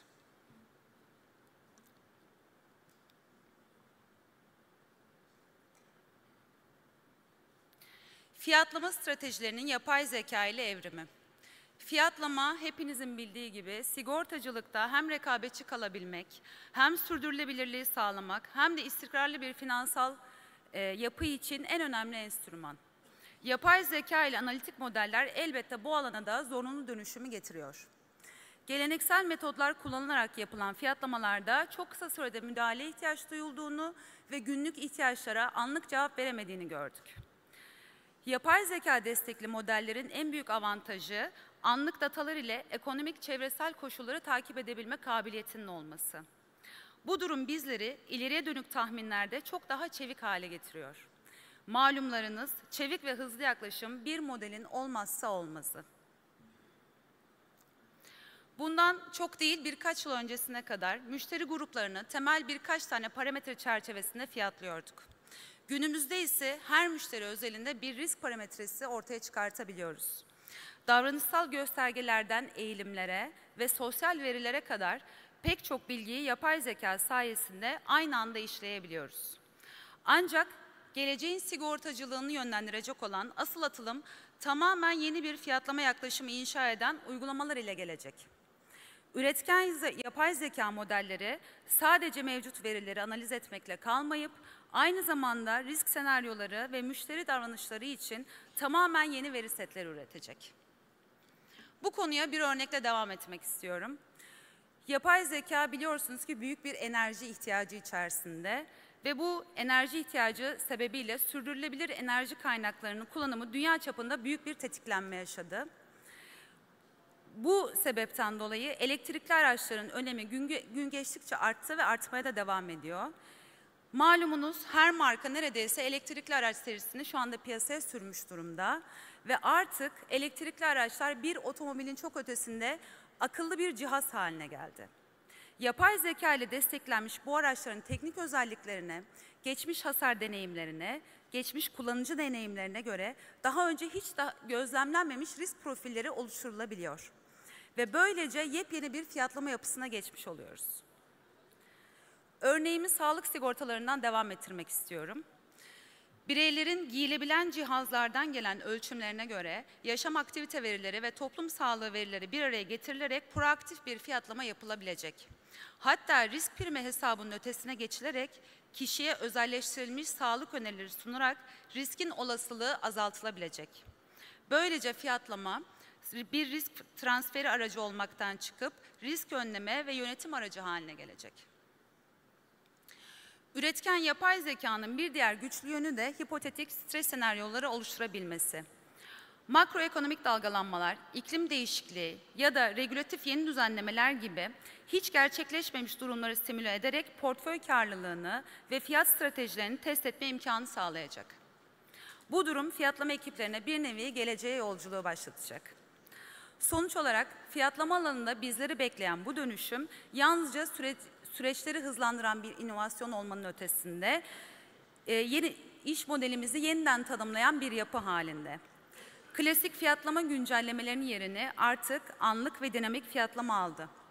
Poliçe sigortalı ile yapay zekanın birlikte şekillendirdiği yaşayan canlı bir sözleşme haline geldi.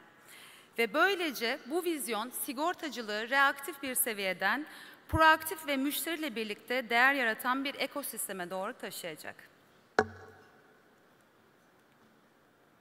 Risk değerlendirmede yenilikçi yöntemler.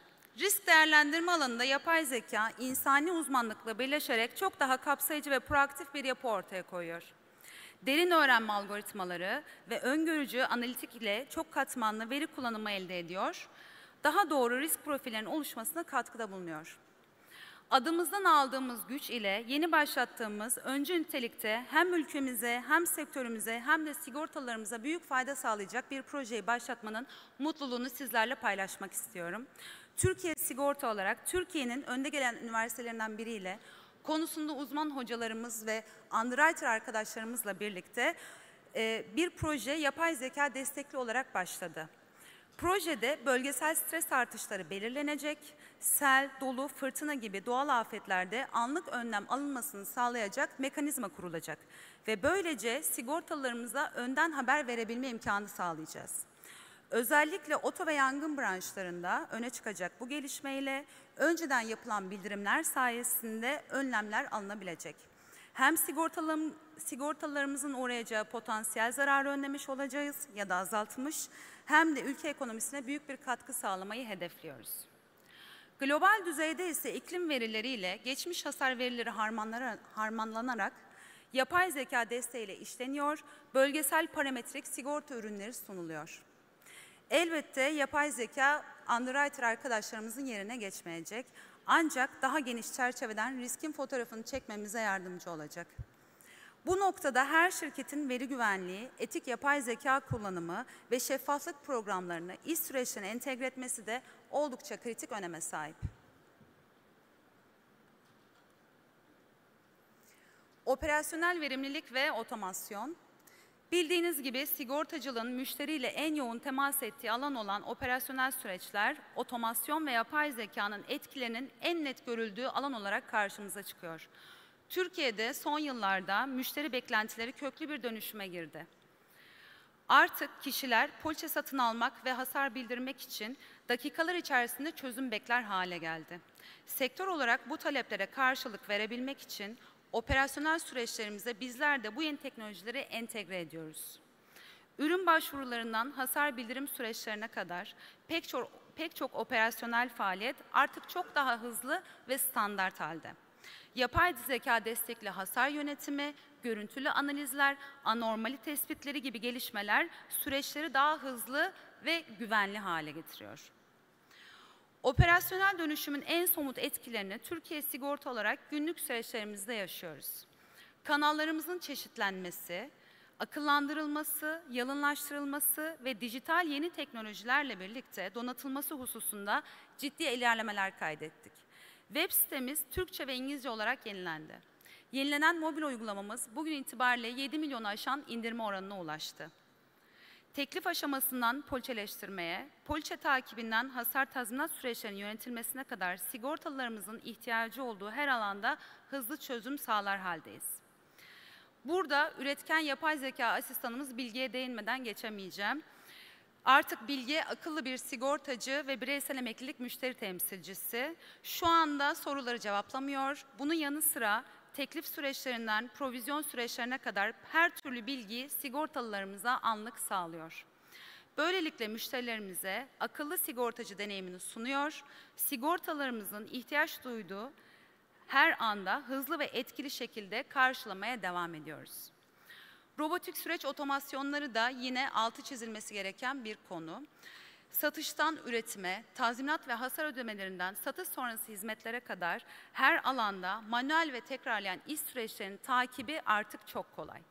Bunun yerine operasyonel verimliliğimizi artırmak için tekrarlayan işlerimizi otomasyon teknolojileriyle yeniden yarattık ve buradaki kaynaklarımızı daha stratejik alanlara yönlendirdik.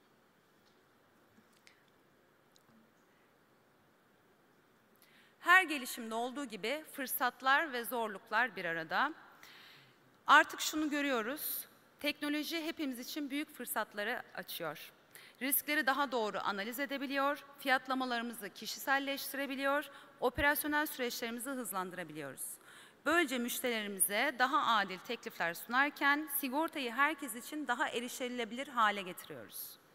Dijitalleşme ve dinamik teknolojiler özellikle genç nesile ulaşmamızı ve sigorta alışkanlıklarının yaygınlaştırılması için büyük öneme sahip.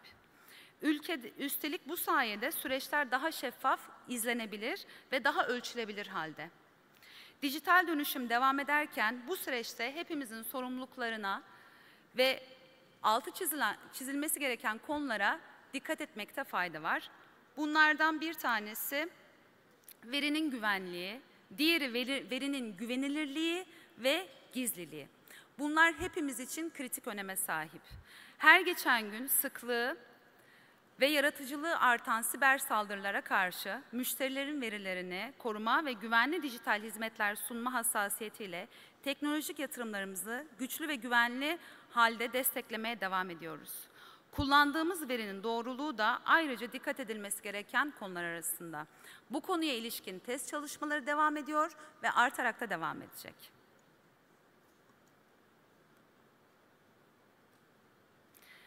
Kapanışta dijital dönüşümün bitmeyen bir yolculuk olduğunu ve bunun sigortacılık sektöründe daha akıllı, hızlı ve müşteri odaklı bir yapıya taşıdığını söylemek mümkün. Bu yolculuğu kurum kültürü haline getirenlerin, iş yapış biçimine yansıtanların geleceği daha güçlü ve güvenli inşa edebileceklerini söylemek mümkün. Bu anlamda motivasyonu ve heyecanı asla kaybetmemek gerekiyor. Konumuz her ne kadar hayat dışı sigortacılık uygulamaları olsa da, hayat emeklilik tarafında da yapay zeka dönüşümü de heyecan verici boyutta. Buradan Türkiye Hayat Emeklilik olarak projemizin yapay zeka destekli olarak en inovatif proje dalında ödüle layık görüldüğünü belirtmek istiyorum. Bizler Türkiye Sigorta ve Türkiye Hayat Emeklilik olarak bu motivasyon ve heyecanla, insanı merkeze koyan bir yaklaşımla, organizasyon kültürümüzü DNA'sında teknoloji olan bir yapıya dönüştürmeyi hedefliyoruz. Konuşmamı burada noktalarken hepinizin değerli dikkati ve ilgisi için teşekkür ediyorum. Güzel gün ve program geçirmeniz dileğiyle. Melike Hanım, çok teşekkür ediyoruz güzel sunumunuz için. Şimdi bir plaket törenimiz olacak kısa. Evet, plaket sunumu için sahneye Türkiye Sigorta Birliği Yönetim Kurulu üyesi Sayın Neslihan Neciboğlu'nu davet ediyorum.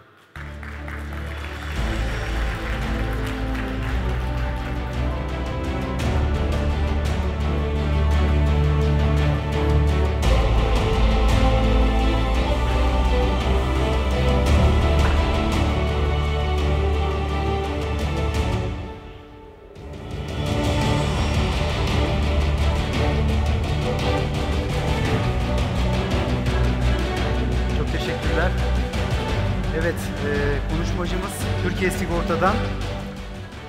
Plaketi sunan yöneticimiz de Türkiye Sigorta Birliği'nden olunca biraz karışık olduk, kusura bakmayın. Neslihan Hanım konuşmasında bence önemli bir vurgu yaptı. Bu da önleyici sigortacılıktı. Senelerdir önleyici sigortacılık deyip dururuz ama yapay zekanın burada da etkili olacağını anlamış olduk. Hem sağlıkta kişiselleştirilmiş ürünlerde hem de doğal afetlerde daha önceden haber veren sistemlerle yapay zeka sayesinde önleyici sigortacılıkta etkin olabileceğimizi anlamış olduk. Şimdi bendeki programa göre aslında şu anda kahve arası var ama Yavuz Bey ve Sayın Hasan El-Şabravişi hazırlandığına göre demek ki programa devam ediyoruz. Bir dakika gelmeden önce. Evet, şimdi iki önemli konuşmacımız var. Ben önce kendilerini sunmak istiyorum. Fakat bir saniye sizden rica ediyorum. Çünkü notlarım bende kaldığı için.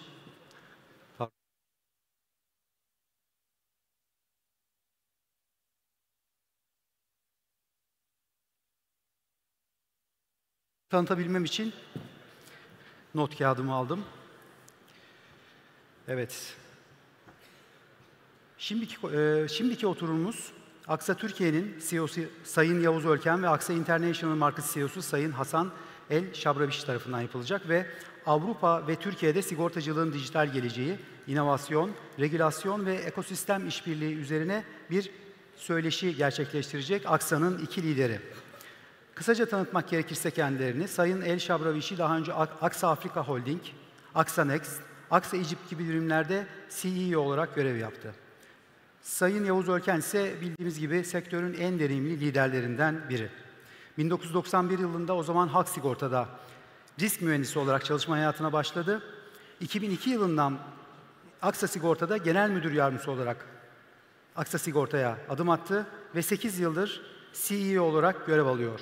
Ancak ayrıca Aksa Uluslararası Pazarların veri ve yapay zeka lideri konumunda kendisi. Şimdi Aksa Türkiye CEO'su Sayın Yavuz Ölken ve Aksa International Markets CEO'su Sayın Hasan El-Şabravişi'yi alkışlarla sahneye davet ediyorum.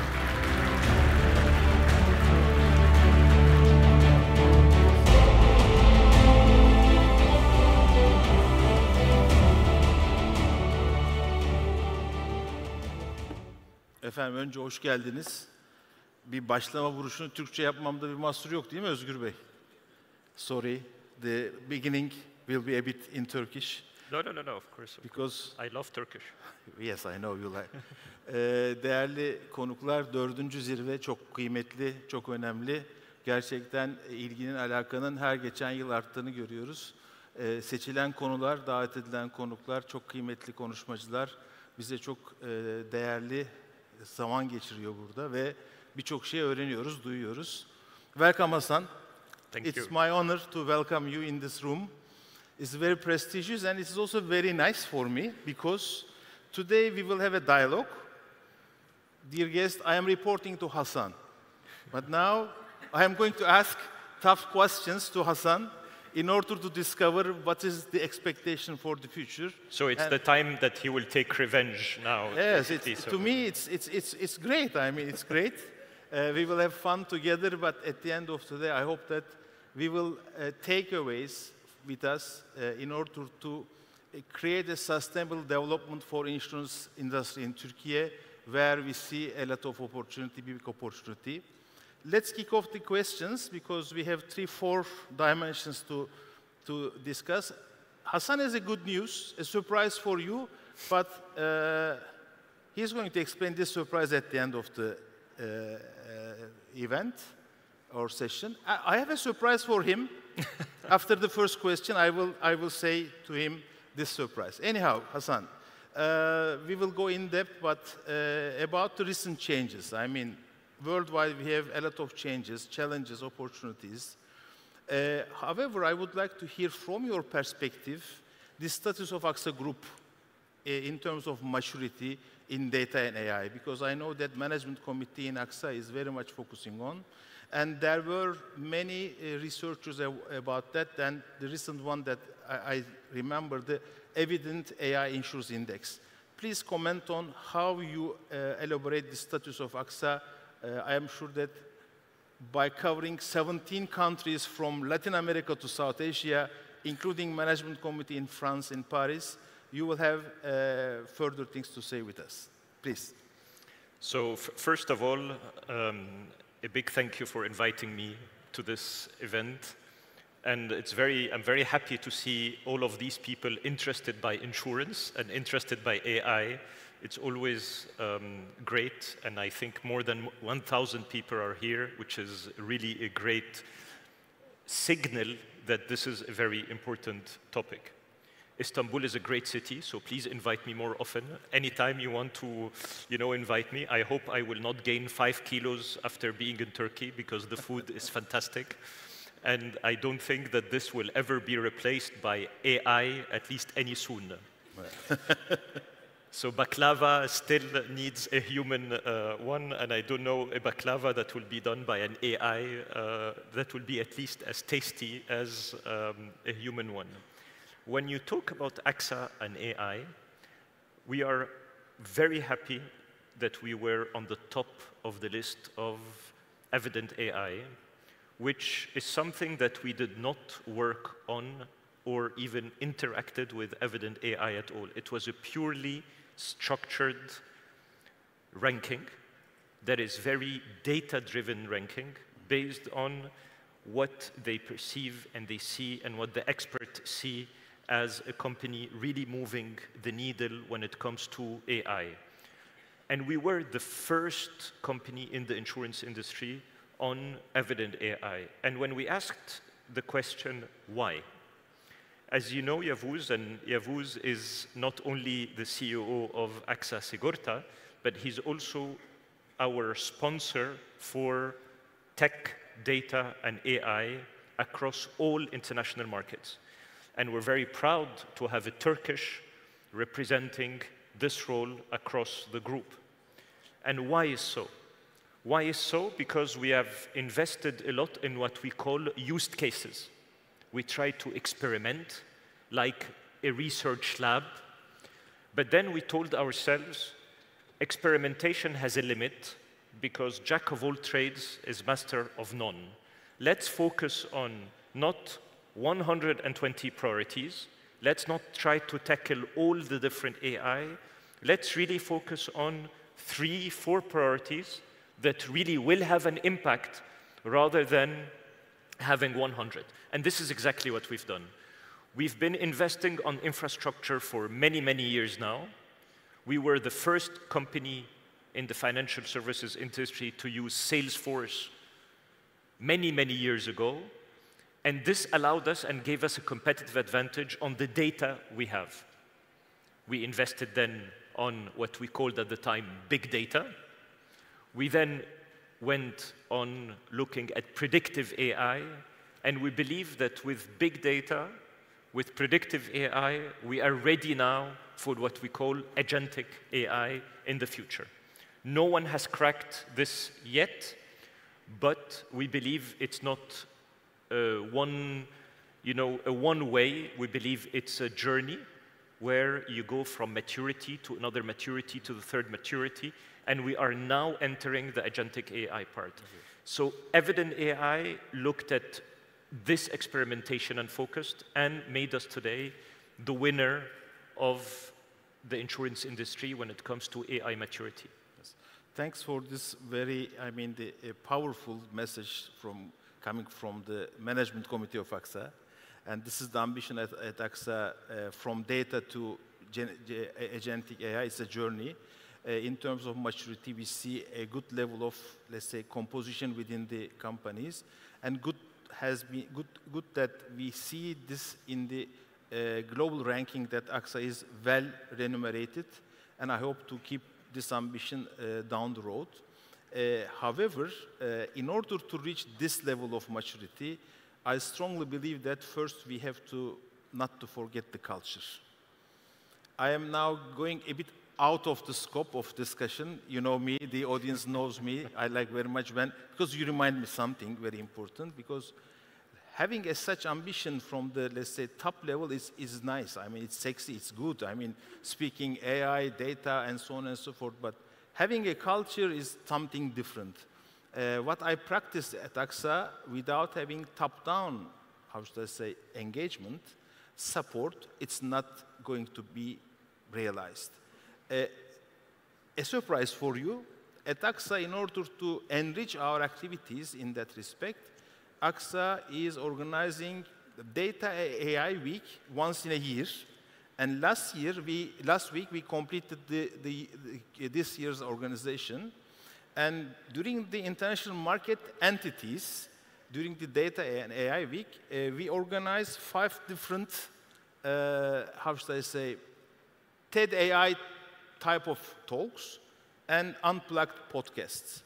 Now a question to you, Hassan. How many people attended these 5 in total in the international market territory? I told you he will take revenge, no? Yeah. So can I have help here? How many would say 500? Can you raise your hand? Okay. Total 2,730. Wow. To be very frank, it was not expected. To be very frank, it is not possible to do by imposing to the people to join and to, because it is during the day, but for some part of the world it's early in the morning, some part of the world is late night. However, 2,730 Arantxa reported to me yesterday night. That's why it's a surprise for you. Well done. But this is culture. I mean, without having first step, this is the lessons learned for me. If you don't get from your shareholder, management committee, your executives, a support from top to down, sorry guys, sorry friends, forget it. Otherwise, it's going to be very tough. And I am sure that you practice the same in your entities. The first lessons learned for me for today, just to remind culture and top-down engagement of the, because we are, just now we are not speaking any more technology. We are concentrating on the, let's say, culture. So if I may comment on this, because that's a key point, Yavuz, and I know we're not in the script, but let's get out of the script, as you say. You know, when we started to really say, let's make AI a core part of our, what we call unlock the plan strategy, unlock the future strategy, we went to San Francisco and we met with all the big tech players. We met with, you know, the chairman, we had a fire chat with the chairman of OpenAI. We met with, you know, Google. We met with Stanford Human AI Institute. We met with really the big, you know, venture capitalists who invested in the biggest language models across the world.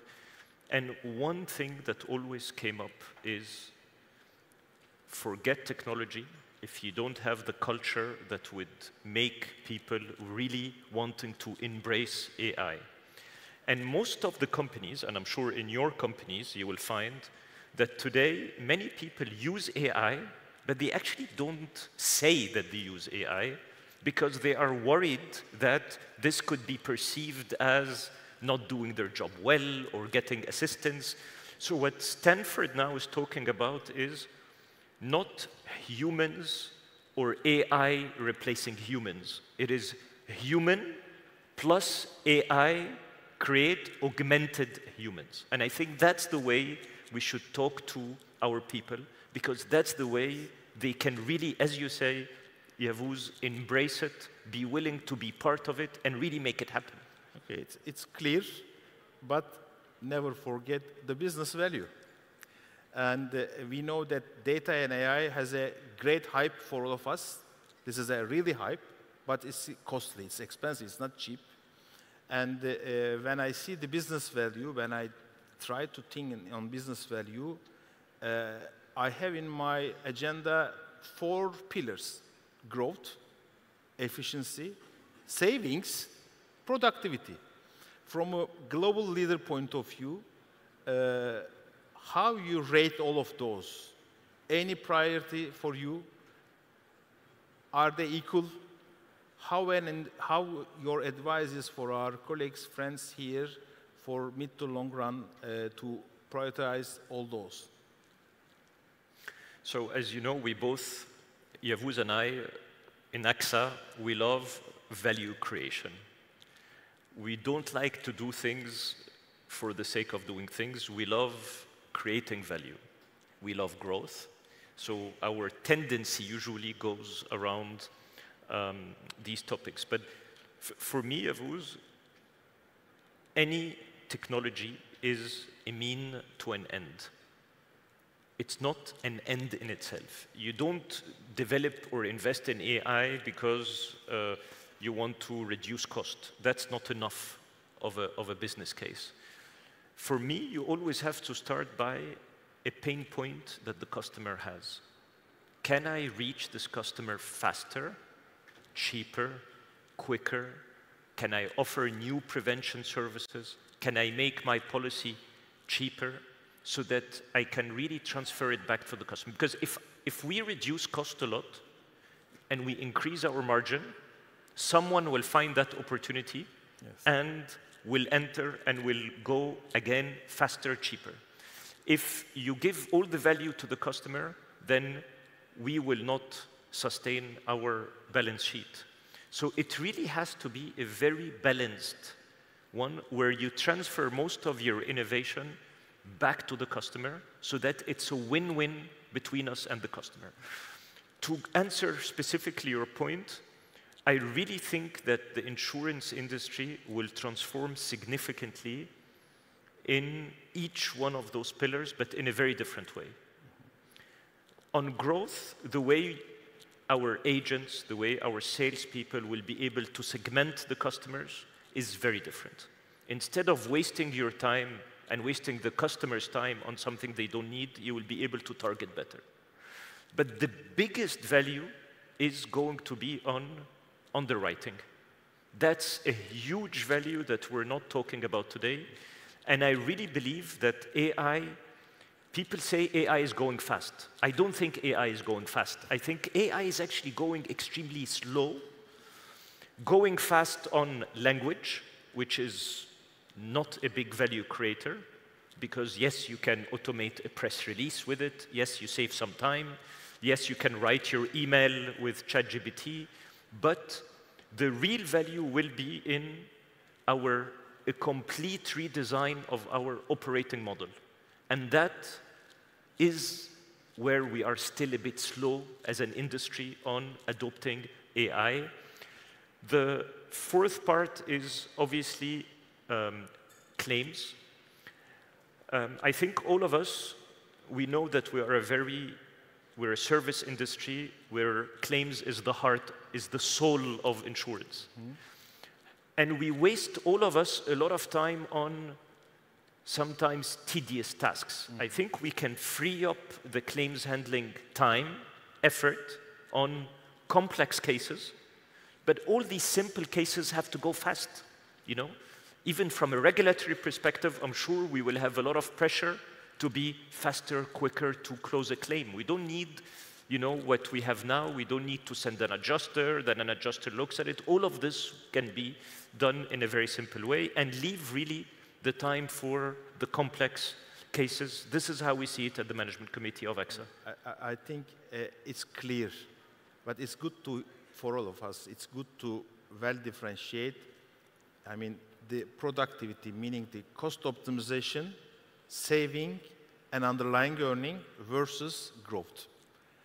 It's not versus. I mean, growth to be benefited from the productivity, cost optimization, and our cost base should be lower than today if we want to improve insurance penetration, especially in Turkey.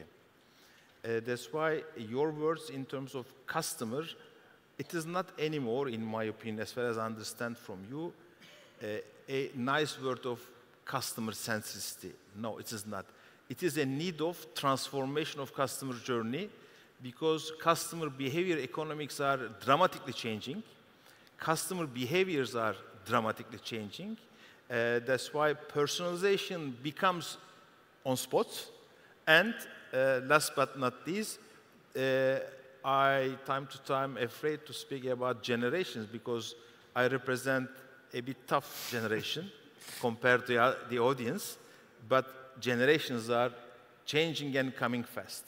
That's why it's good to hear from a global CEO, not focusing on the cost base and underlying earning, and supporting us. This is what I take for myself, supporting for us growth through customer journey transformation, and data and AI should be on the top of our list because it will help us to churn models, to improve our churn models, reinvent our, let's say, pricing engines, the propensity models, any type of advanced analytics could be well supported with AI. But here, the most important part, when you say the customer journey transformation, if we do today with the current rule engines or rule sets that we used to have in the past 20 years, we will be the losers. First, we have to change our rule engines with the current need and behaviors of the customer, then build AI or agentic AI solutions on the top of it. This is the very important step today. I see in my company as well. Unfortunately, we have forgot to change many rule engines in 2020 or in 2019-18. There is a big need of, of changes. How you see the changes? You witnessed in Turkey, in Mexico, Colombia, in France, South Asian, Philippines, Thailand, Morocco, Egypt, everywhere. All of us, we try to, welcome the AI capabilities, but how you can phrase for us the lessons learned? Because some of us, we are advanced, some of us, we are still just started, but each and every day we have lessons learned. How you shape these lessons learned in the international market, it could be good to hear from you as well. You're absolutely right, because when you talk about changes, generation make a huge difference.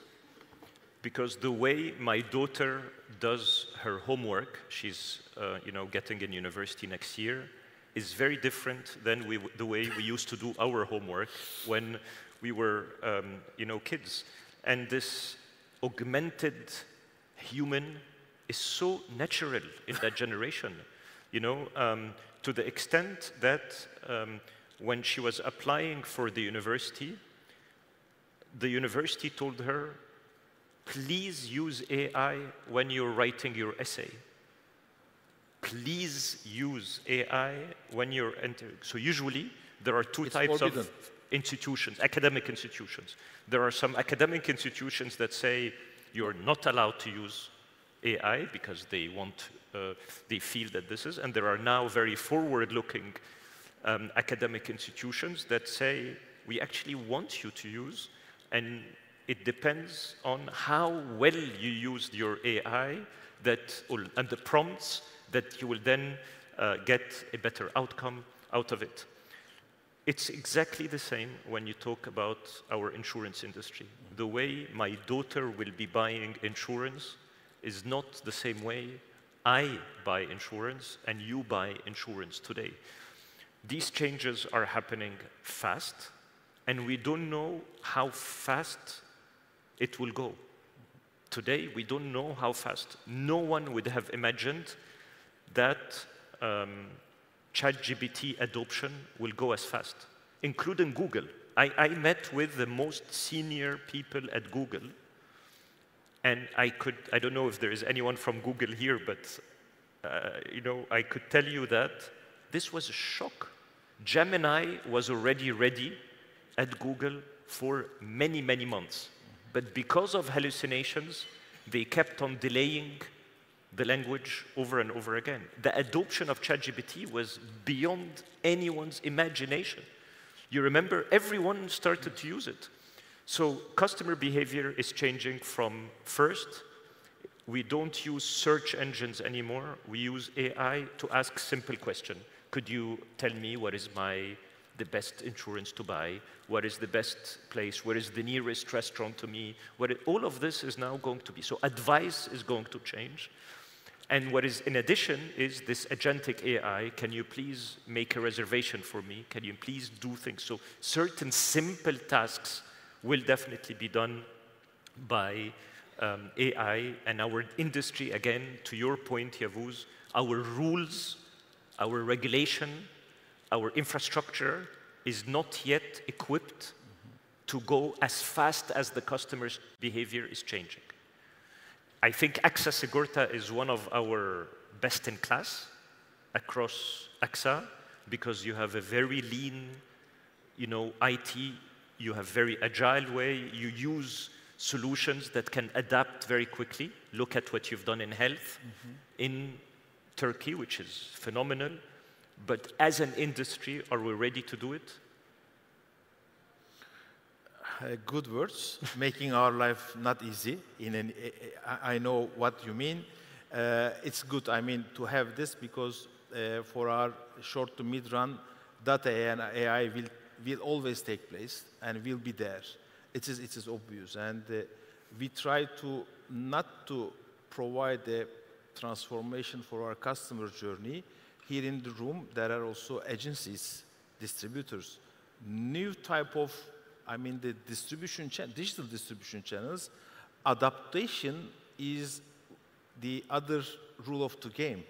That's why it's good to have this support from, our shareholder and our headquarters. But it is also a challenging task for all of us because at the end of the day, the expectation is growing customer base. I am super happy to discuss this because at AXA and in my territory in international market, yes, we are speaking about gross written premiums or top lines, but this is secondary, my good friends. I am very happy to double check here with Hassan that the base number of customer increase is on the top of my target letter. And this is the rule of the game down the road in order to grow, because otherwise, if you focus only on top line and growth, if we don't increase the customer base, their reaction will be faster than us. That's why it is a very important lessons learned. We have some markets going fast, so do Turkey, but some markets challenged with the competitors. That's why readiness level is important, but specific to Turkey, I can commit that our per customer policy number will increase significantly in the coming years. It is a good message for the AXA Turkey ecosystem. It's a, let's say, challenging message to our competitors here, but we have a lot to do in Turkey. We have a big opportunity. Still, penetration rate is very low compared to European markets. Huge opportunity, because, sorry to interrupt, but when I look at Turkey today, I see AI not as a challenge. I really see it as an opportunity, and I'm not saying that just to be in a, saying a statement in a conference, and I will tell you why I believe so.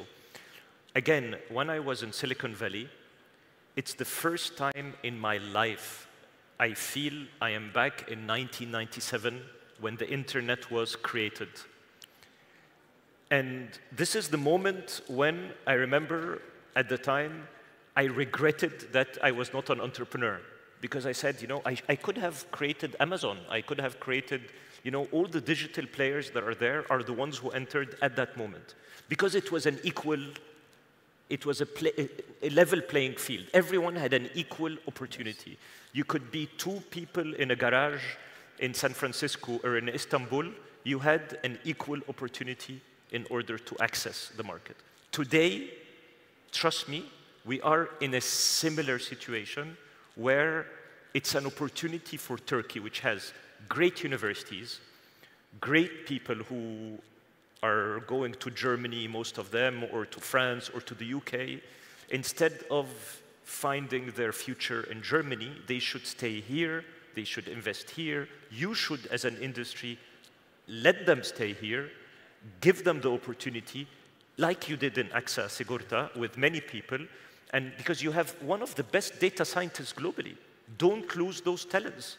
It's an opportunity for Turkey because you have cheaper labor, you have an excellent quality of life. I know inflation is a topic, but still, it's still a much better quality of life, in my view, than many other countries in the world. Beautiful country, beautiful food, beautiful, weather, not today, but in general. So use these opportunities. Yeah. This is good news that AXA will keep continue investing in Turkey. Big time, and yes. It's good news for all of our industry because this industry could only could grow collectively to welcome the future opportunities. Coming to the end of the session, I know that this is a time element. Just one moment that I want to ask, last question.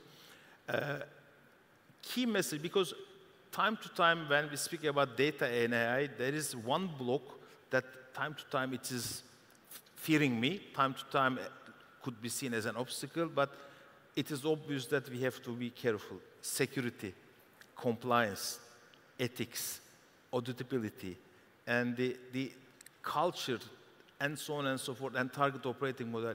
How you see the, let's say, the awareness of the insurance industry in global and in Turkey on the compliance, security, ethics, rules. I mean, GDPR, many things could be seen as an obstacle, but it should secure our communication with the customers and the agencies. How you see this situation? I still believe, despite all of this, it remains to be the biggest opportunity of our generation, and it will create the next big economic powers of the future. When you look at today all the discussion with NVIDIA between the US and China, you know that this topic will create the next superpowers. I believe that Turkey is well placed on this. Globally speaking, as an industry, the regulation has not yet been as fast on putting, to your point, clear governance framework, clear ethics code, clear responsibility between, who is responsible in this new world. But we don't have to wait until the regulation is there. I think the regulation should follow. We should act, and regulation will have to follow, because that will be a must. But to answer, regulation is not there yet. Not in Turkey, I'm speaking globally speaking. I don't see a single country, except to some extent the UK, which has adopted a certain environment that allows, a different way to, to treat innovation within the industry. Okay, thank you. It's also crucial not to forget this block as one of the enablers. Time to time, this block could be seen as an obstacle for the entrepreneurs or development. However, especially within the insurance industry, where we are dealing with the customer data, agency data, and very important data that to carry forward, we have to be very careful on compliance, ethics, and security. From that perspective, I know that from the regulatory point of view, this morning we have heard from the Davut Bey, from the regulator, that they will be keen to create much more healthy environment for data and AI-driven solutions in terms of legislation, rules, and so on and so forth. I strongly believe that collectively we have to create a much more stronger base for our industry to go beyond than today. I think we are at the end of our time slot, I guess. Okay, fine. Please. Good.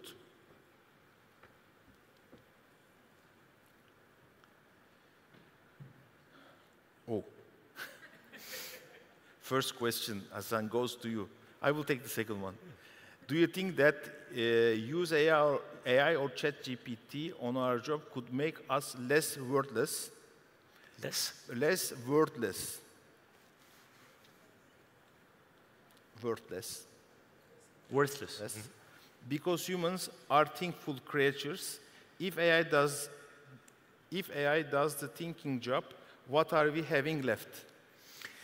That's exactly what, when we talk about culture, First of all, thank you for asking that courageous question, because that's what they say, the elephant in the room, which is why we will keep on having a huge resistance on AI as long as people think so.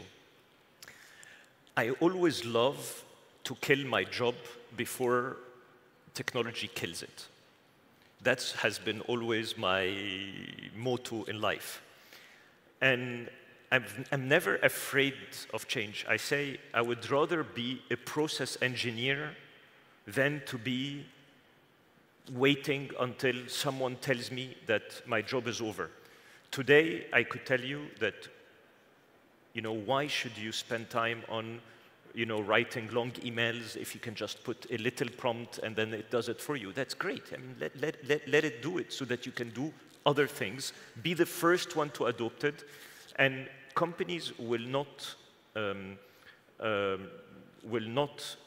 be able to, completely get rid of humans, because humans still are the ones creating those processes. And I would repeat again, human plus AI creates an augmented human. And if we are not very clear on this point, people will always be afraid to embrace AI, and there will be a competition between both.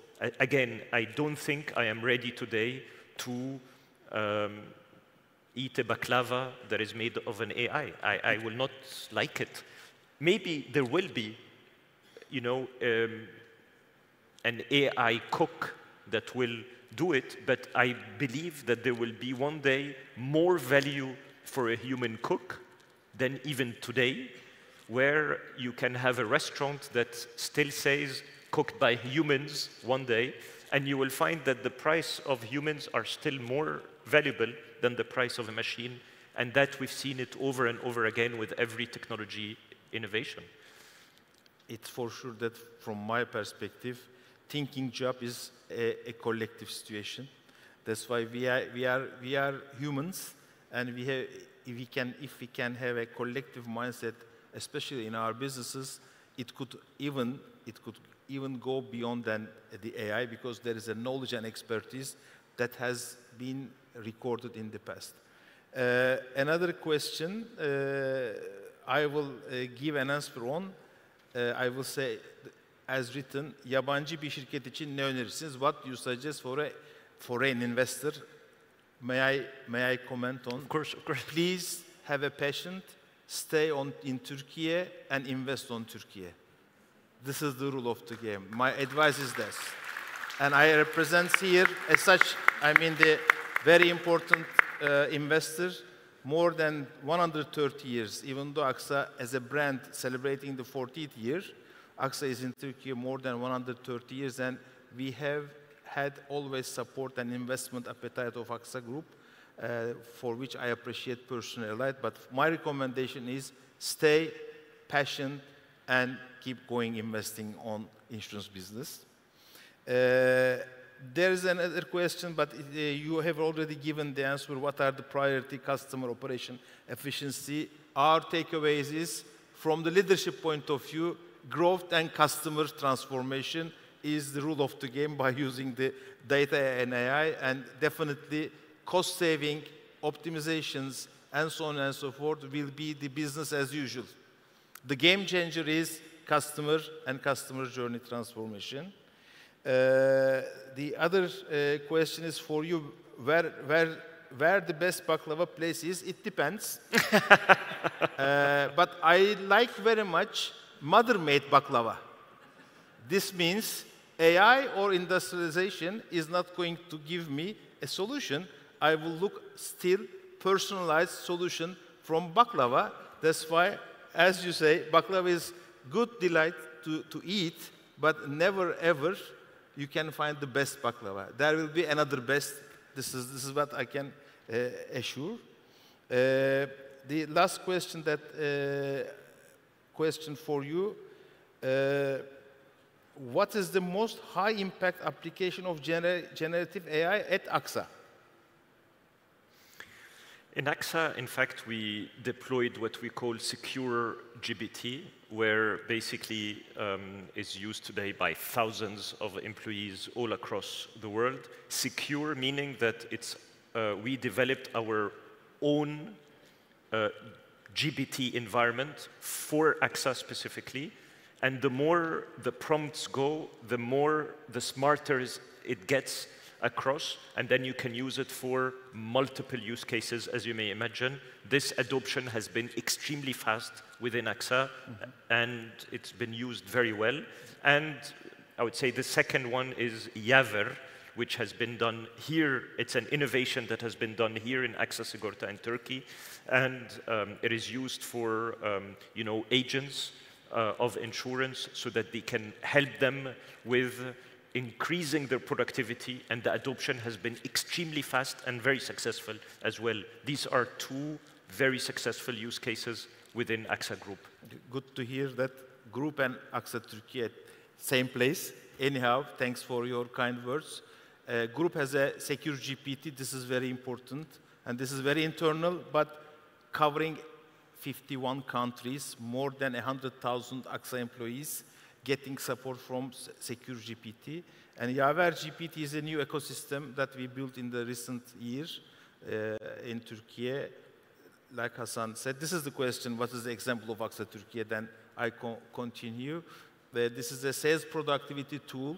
However, at the same time, medical underwriting, claim file reviews, all in all, has going to benefit from these LLM models.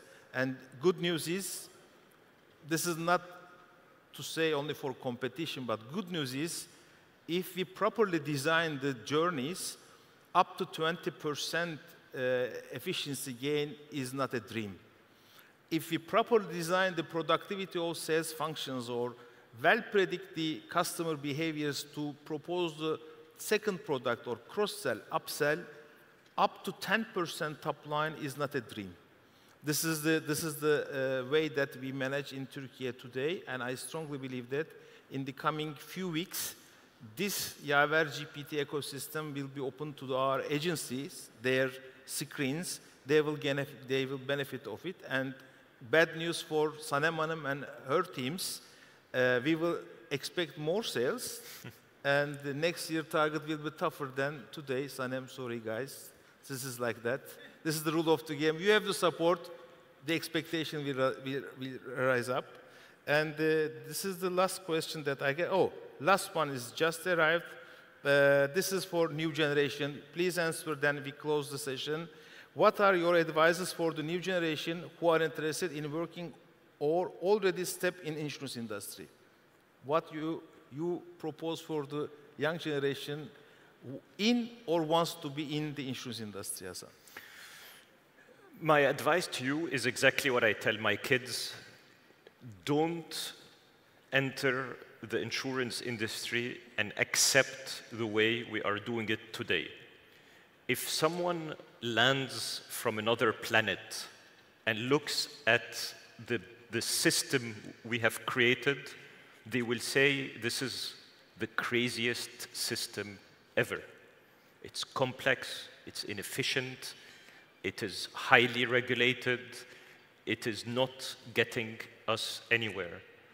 So for anyone entering the insurance industry, come in, challenge us, challenge Yavuz Bey, challenge the federation, challenge us. Tell us, why are we doing this way? Why can't we do that? Why can't we adopt it? Why can't we make it simpler, faster, cheaper? And this is the biggest value you will create, is not by doing what we did wrong, is by challenging us so that you can actually give what we cannot do, which is native to you, but not native to us, which is this new way of working. So challenge us. That's my only advice. And my comment is, if you would like to be game changers, insurance industry is waiting for you. This is the best environment that I see within the industry, is that game changers have many things to do in insurance industry. Absolutely. Thank you, Hassan.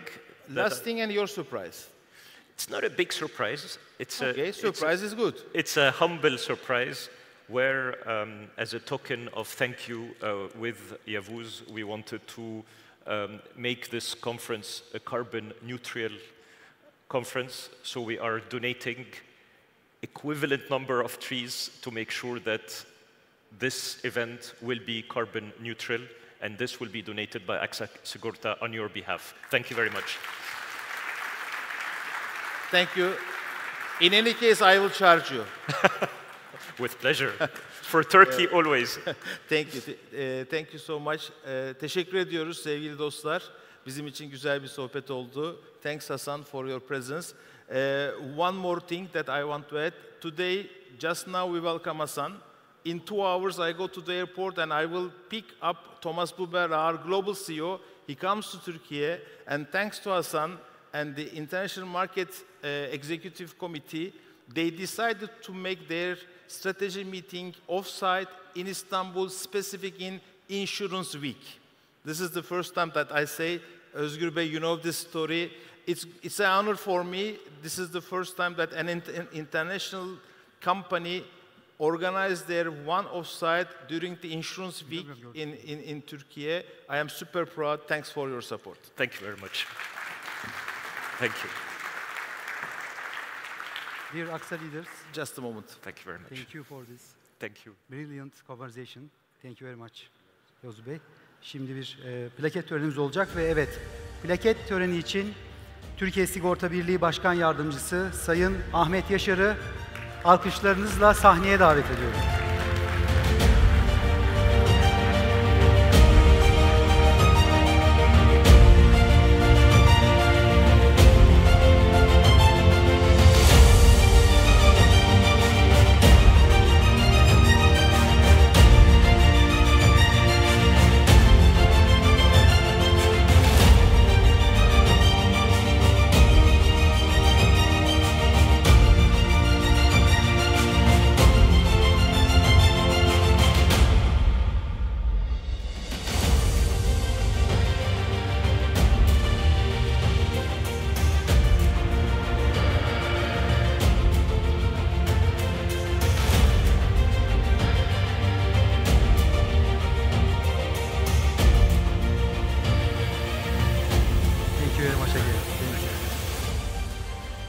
Evet, sayın konuklar ve sayın gençler, öncelikle size buradan bir mesaj çıkartmak istiyorum.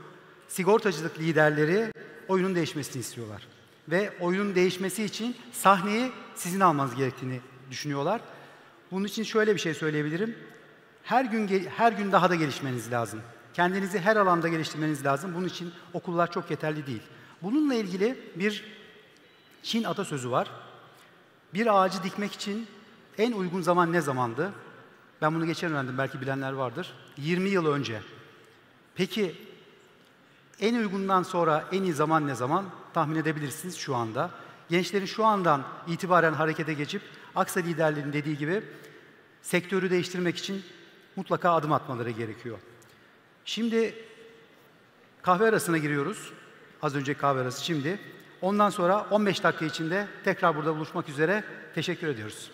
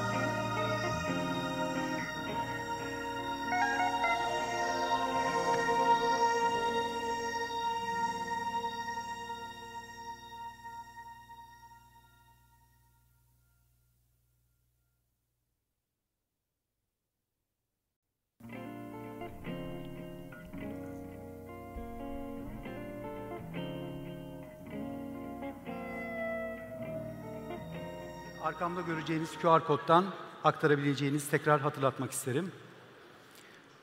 Bu arada söylemem gerekir ki bu saatte işte fena olmayan bir kalabalık var. İsteyenleri ön tarafa alabiliriz, nasıl isterseniz. Şimdiki oturumumuz artık biraz dümeni bireysel emeklilik, sağlık ve hayata doğru kırıyoruz. Ama buraya gelmeden önce az önce Aksa Sigorta'nın söyleşisinden bir iki not aktarmak istiyorum. Çünkü ilginçti gerçekten. Birçok çalışan, Hasan El Şabravişi zannediyorum, o söylemişti. Birçok çalışan AI kullanıyor ama kullandığını gizliyor.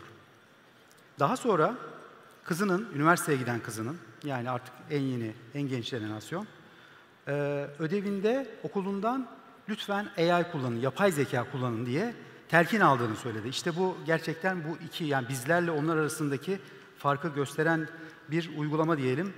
Sigortacılıkta bundan etkilenecek gibi görünüyor. Evet, üçüncü oturumumuza geçelim. Başlığımız dijital dönüşüm, hayat ve sağlık sigortacılığında yeni bir dönem mi? Yapay zeka çağında tasarruf açığını kapatmak. Oturumun moderatörü, bugüne kadar gerçekleşen 4 zirvede de çok ciddi emekleri geçen Türkiye Sigorta Birliği Genel Sekreter Yardımcısı Sayın Aysun Yıldız Özer. Onunla birlikte panelistlerimiz Pensions Europe CEO'su Matti Lepala ve Swiss Re'den Matt Singleton'ı alkışlarınızla sahneye davet ediyorum.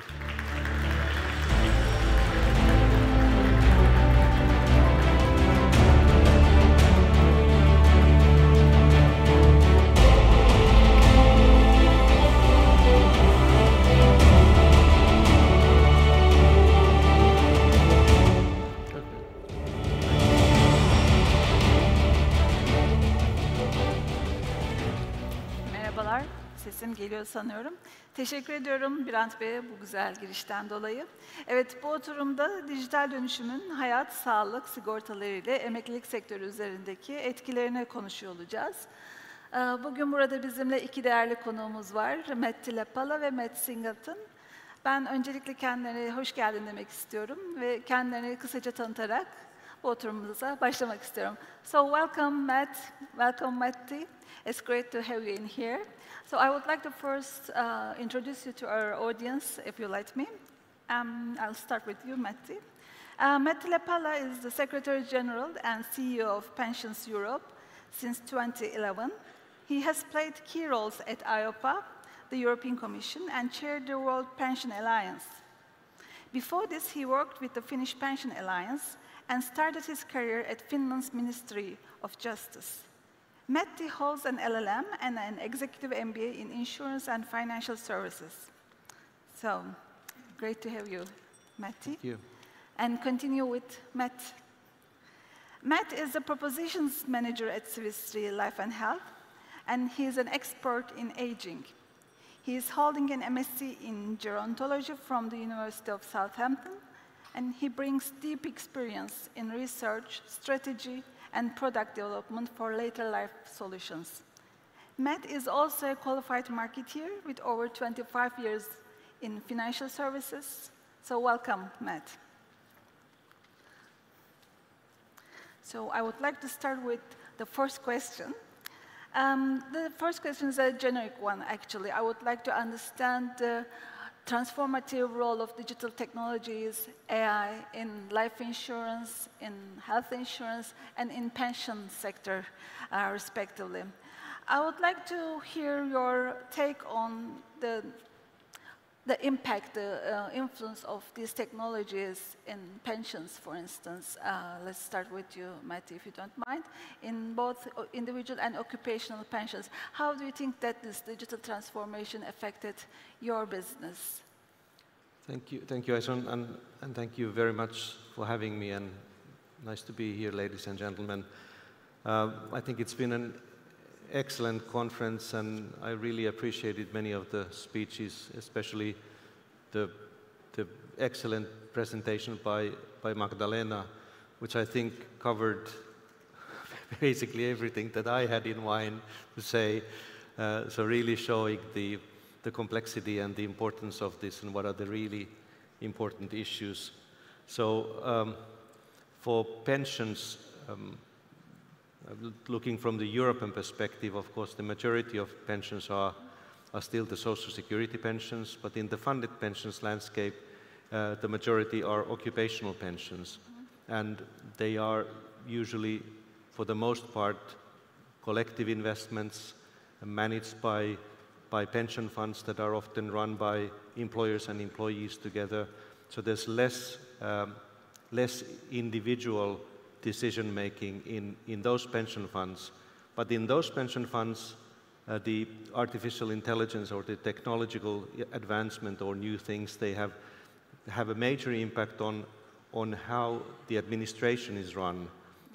So costs are really important for the final outcome from pension savings.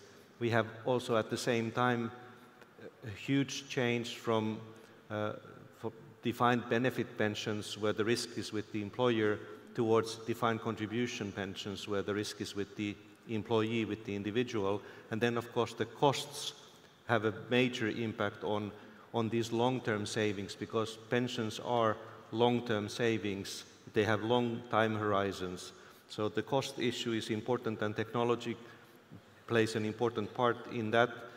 Also the complexity of the regulatory framework in Europe, and I'm sure elsewhere as well, makes the technology that is used to help really important for the management, for the administration of the pension fund.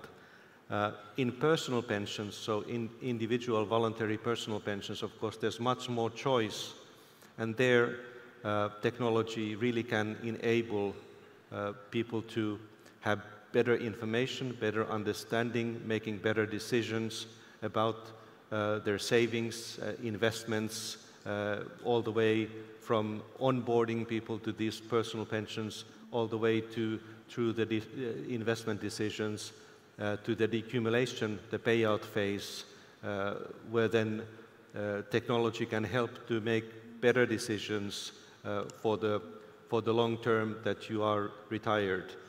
Of course, there are advantages, many advantages for pension funds in all forms, I'm sure.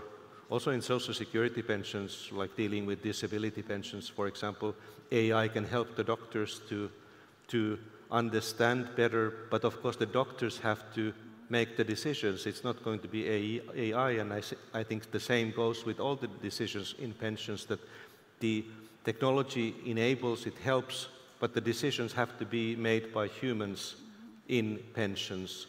And the disadvantages or the risks are clear as well, because you are much more dependent on technology, you're much more dependent on different types of service providers, you're dealing with new risks, cyber risks, compliance risks, it's a huge amount of new regulation that is relevant in the digital sphere in Europe.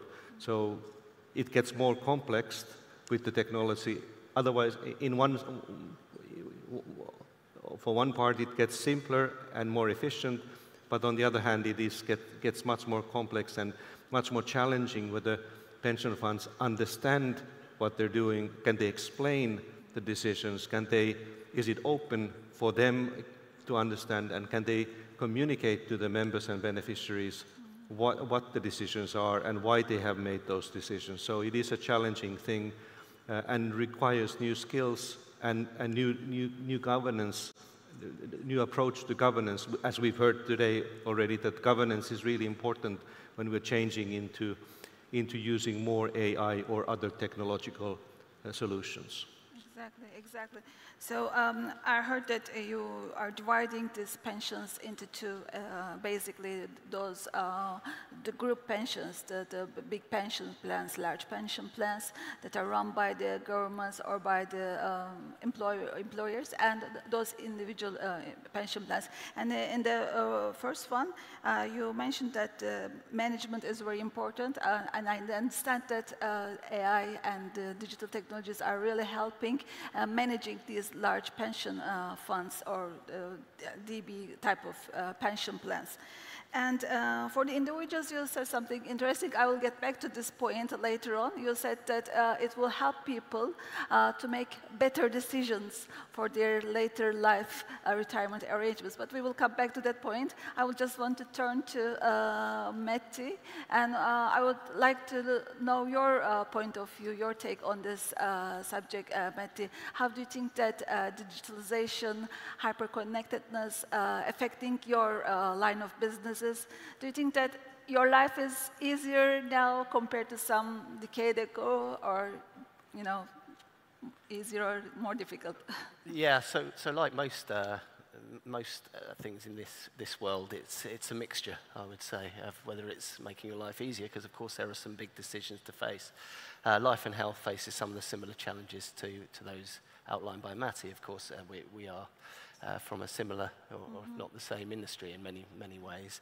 I think the opportunity is vast, and I think that's been shared many times today. I thought Magdalena's speech earlier particularly demonstrated the vastness of what could be out there. I think I'd also like to echo a bit what Hassan was saying in the last session, where he was saying, for young people, don't make the same mistakes we did. You need to look at these things with a fresh view. I think we now have an opportunity to think across the value chain holistically, and I think we have an opportunity to make changes for how the customer, how the consumer makes decisions, but also how we provide for them. It could well be the big revolutionary thing that everyone is talking about. But I think we need to rethink our proposition right across the value chain and across the life course, right from early age right through to the end of life, and what we provide for people throughout their lifetime. And I think that's where the big challenge lies. Okay. It's an opportunity, definitely, but we must be on the watch to be careful with the cyber attacks and some of the harmful effects of the digitalization, of course. In the second part, I would like to just deal with some other topic. I would like to just concentrate on distribution, the access to insurance products. And obviously, digital channels make it easier for people to reach more and more life insurance and health insurance products, as well as just choosing retirement plans according to their own needs.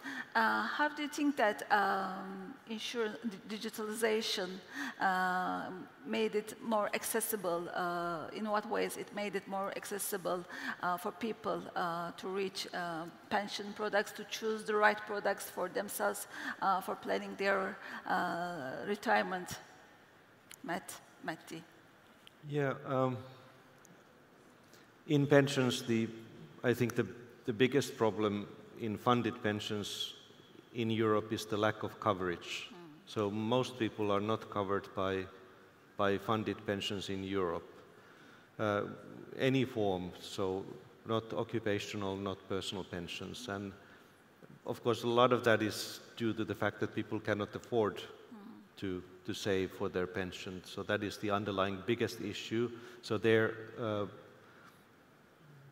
technology doesn't, it can help even saving from a smaller amount. If you have an easier onboarding to pension savings, then even with modest low-level contributions, you can build something which is better than having nothing. Sure. And there, I think the technology can help to help with the financial literacy of people so that they understand the challenges and the need to save and the products that are on offer, and that you have then simple comparable options that you can choose from, because financial products, pension products included, are complex and people can be afraid of them.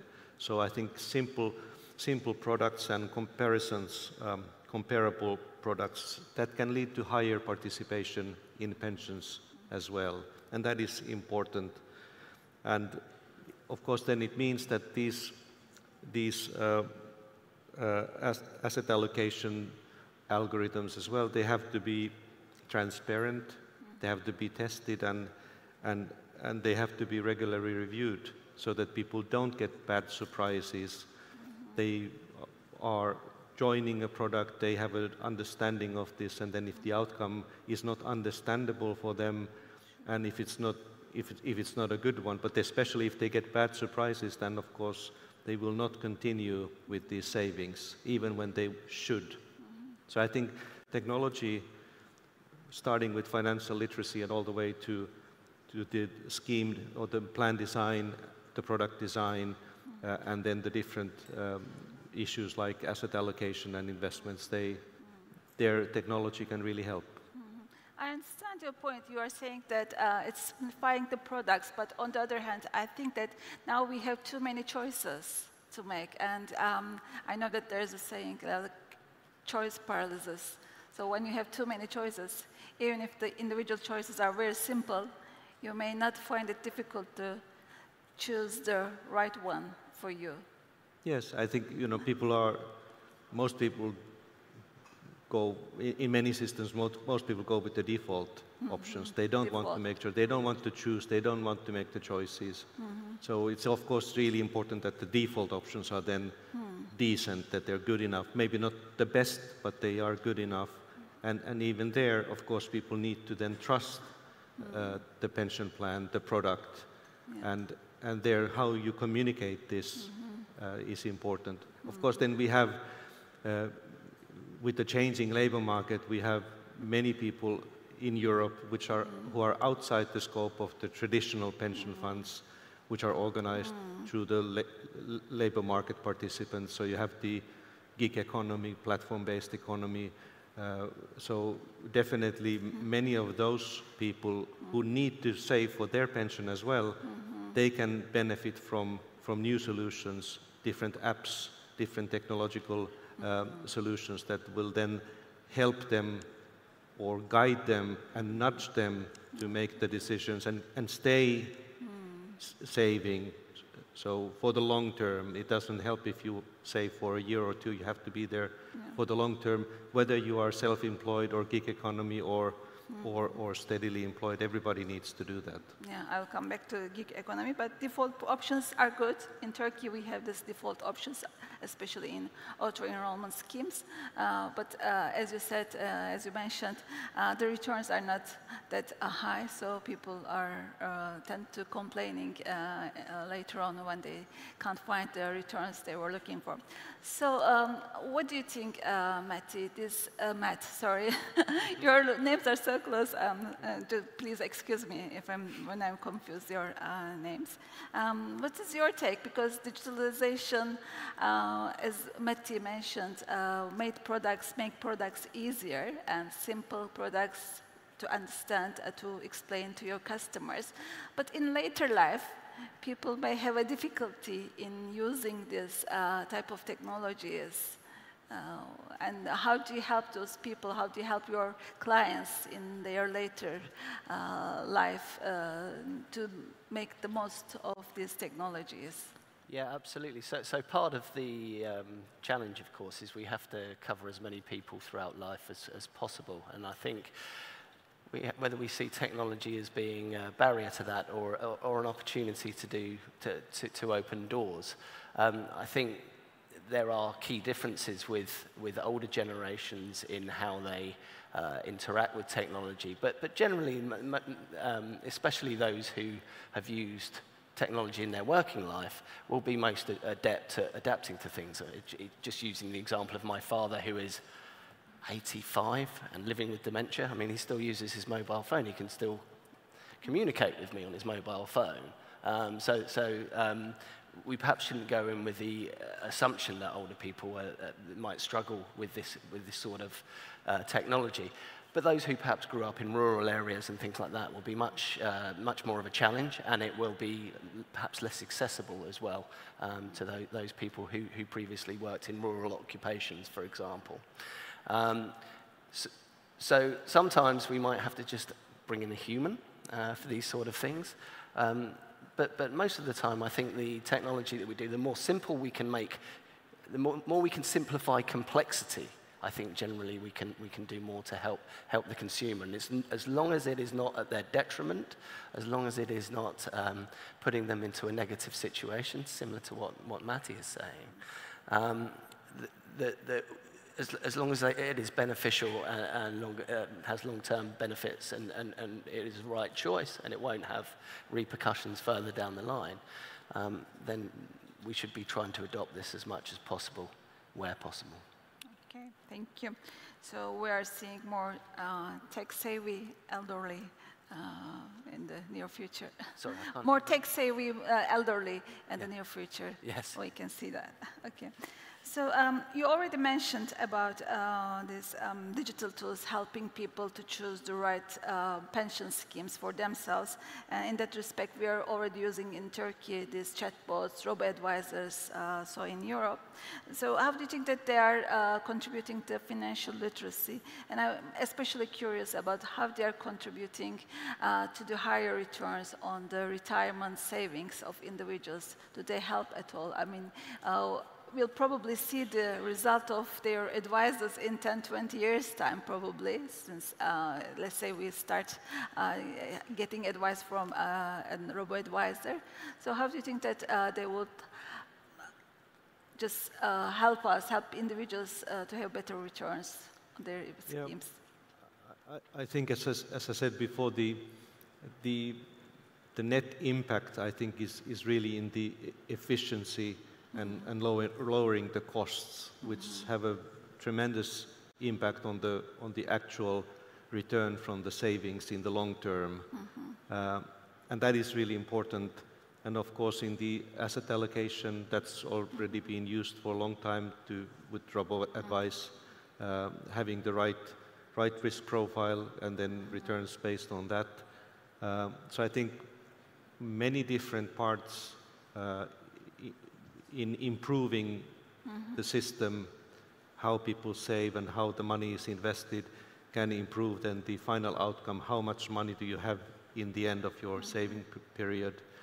And then also very much how you then do the drawdown, the decumulation phase.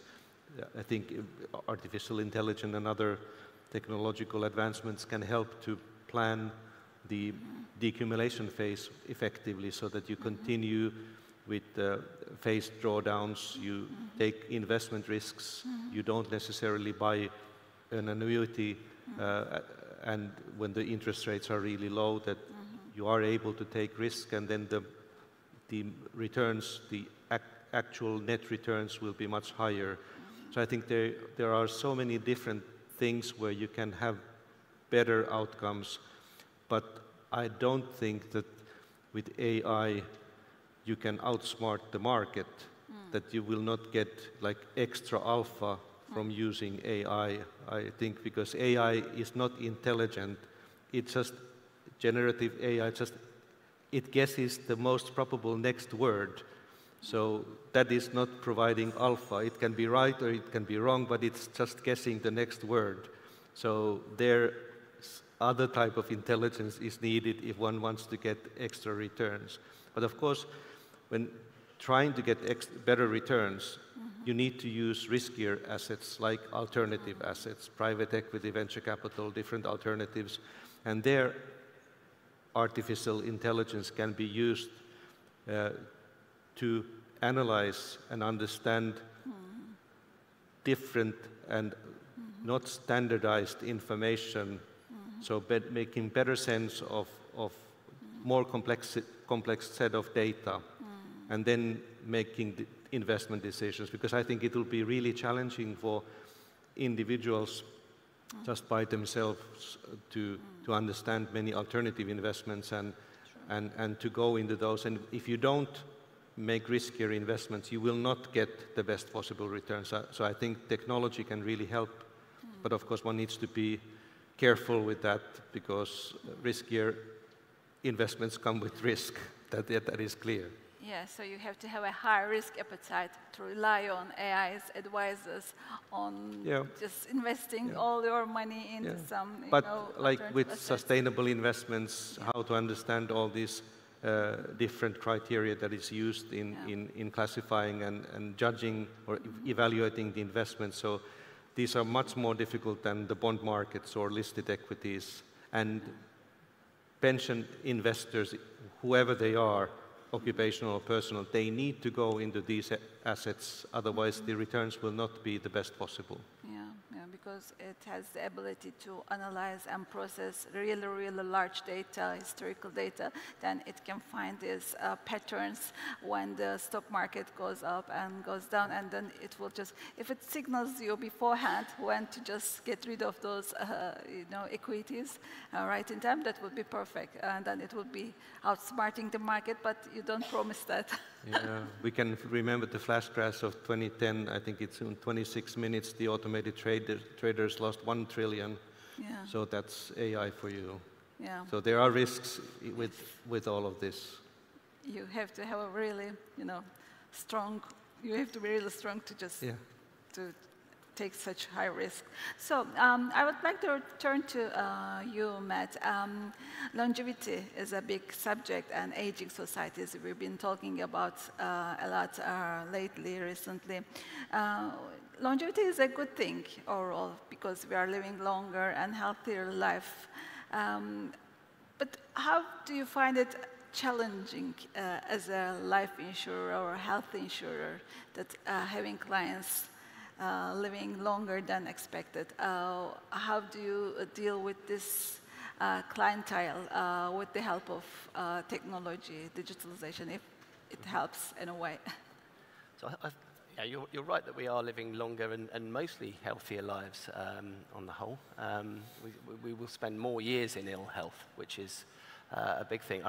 There was your very first slide at the beginning of the day said something along the line of, when facing life setbacks, we enable people to rebuild. And that's what insurance is about. Now, as we get older, some of those setbacks are going to come more frequently and more predictably. And of course, if things are more predictable, that means we need good savings, which is, of course, from the pension side. It also will, for example, mean potentially working for longer, or saving more. Or it might mean that you end up running out of money in later life. And of course, these are the sort of risks where insurers can step in and can help people, for example, through the use of annuitization. And I'd like to see personally that through the use of technology that we can actually get closer and more modular products and solutions for the consumer needs to their pensions, to their savings, as they approach retirement and as they are in retirement, and to address some of those risks which are not so certain as we go through the life course into later life. There are so many other things I could say, but I think the main thing is we need to rethink our proposition for later life solutions. I think we can make propositions that are affordable. That's been one of the key problems, is the costs escalate a lot in later life, again, because of that more predictable nature of the risk. In some cases, the inevitability of risk, almost, or close to. And that's where things start to get very expensive. So we need to look at the risks we can actually cover, the smaller risks that consumers are willing to protect themselves against, for those uncertainties, for those life setbacks that we were talking about right at the beginning of the day. And through technology, we can actually create a structure alongside people's savings, alongside their retirement income, be that through their pension savings, be that through working longer, be that through the state. And we can actually create more of an offering that's personalized to people with better risk selection, better understanding of their needs through the masses of data that have been talked about throughout the day, and of course. Yeah, so modular products are the key as far as I understand, and the tailored offerings is another option. You just assess the needs of the customer, your client, and then you just assess and offer them products that are suitable for their age and their situation in social and economic position, I understand from what you say. And related with this one, with this longevity issue, you know, now employment markets are changing. The patterns of employment are changing because we are living longer, and people are taking long absence from work, and they just give break and they go back to employment market sometime later. And this certainly has some impact on their pension plans, pension arrangements. How do you advise people, individuals, also in their employers, the pension planners, for those people who are taking long absences from their employment? Yeah, it's very true phenomena across Europe that people are no longer in these very long duration employment, steady employment relationships where they are core workers with also good benefits like pensions. So much often people need to change careers. They need to be self-employed often. So it's important that the pension rights are accrued quickly so that you don't have long vesting periods and you have portability of your pension rights, so that the systems are designed so, and then that you also cover, as I said before, other than non-standard workers. That is important. One way or the other you need to cover, you have to give the opportunity for people to enter. If the labor market participants don't offer, then it has to be then personal pension products that are on offer, and that needs to be supported by taxes, of course, and that has to be understandable. But the contribution continuity is really important, so that you are able and you understand that you need to contribute even if you are not in a standard employment relationship. Even when it's like not self-evident to you that you need to be informed, you need to understand that you need to continue, you need to stay in the systems. There's a lot of discussion and initiatives on auto-enrollment across Europe. European Commission will come up with proposals by the end of this year on extending auto-enrollment to get people into the system. So it's important. But information and guidance are really important. Their technology can help. So again, many things, but the changing labor market definitely is a problem. It's already concerns many millions of people in Europe that are outside the traditional funded pension systems, and if they don't save, they will face problems in the retirement with their retirement income. Yeah, it's very important.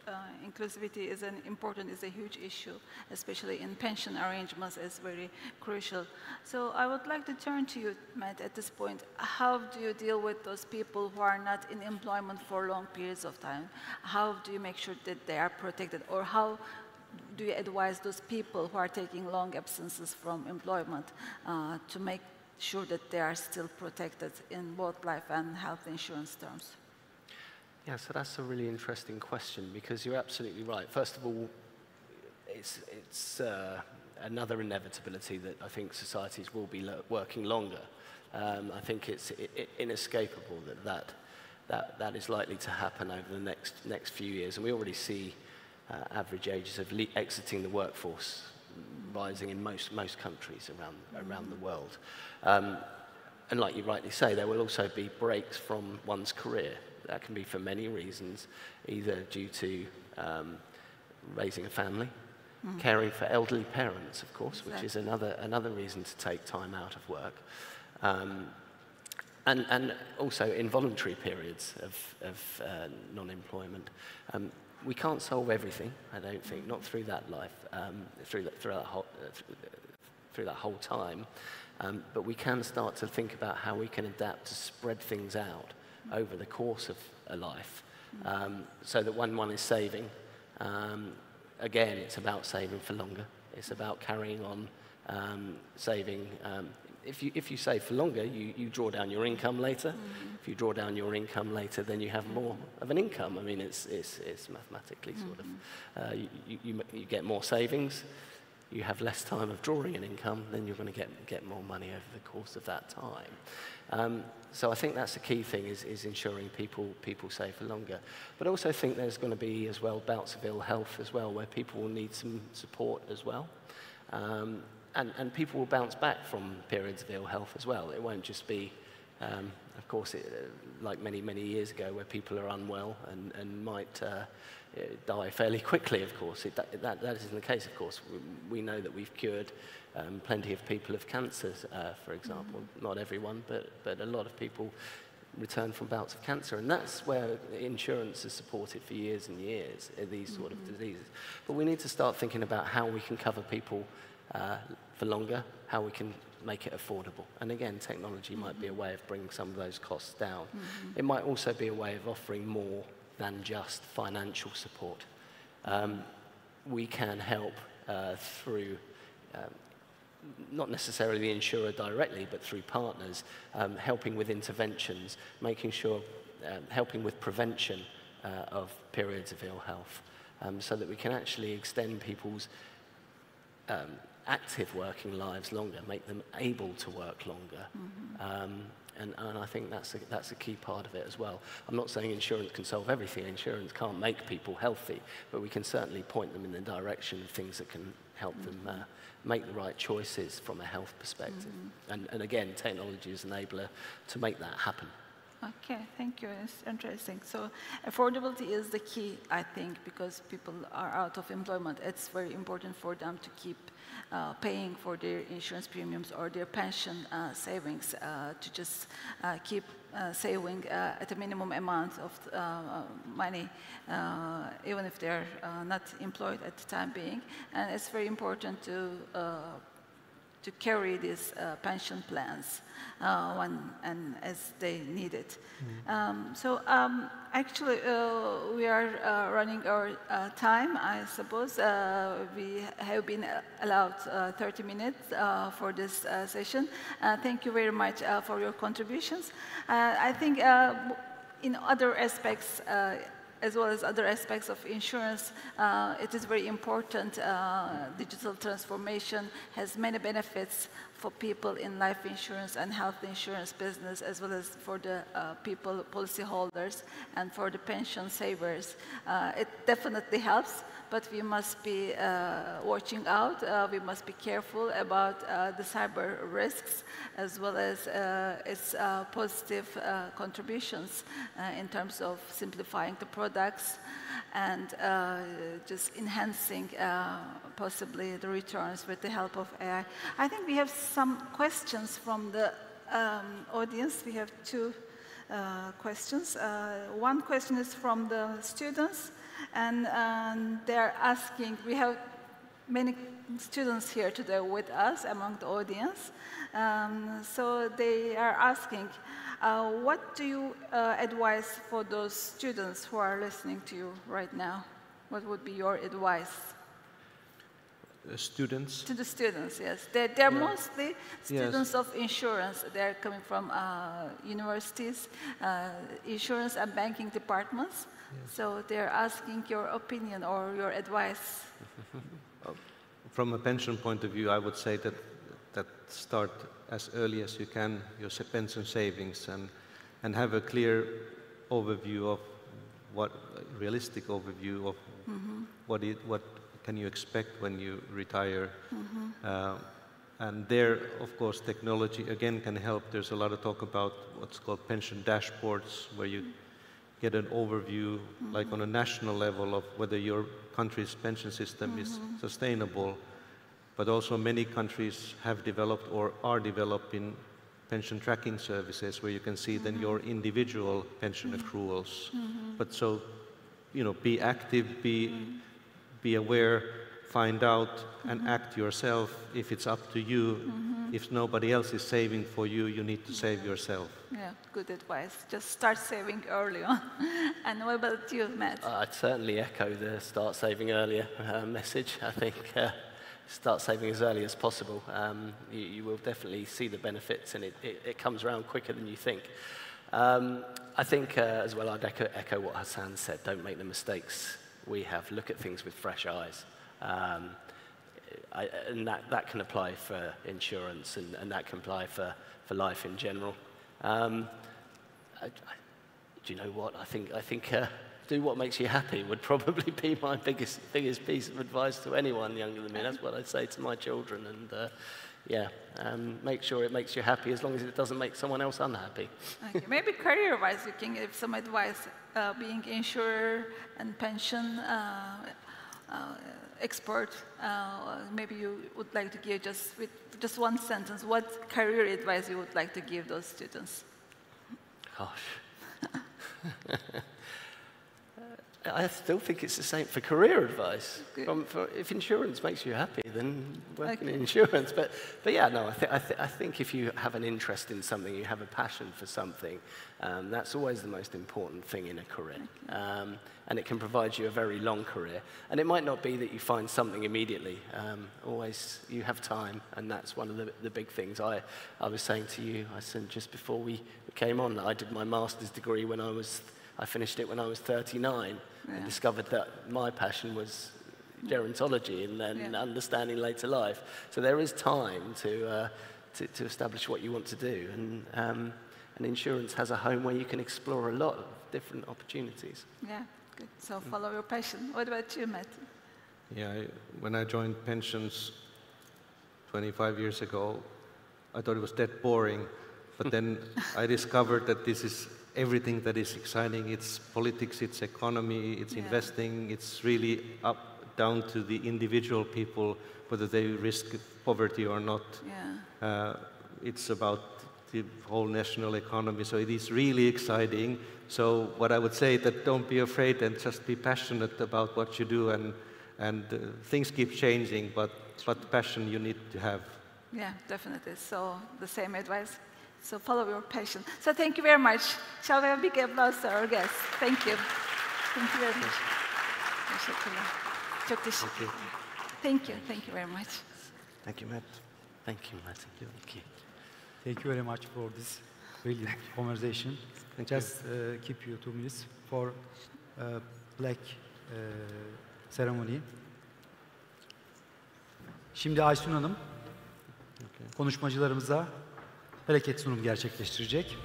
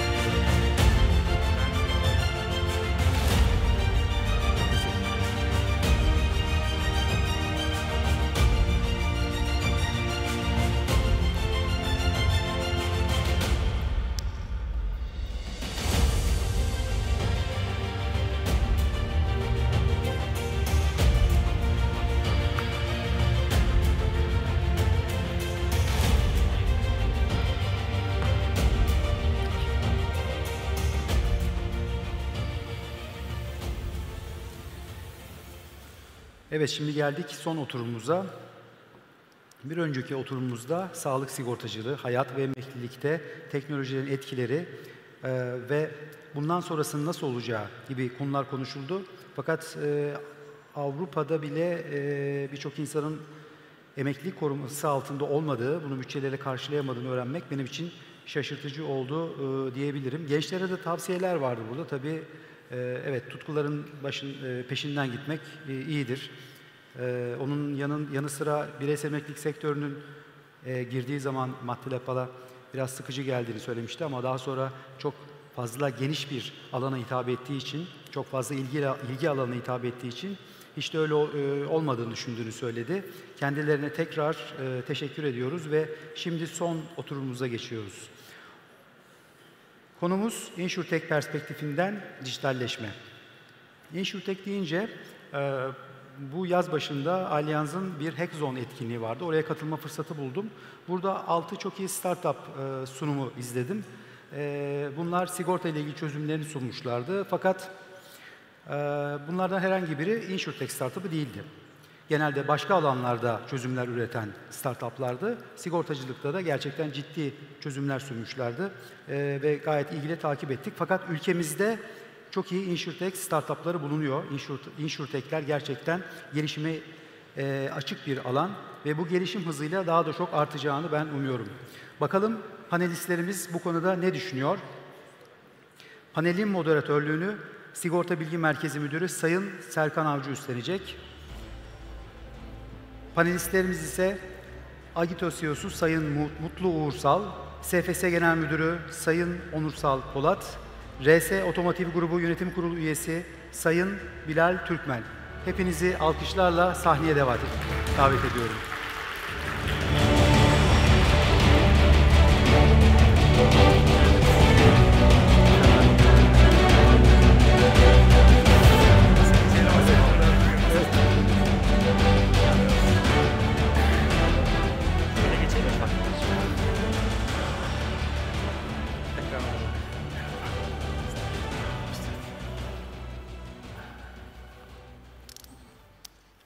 Sesim geliyor mu? Geliyor. Tamam. Sayın sigorta sektör yöneticileri, saygıdeğer hanımefendiler, beyefendiler, değerli konuklarım, hoş geldiniz. Hepinizi saygıyla, sevgiyle selamlıyorum. Hoş bulduk, teşekkür ederiz. Bu vesileyle hem sigortacılık haftası hem de Uluslararası Sigortacılık Zirvesi umarım tüm paydaşlara katkı sağlar, fayda sağlar. Bugün dijitalleşme ile ilgili çok şey duyduk, çok farklı perspektiflerden. Değerli konuklarımla birlikte bizler de InsurTech perspektifinden sigorta sektörünün dijitalleşmesi, yarattığı fırsatlar, karşılaştığımız zorluklar, riskler neler? Bunlardan bahsedeceğiz. Gerçekten bugün hem sunumlar hem paneller içerik açısından çok tatmin edici ve doyurucuydu. Umarım bizim panelimizde de aynı tatmini sağlayabiliriz. Bu vesileyle ben müsaade ederseniz sizleri tanıtmak ve takdim etmek isterim. Hemen.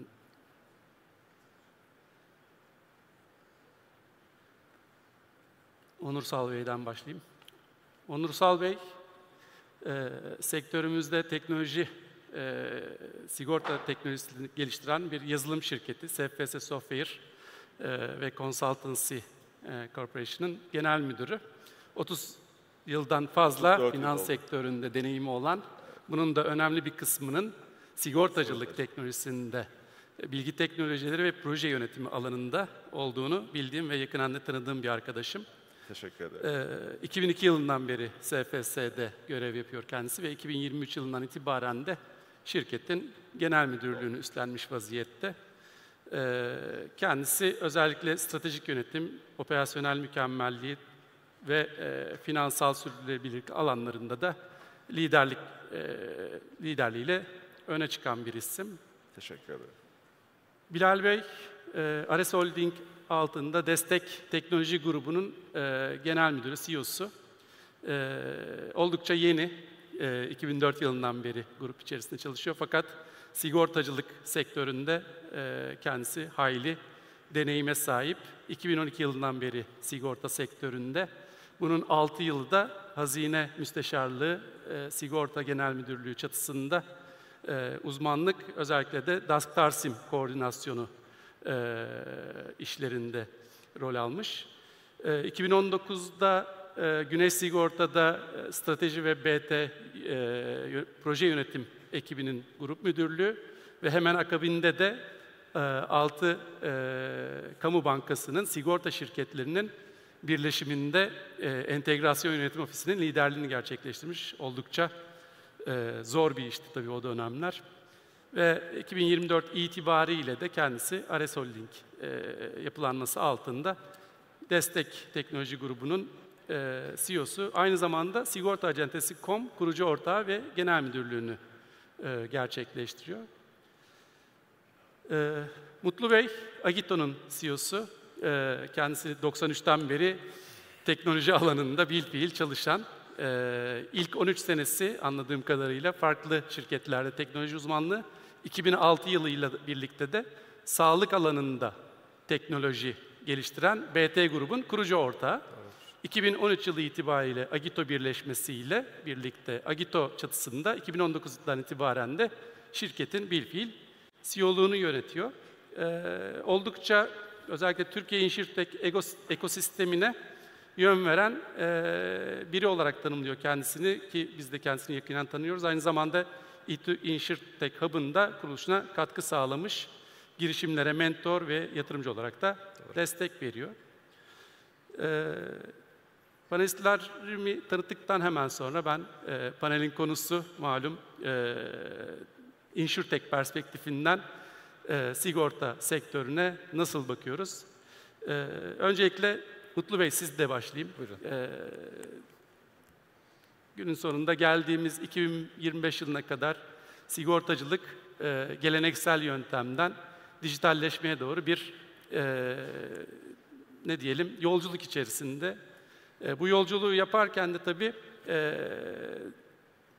kurumsal kültür ve müşteri davranışlarında da çok ciddi köklü değişiklikler oldu. Buradan bahsedebilir misiniz bize teknolojik anlamda ya da sizin InsurTech bakış açınızla ne tür değişiklikler bunlar? Sizden duyarsak. Çok teşekkür ederim. Sağ olun Serkan Bey tanıtım için de. Şöyle başlayayım isterim. Bu dijitalleşmeden bahsetmek için önce çok kısa bir dijitalleşmenin evreleri nelerdir ondan bir bahsedelim. Aslında 4 evreden oluşuyor bütün dünyaya baktığımızda çok özeti olacak şekilde. Önce bir yeni doğan dediğimiz farkındalık aşaması, ondan hemen sonra geliştirme dediğimiz bir development aşaması, hemen 3. aşamada entegrasyon dediğimiz sistemlerin birbiriyle konuşması ve en son 4. aşamada tam entegrasyon dediğimiz bütün sistemlerin hiçbir datayı kaçırmadan konuşması. Türkiye bunun neresinde diye bakmak lazım öncelikle konuşabilmek için. Henüz daha 2. evreyi bitirdik, 3. evrenin başındayız. Hani Amerika gibi, İsveç gibi, Kore gibi ülkeleri bunları koyduğumuzda 4. aşamanın sonuna gelmiş durumdalar. Biz 3. evrenin başındayız. Yani development'ı bitirdik, artık sistemler arası entegrasyonu kurmaya çalıştık ama tam entegrasyonumuz yok. Şimdi bu noktada baktığımız andan itibaren kurumlar böyle. Ama bireyler böyle mi? Değil. Yani sonuç itibariyle dünyadan bir farkımız yok. Cebimize cep telefonumuzu koyduğumuz andan itibaren hepimiz dünya kadar dijitaliz. O bakımdan hani sorduğunuz soruyu onunla bağlayacağım. Hani istekler yani müşteri istekleri öncelikle tamamen dijitalleşmenin 4. evresindeymişiz gibi istekler var. Ama henüz kurumsal olarak 3. evrenin başındayız. İşte buraya adapte olmak kurumların en büyük problemlerinden bir tanesi Türkiye açısından baktığımız andan burada. Hani yine bir yapılan araştırmada 68 ülkenin girdiği bir araştırmada işte Amerika gibi ülkeleri 100 bandında yaparsak Türkiye 52'lerde dijitalleşmede. Şimdi bu sıkıntıları üst üste koyduğumuz andan itibaren aslında bu fırsat tehdit aynı anda geliyor. Yani o zaman burada aslında 3-4 başlıkla söylemek lazım değişen kültür nedir diye. Birincisi aynen bireyselde olduğu gibi müşteri beklentilerimiz değişti. Ne bekliyoruz? Biz kişiselleştirilmiş hizmet bekliyoruz. Nasıl ki cep telefonlarımızda, iPad'lerimizde ekranlarımızı kişiselleştiriyoruz, ayarlarımızı yapıyoruz, her zil sesimiz. Artık ürünleri de öyle istiyoruz sigortadan. Yani standart bana sana A kaskosunu verdim, B poliçesini verdim, şu ayeti verdim değil. Bana özel ürün istiyorum. Tabii ki bu birincisi. Hani kişisel olarak ne olacak? Tabii ki bunu verebilmek için kurumlar ne yapmalı? Veriye dayalı stratejiler ve kararlar geliştirmesi lazım. Çünkü elinizde veri yoksa siz kişiselleştirilmiş ürünler veremezsiniz. O zaman veri işine girdiği anda o zaman Big Data'ya doğru gidiyoruz ve tabii ki yapay zeka gündeme geliyor. Tüm bunları artı arta koyduğumuzda tabii kurumların yapması gereken bir şey daha bence partnership ve ekosistemler. Neden bundan bahsetmek istiyorum? Çünkü artık her şeyi ben yaparım dünyası çoktan bitti. Yani günün sonunda güçlü, çok daha güçlü şirketler var, daha yapan şirketler var. Yani günün sonunda kişiselleştirilmiş hizmet verebilmeniz için dataya bağlı stratejiler geliştirmeniz lazım. Bu stratejileri partnership'ler çözmeniz lazım ve birazdan daha da detayına gireceğiz. Yapay zeka ile bunları mutlaka güçlendirmeniz lazım. Çünkü dediğim gibi dijitalleşmeye giderken bu bir fırsat tehdit. Yani 1993 Nisan'da geldi Türkiye'ye internet. Günün sonunda ODTÜ'ye gelmişti, şahitlik de ettim şahsi olarak, oradaydım Nisan'da. Ve o bir çığır atlattı. Günün sonunda dijitalleşme ve dönüşüm her zaman var, hiçbir zaman bitmiyor. Ama böyle giderken bir anda sıçramalar oluyor ve o dalgalara binmeniz gerekiyor devam edebilmeniz için. İnternet bunlardan biriydi. Hani bütün dünyada kabul ediyor ki yapay zeka internetten sonraki en büyük sıçrama. İşte bu dalganın üzerine binip gidenler internete binen gibi önümüzdeki 10 yıl, 5 yıl her neyse kurumsal olarak bu süreçleri yönlendirecekler. Hani binemeyenler ne yazık o dalganın karşısında birazcık kalacaklar diye. Burada çok da fazla söz almayayım arkadaşlarımın ama genel olarak hani bireysel ihtiyaçlar çok özetle ne aklımızda kalsın. Kişiselleştirilmiş hizmet istiyorlar. Kurumlar da bunu verebilmesi için de mutlaka veriden, AI'dan ve partnership'lerden yararlanmak zorundalar. Bence önümüzdeki dönemde kurumlar ve kişilerde bu tip değişiklikler olacak diye öngörüyorum deyip bağlayayım. Çok teşekkür ederim. Rica ederim. Onursal Bey, SFS çok uzun zamandır sigorta sektöründe, 30 küsür senedir değil mi? 34 yıl oldu. Evet, 34 yıllık bir mazisi olan şirket ve sigortacılık teknolojisine herhalde en erken başlayan şirketlerden bir tanesi. Ve çok sayıda da sigorta şirketi müşteriniz olduğunu biliyorum. Evet, doğru. Bu geçiş zamanı. Siz nasıl değerlendiriyorsunuz? Yani geleneksel bir sigorta şirketinden dijitale doğru yürüyen bir süreçte SFS müşterilerine nasıl katkıda bulundu? Nasıl bir yol haritası hazırladı? Ya da ne tür faydalar sağladı somut olarak? Biraz bunlardan bahsederseniz. Biz aslında müşterilerimize 3 yol öneriyoruz. Öncelikle bu analiz, dijitalleşme analizi. Buradaki darboğazlar neler? Müşterilerimiz hangi darboğazlarda sıkışıyor? Manuelleştirilen yerler nereleri? Daha sonrasında bu çıkartılan analizlere göre tüm uçtan uca core sistemin dijitalleşmesini sağlamaya çalışıyoruz. Diğer modelde bu veriye dayalı operasyon modelini uygulamaya koyuyoruz. Veriye dayalı operasyon modelinde müşterilerimizin bu çalışmış oldukları yapılarla beraber entegre edilen sistemlerle müşterinin tam uyumunu sağlamaya çalışıyoruz. SFS olarak biz tabii 34 yıllık bir geçmişimiz var. Bunun da verdiği bazı deneyimlerle beraber müşterilere kesintisiz hizmet sunmayı amaçlıyoruz ve burada da başarılı olduğumuzu düşünüyoruz. Bizim bu sektörde sağlamış olduğumuz bu inovatif çözümlerle müşterilerimizde hiçbir kesinti sağlamadan veya bir sorun yaşamadan dijitalleşme konularında oldukça ileri gidiyorlar. Ama operasyonel verimlilik olarak baktığımız zaman biz onu 3 ana başlıkta ele alıyoruz. Operasyonel verimlilik olarak değerlendirdiğimiz süreçte bizim SFS ekosistemindeki müşterilerimiz diğer sigorta şirketlerine göre çok daha hızlı, dinamik yapılarını hayata geçirebiliyorlar. SFS'nin en güçlü olduğu alanlardan bir tanesi dinamik yapısı. Her türlü ürünü müşterilerimiz çok bize ihtiyaç duymadan no-code, low-code dediğimiz yapılarla hızlı bir şekilde hayata geçirebiliyorlar. Bizim de zaten bu konuda onlara en fazla destek verdiğimiz tarafta bu dijitalleşmede biz yapay zeka, bizim SFS script dediğimiz yapımızı biraz daha yapay zekaya entegre ettik. Artık öyle bir hale geldi ki bizim yapmış olduğumuz bu yeni yapay zekayla ki belki bundan sonraki şeyde bir ödül de olacak galiba o konuyla ilgili.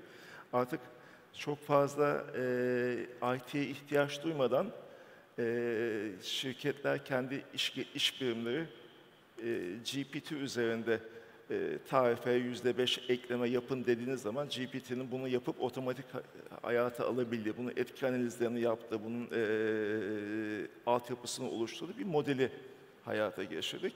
Bu operasyonel verimlilik açısından bizim için çok önemli katma değer yaratacağına inanıyoruz bu sektörde.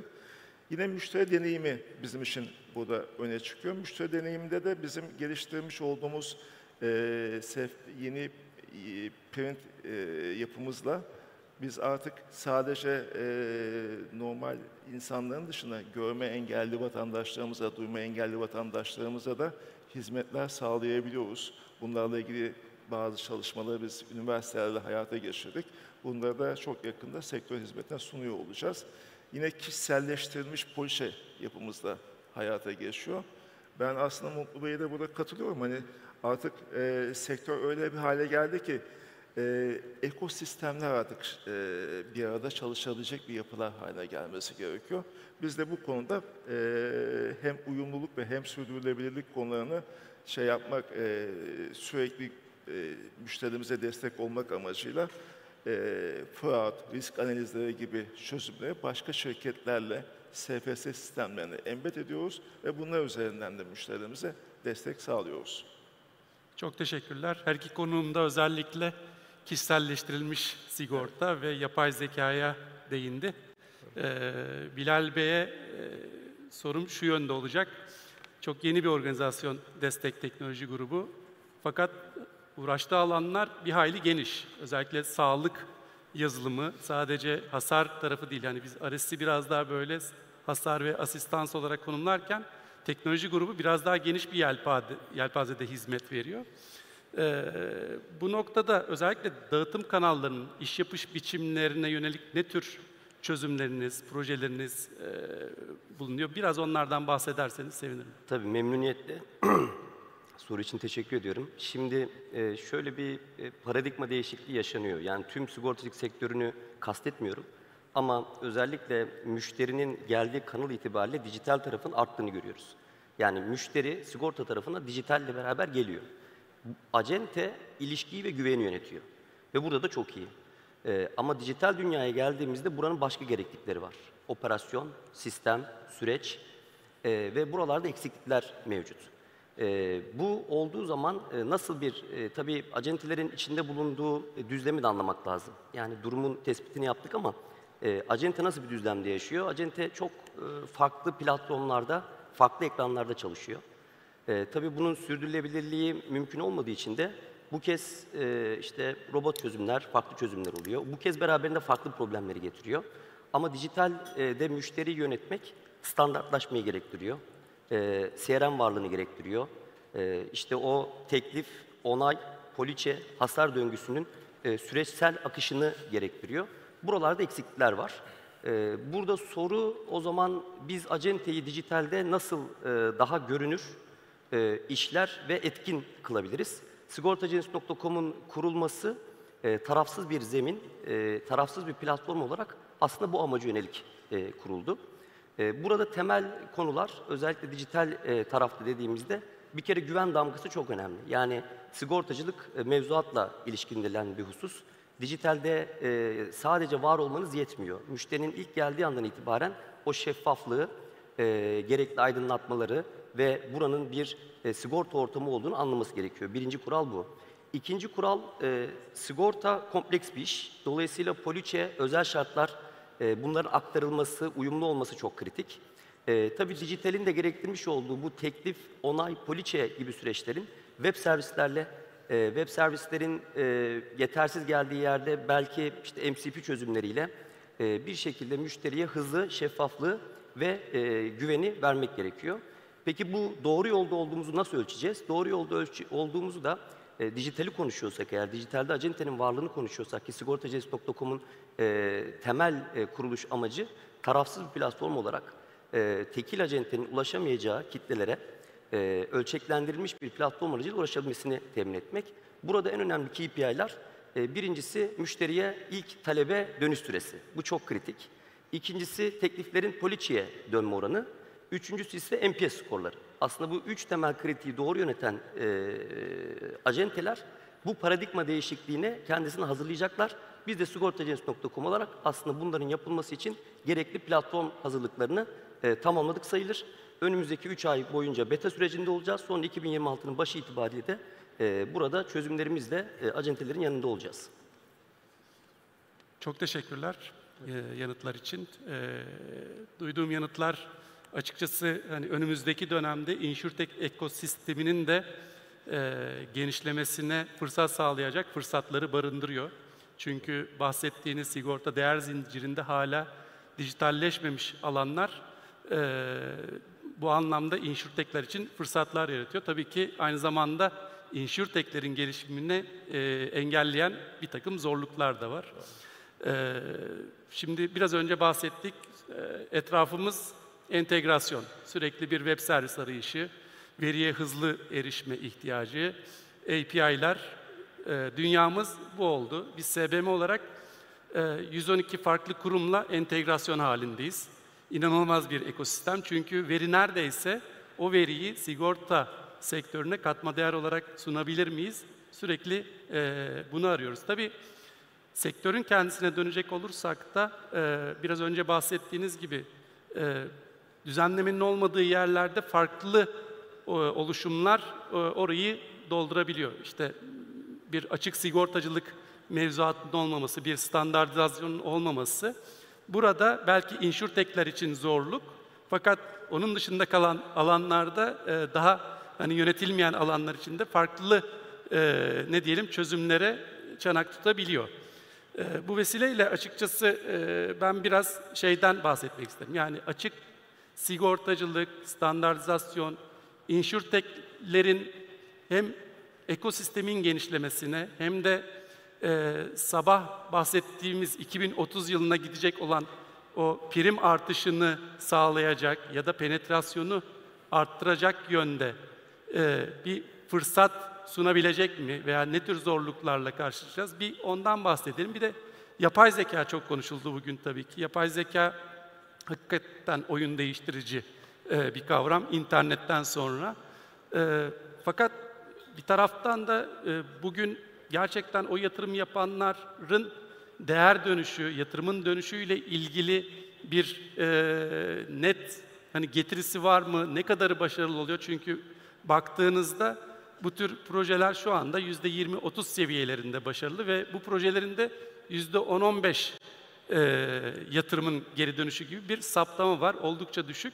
Biraz hani abartı mı hala yoksa ya da bu abartı ne zaman aslında aşılacak? Biraz bunlardan bahsetmek isterim ben. Bu vesileyle de sorumu ben Onursal'a ileteyim.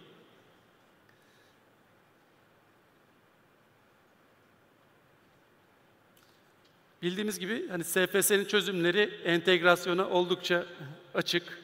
Farklı insurtech'lerle veya üçüncü parti yazılımlarla rahatlıkla entegre bir sisteme doğru dönüştürebiliyorsunuz aslında mevcut yapınızı. Peki açık sigortacılık modeline, standartizasyona bir uyum ya da bu yönde bir mevzuat olsa bu ekosistem çok daha rahat işler mi? Çok daha rahat işleyeceğini düşünüyorum. Aslında burada sizin söylediğiniz gibi biraz palyatif çözümlerle ilerleyen şirketler de oluyor. Bazı şirketler çok düzgün, yani gerçekten sigorta ekosistemini harekete geçiren, bunun tüm şirketlerle entegrasyon yapılan ve bunların hasar süreçlerini, üretim süreçlerini birebir takip eden modellerle ilerlerken bazı şirketler biraz daha palyatif çözümlerle hasarı başkasına şey yapıp diğerini üretimi başka yerden Excel dosyasıyla alan şirketler de oluyor. Biz SFS olarak 300'e yakın entegrasyonumuz var aslında. Biz belki burada SBM'den bile çok dahiyiz. Çünkü siz de daha önce hatırlarsanız beraber yaptığımız projelerimiz de olmuştu. Bizim burada ödeme geçidi şirketlerinden tutun, aynı zamanda özellikle genişletilmiş Extended Warranty veya Embedded Insurance konusunda da Türkiye'deki sanayi şirketleriyle de entegrasyonlarımız ve bununla ilgili yapılarımız mevcut. Biz burada SFS'nin güçlü olduğu bir konu, entegrasyonda çok iyi olduğumuzu düşünüyorum. Yani zaten yeni nesil sigortacılıkta da özellikle bu Embedded Insurance'ın henüz daha Türkiye'de tam anlamıyla hissedilmediğini düşünüyorum. Sigorta şirketleri tarafından çok daha potansiyeli yüksek olan, özellikle Avrupa'da Gartner gibi firmaların yaptığı araştırmalarda büyük şirketlerin tamamen bu Embedded Insurance konusuna kanalize olduklarını görüyoruz. Biz de SFS olarak bu tarafta bir yapılanma kurduk. IMC dediğimiz Integration Management Console dediğimiz yapı ile müşterilerimiz kendileri otomatik bütün şirketlerle entegrasyonunu sağlayabiliyorlar. Biz bu kolaylığı onlara, bu dinamik yapıyı onlara sağlıyoruz. Bazen bizim bile haberimiz olmuyor. Kendileri direkt entegrasyon yapmış oluyorlar. Ürünlerini ona göre yapmış oluyorlar. Bizim SFS olarak modellediğimiz yapı da bu zaten. Hani sigorta şirketinin çok bize ihtiyaç duymadan kendi kendine hareket edebilmesini sağlıyoruz. Bu alanda da sektörde de oldukça büyük bir paya sahip olduğumuzu düşünüyorum. Geleceğin, şöyle tamamlayayım, yani geleceğin özellikle Türkiye'nin penetrasyonunu artıracak yapıların ben bu Embedded Insurance'da olduğunu düşünüyorum. Teşekkürler. Ben teşekkür ederim. Bilal Bey'e de biraz hasar süreçleriyle ilgili soru soralım. Oralar şu an hala sektörde yani bizim de izlediğimiz kadar tam dijitalleşememiş, hatta hani dijitalleşmesi en zayıf kalan alanlardan bir tanesi. Şu anda tutanan bile kağıt ortamda tutulduğu bir hasar yönetim sürecini düşünecek olursak aslında müşteriye sunulan şeffaflığın ve hizmet kalitesinin sigortacı için ne kadar önemli olduğu da bir gösterge. Peki açık sigortacılık uçtan uca hasar görünürlüğünü sağlayabilmek için hasar yönetiminde yeni bir iş modeli fırsatı yaratır mı insurtech'ler için? Serkan Bey, şimdi sigorta eğer bir yemekse aslında bu yemeğin tadını biz hasar anında varıyoruz. Yani müşteriye bir poliçe veriyoruz ve bu poliçe bir kağıt parçası. Bu poliçe ile ilgili deneyimi hasarda yaşıyor. Tabii hasar tarafında çok taraflı bir ilişki söz konusu. Yani tekil bir muhatap yok. Servisler, tamirhaneler, asistan şirketler, parça tedariği kısmı, eksperler, birçok taraf ve bu şey gibi, yani bir üretim girdi sürecinin farklı aşamaları gibi ondan ona bir süreç akıyor. Şimdi tabii sigorta şirketlerimiz, ben de uzun yıllar sigorta şirketinde, dijitalde, pazarlamada yöneticilik yaptım. Kendi tarafları ile ilgili kısımlarda sorun yok. Yani bugün her şirket birçok dijitalleşme faaliyeti yürütüyor ve burada da başarılı işler yapıyorlar. Ama hasar oldu, talep geldi, bu talep aktarıldıktan sonraki kısım çoğu zaman körlük oluşuyor. Neden körlük oluşuyor? Aslında çok basit bir nedeni var.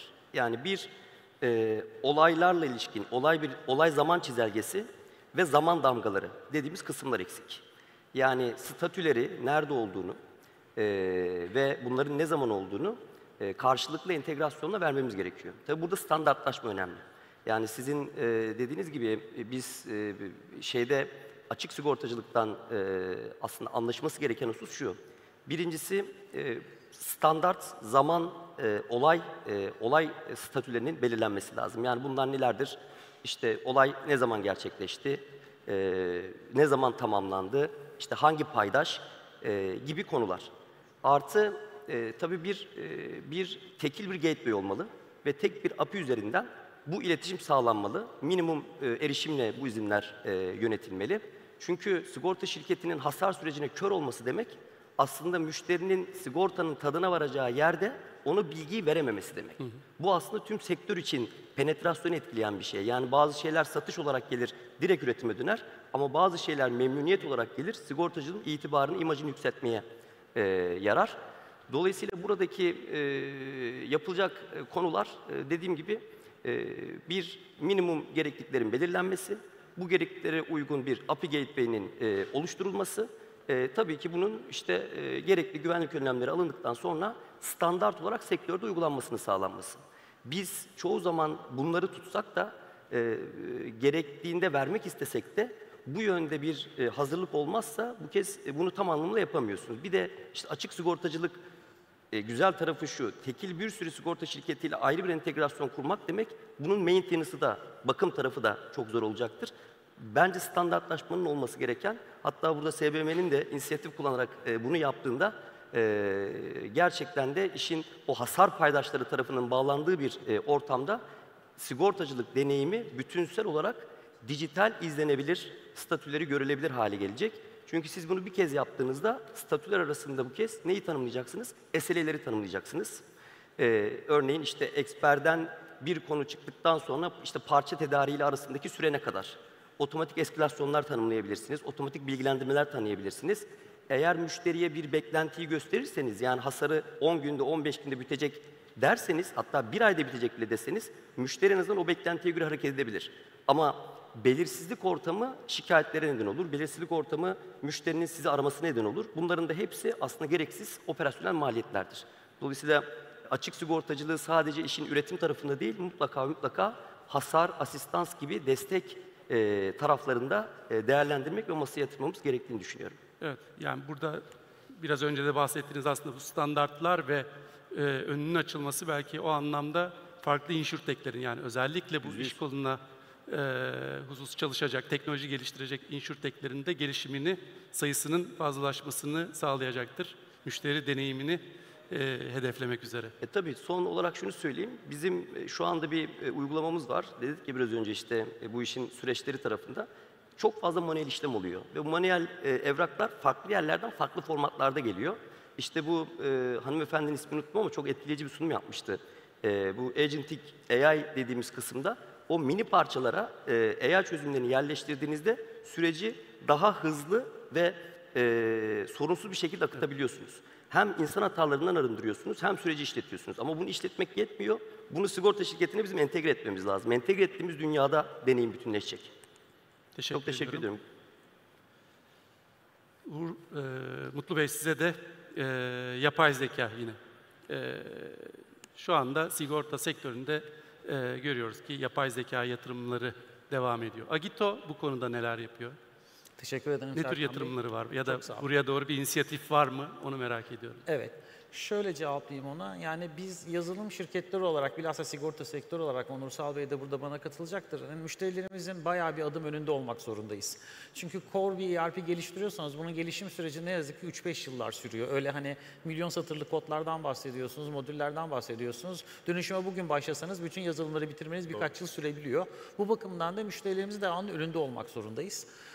Biz de Agito olarak bundan 5 yıl önceydi, 2020 yılında bir dönüşümün içinde bu sinyalleri gördük, AI geliyor diye bir dönüşüme girme kararı verdik ve yurt dışı danışmanlarla 1,5 yıllık bir Ar-Ge süreci geçti bununla beraber ve orada bir platform yazma kararını çıktı bundan 3,5 yıl kadar önce ve oturduk o platformu yazmaya başladık. Şu anda Agito'da yaklaşık 40 kişilik bir ekip yaklaşık 3,5 yıldır bir platform üzerinde çalışıyor ve bu platformu bitirdik. Hatta geçen ayda bir müşterimizle canlıya aldık bir tane modülümüzü. Burada amacımız şuydu. Biraz önce bahsettiğimiz 4. evre dijitalleşmeye geçebilmesi ve tam entegrasyon olabilmesi için gerçekten bazı şeyleri düşünmüyor olmanız lazım. Yani ne demek istiyorum? Artık developer'ın, kod yazanın bunun authentication'ı, authorization'ı ne olacak, loklaması ne olacak, bunu bağladım mı, regülasyon tarafına uyumlu mu, uyumsuz mu, bunun test senaryoları ne olacak, AI tarafına bağlantı mı? Bunları düşünmeden kod yazabilmesini istedik birincisi. İkincisi no code, low code dediğimiz platformlarla developer'a bile ihtiyaç olmadan iş birimlerinin kendi kurallarını yazabildiğini, bunu direkt drop flow'larla iş akışlarına yansıtabildiklerini, maker checker'larla güvenliklerini sağlayabildiklerini ve bunları iş akışlarına, ürünlerine koyabilmelerini istedik. Bu yaklaşık bir 20-22 modülden oluşan platformun yazılım bittikten sonra da bu sefer business tarafındaki modüllerin yazılımına başladık açıkçası. Tabii o modüller çok daha hızlı yazılabiliyor. Çünkü artık sadece iş kodluyorsunuz. Geri kalan şeylerle uğraşmıyorsunuz. Ve bunun için de tabii ki yapay zeka da var. Yapay zekayı burada ikiye ayırmak gerekiyor. Bir tanesi gerçekten yazılım şirketlerinin iç süreçlerindeki yapay zeka, ne demeye getiriyorum? Test senaryolarının otomatik yazılması, bunların kendi süreçlerinde, bakım süreçlerindeki duplicate'lerin bulunması, hizmetlerin olması, chatbot gibi bir de müşterilerin kullanacağı yapay zekalar. Yani müşterinin kullanacağı yapay zekaları içinde bir platform olması gerekiyor. Burada biraz önce söylediğim gibi hani ekosistemlerle bu işi iyi yapanlarla gitmek lazım dediğim gibi. Biz buradaki kendi iş süreçlerimizi yapay zekada belli bir noktaya getirdik. Yani Agito'da şu an iş süreçlerimizde 6 farklı departmanda ciddi yapay zekayı kullanıyoruz ve çok büyük verimler elde ettik. Müşterilerimizin kullanacağı platformla ilgili de ekosistem çalışmalarımız var. Yani bizim kendi platformumuz içine kendi koyduğumuz yapay zeka tool'larıyla yaptığımız şeyler var ama gerçekten bizim işte churn nedir, data nedir, big data nedir yapabilmesi için yapay zeka firmalarıyla burada koordineleri giderek çalışıyoruz ki bunlarla entegre olabilelim diye. Onun için bunu bölmek lazım. İşi iyi yapanına gidiyor olmak lazım. Tabii ki şeyden bahsetmiyorum. Bu workflow'lara giderken işte bir işi yaptığınızda artık bizim modül şunu size söyleyebiliyor. Devamlı bu işi yapıyorsun. Bundan sonrasını ben yapayım mı? Listeye atıp buradan bunları mı ödemek istiyorsun? Bunlar zaten çok rahat artık yapabildiğimiz şeyler platformda var. Ama bir üst seviyeye geçtiğimizde mutlaka ekosistemden faydalanıp onlarla entegre olma yoluna gidiyoruz. Hani dediğim gibi biz bu yola 5 yıl önce çıktık. Yani 5 yıl sonra geldiğimiz noktada daha %50'sini bitirmiş durumdayız. Aynı hızla gidersek herhalde bir 3-4 yıl daha %100 bitirme sunacak ama dediğim gibi modüler bir şekilde bunları geçebildikleri için müşteriler, mesela geçen ay canlıya aldık. Bir de ortaya bir entegrasyon katmanı dediğimiz anti-corruption layer yazdık ki eski sistem yeni sistem anında embed olsun ve kendi çalışabilsin diye. Hani bu tip kolaylıklar sağlayabiliyoruz müşterilerimize. Yoksa eskisi gibi Big Bang projeler 5 yıl sürer. Siz bir bekleyin bakayım 5 yıl bunu yazayım, siz bunu aldım dediğinizde teknoloji çoktan değişmiş, gelişmiş, iş ihtiyaçları gelişmiş oluyor. Artık o şekilde olmaktan sonra modül belli bir altyapıyla en azından 5 yıl önden giderek bir şey oluşturduk ki bundan sonra artık müşteri ihtiyaçlarına göre gelişim sağlayabiliriz diye düşünüyoruz. Hani Agito olarak yürüdüğümüz yol bu. Hani hem yapay zeka tarafında hem dijital tarafında. Ama diyorum yazılım şirketlerinin hepsi böyle olmak zorunda. Yani hele böyle çok geleneksel, hani köklü sigorta sektörü gibi regülasyonu bol bir yere yazılım yazıyorsanız hani ne yazık ki hani biraz önden gitmeniz gerekiyor. Teşekkür ediyorum. Rica ederim. Dijitalleşmeden bahsettik, entegrasyonlardan bahsettik. İşin tabii ki güvenlik boyutu konuşulmazsa olmaz. Hele ki bir merkez müdürü olarak benim bu konuya değinmemem çok manidar olurdu. Dijitalleşmeyle birlikte aslında siber ataklara karşı da daha fazla alan yaratmaya başlıyoruz. Yani eğer korumazsak, yani verimizi korumazsak, sistemlerimizi korumazsak bu anlamda çok ciddi sıkıntılarla karşı karşıya kalabiliyoruz. Çünkü siber atak geliştirenler siz önlem aldıkça çok hızlı bir şekilde davranış değişikliği gerçekleştiren aktörler. Peki sektöre baktığınızda sektör bu anlamda ne kadar güçlü veya ne tür riskler taşıyor? Biraz bunları konuşmak istiyorum. Özellikle Bilal Bey, size hasar süreçlerinde asistans yönetimini gerçekleştirdiğiniz için buradaki tedarikçi risklerini nasıl yönetiyorsunuz? Veri gizliliği anlamında ve siber güvenlik anlamında soruyorum. Şimdi tabii yine aynı şeyi söyleyeceğim. Sigortacılık çok taraflı ve çok paydaşlı bir iş olduğu için sadece kendi tarafınızda yaptığınız işlemler değil, uç verdiğiniz her taraftaki yaptığınız işlemlerden de sorumlusunuz. Burada bu karmaşık dünyada nasıl bunu yönetebiliriz dediğimizde, çünkü operasyonu da yormadan bunu yapmak lazım. Çünkü evet, güvenlik ve riskler tarafı var. Bir de bunun operasyonla uyum tarafı var. Yani ikisi öyle bir dengede gitmeli ki gerektiğinden fazla güvenli olmak da iyi bir şey olmayabilir. Çünkü bu operasyonu yorar. Yani gerektiği kadar ve operasyonun istediği kadar o verimlilikte tabii ki mevzuatlara uygun bir yapı kurgulamak lazım. Burada ne önemli? Her şeyden önce erişilebilirlik tarafı önemli. Yani bugün rol bazlı bir erişim sistemimiz mevcut. MFA dediğimiz aslında Multi-Factor Authentication kesinlikle bunun bir tamamlayıcısı. Erişilebilirlikte minimum ilkeyi mutlaka gözetiyoruz. Veri tarafında ise yine aynı şekilde hangi veri gösterilmeli ve ne kadar gösterilmeli? Burası kritik. Tabii ki her şey olabilir. Günün sonucunda bir şey olduğunda buna senin nasıl reaksiyon gösterdiğin önemli. Burada da herhangi bir durumdaki senin bunu tespit, kısıtlama, iyileştirme adımlarını belirlemen gerekiyor. Yani olay gerçekleştiğinde nasıl bir yöntem izleyeceksin? Bunların playbooklarının hazırlanması gerekiyor. Devamında da bunların SLA'lere, işte tedarikçi kritik seviyeleri kimler, hangi veriyle nereyle paylaşıyorsun? Bu bir yolculuk. Yani bugün her şeye hazır oldum dediğinde bile bir gün çıkan bir şey seni rahatsız edebilir.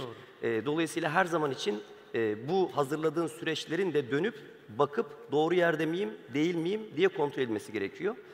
Sigortacılıkta kişisel verilerin olduğu bir alan.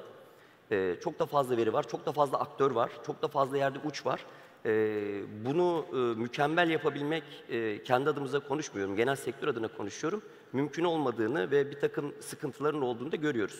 Buradaki kritik konu yine buralarda o basit, operasyonu yormayacak standartlarda buluşmak ve bu standartların da uygulanmasını temin etmek.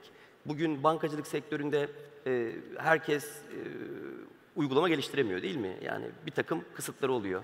Bugün bizim yaptığımız yatırımlar ya da bir destek hizmeti sağlayıcısı olarak aslında sigorta şirketi neye tabiyse biz de aynısına tabiiz. Biz bunu sağlamak üzere çok ciddi yatırımlar yapıyoruz. Ama bir takım pazar boşluklarının ve mevzuat boşluklarının olduğu yerde bu boşluklar bunlar yapılmadan doldurulduğunda o zaman aslında rekabet avantajımızı kaybetmiş oluyoruz. Aksine bu bir dezavantaja dönmüş oluyor maliyetler açısından. Bütünsel bir durum ez cümle diye özetleyebilirim konuyu. Teşekkür ediyorum. Ben teşekkür ederim. Siz startuplar perspektifinden, InsurTech startup perspektifleri açısından baktığınızda güvenlikle ilgili ekosistemi genişletecek farklı fırsatlar ya da zorluklar neler var, neler görüyorsunuz? Güzel bir konu bu Serkan Bey. Şimdi startup ekosistemi aslında çok güçlü olması gereken bir ekosistem.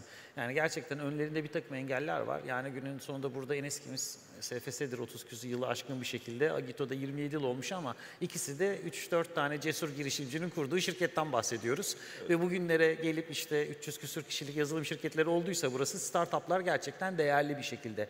Günümüzde startupları şöyle değerlendirmek lazım güvenliğe gelirken önlerinde birkaç tane bariyer var. Şimdi o bariyerleri aşmaları için biz neler yapmalıyız ona bir bakmak lazım burada çünkü çok değerli.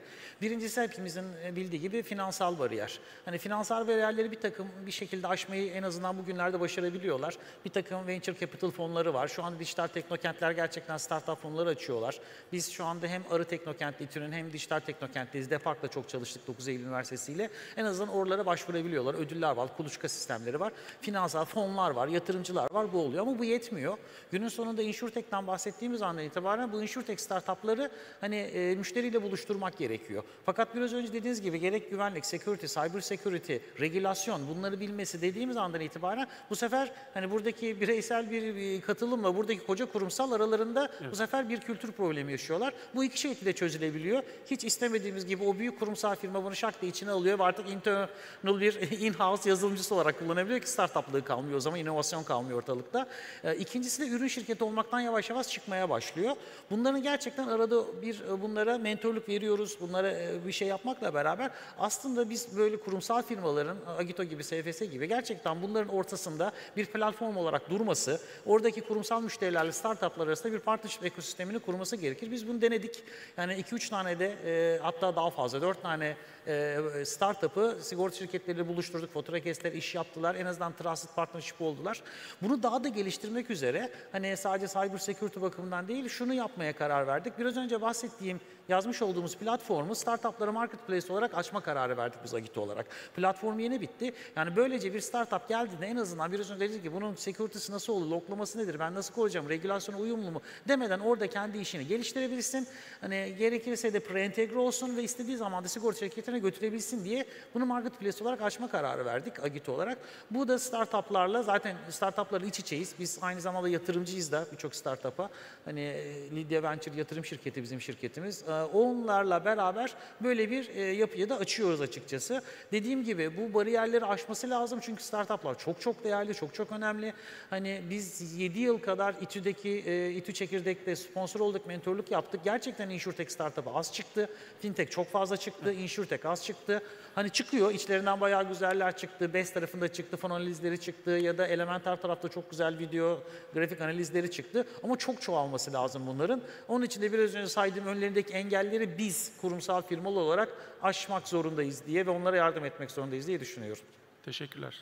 Sağ olun. Son olarak size de Onursal Bey, özellikle bu kişisel verilerin koruma kanunu çerçevesinde geliştirdiğiniz çözümler ve bu regülasyonlara uyum konusunda neler yapıyorsunuz? Biz aslında bu tarafta SFS olarak çok önem verdiğimiz konulardan bir tanesi. Biz biraz daha önleyici mekanizmalarla aslında olayı ilk başta yapmak istedik. Daha sonra bütün bu GDPR ve KVKK süreçleri hukuk tarafıyla incelediğimiz zaman bazı modellerin mevzuatla da biraz çeliştiğini görüyoruz. Biz kendi tarafımızda SFS'nin bütün müşterilerimize data silme, ondan sonra bu yetki maddesi oluşturma ve bunların two-factor authentication gibi yapıları biraz daha modelleyerek bizim mevcut yazılımın içine gömdük. Ama tabii bu tamamen müşterinin tercihlerine ve çalışma sistemine göre değişiklik gösteriyor. Bazıları mesela açık rıza metinleriyle çalışmayı uygun görüyorlar. Hani dediğim gibi bizim bu tarafta tam uyumluluğu esas almak istiyoruz. Bunu sadece bir yazılımın içerisine gömmenin dışında bazı mesela yazılımlarla Oracle'ın veya diğer yazılımların Data Discovery gibi, Advanced Security gibi ürünlerle en başından önleyecek mekanizmaları da hayata sokuyoruz. Bunu da müşterilerimize anlatıyoruz. Müşterilerimizin taleplerine göre biraz daha şekillendiriyoruz. Ben burada Mutlu Bey'in yine Bilal Bey'in söylediklerine katılıyorum. Bizim vendorlar bu konuda bazı geliştirmeler yapıyoruz ama bizim yaptığımız geliştirmeler bazen tam da olmayabiliyor. Mesela müşteri tarafında çok önem kazanmıyor. Biraz daha geriye atılabiliyor. Biz o yüzden hani bazı yapılarımızı biraz daha önce müşteriyle analiz ederek, müşterinin görüşlerini alarak öyle sektöre sunuyoruz. Ama arka tarafta da bunları kendi tarafımızda, özellikle bizim API katmanlarımızın hepsini kriptoladığımız, hiçbir şekilde müşterilere bir açık bırakmayacak şekilde yapılandırmamızı kendi işimizde de yapıyoruz. Ama bu biraz daha girift bir konu. Sadece vendorların yapmasından daha ziyade şirketlerin de sizi biraz bu konuda itmesi gerekiyor. Biz arka tarafı tamamen hazırladık ama bazı müşterilerimiz bunların hemen hepsini yaptılar zaten. Bazıları biraz daha bunu arka plana attılar.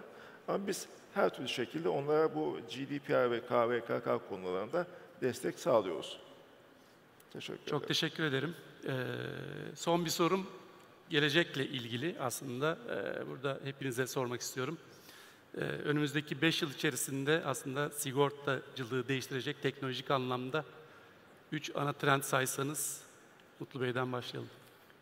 Valla şöyle Serkan Bey, orada biraz önce bahsettiklerim üzerine şunu eklerim. Yani müşterinin deneyimine odaklanmak, veriye dayalı stratejiler kurmak ve bunları yapay zeka ile desteklemek tabii ki 3 ana başlık olmakla beraber burada aslında bir gömülü sigortacılıktan bahsetmek lazım sanki sektörün büyümesi için. Bir onu ekleyebilirim üzerine, hani akıllarda kalsın bakımından. Şu anda embedded insurance dediğimizde gömülü sigortacılık Türkiye'deki regülasyonlar gereği 3-4 tane üründe yapabiliyorsunuz. Cihaz koruma yapabiliyorsunuz. İşte seyahat iptal yapabiliyorsunuz. Uçak var, birkaç tane bunlar var.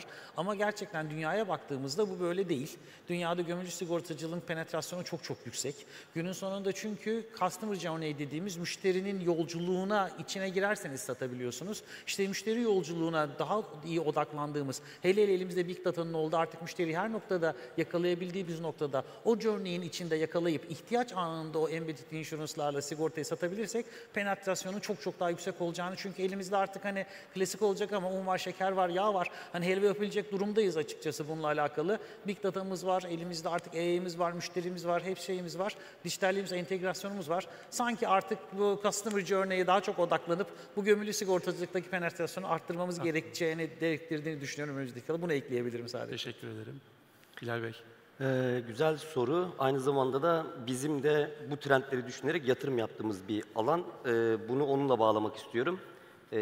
Birincisi bu, siz konuşmanızı ifade ettiniz. Yani %20'si %30'u başarılı oluyor. Evet.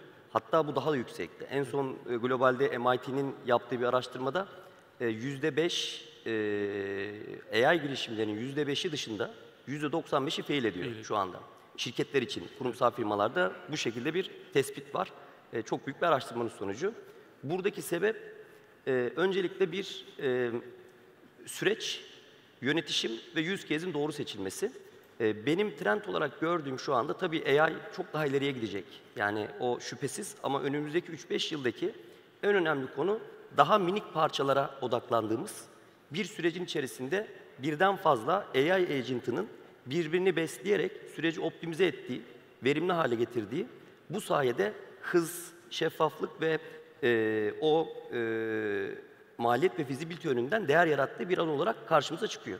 Ve biz yaptığımız işlerde de bunu direkt görüyoruz. Yani bugün saatler boyu alan süreçler, insana bağlı süreçlerin bu AI, agentic AI dediğimiz aslında LLM'lerin oturtulması. Bu işte ne diyelim, bir image'den, bir resimden tekste dönüştürmek de olabilir.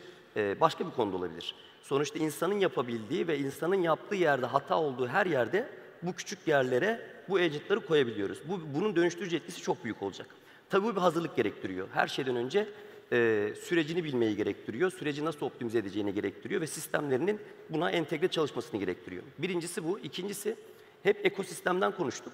Çünkü sigortacılık bir bütün. Yani her ne kadar parça parça konuşuyor olsak da bugün sadece işte acente satışı çözmek yetmiyor ya da sigorta şirketinin kendi korundaki uygulamaları iyi bir seviyeye getirmesi yetmiyor. İşte bunun hasar boyutu var, asistans boyutu var. O sigortanın başka bir dünyası var.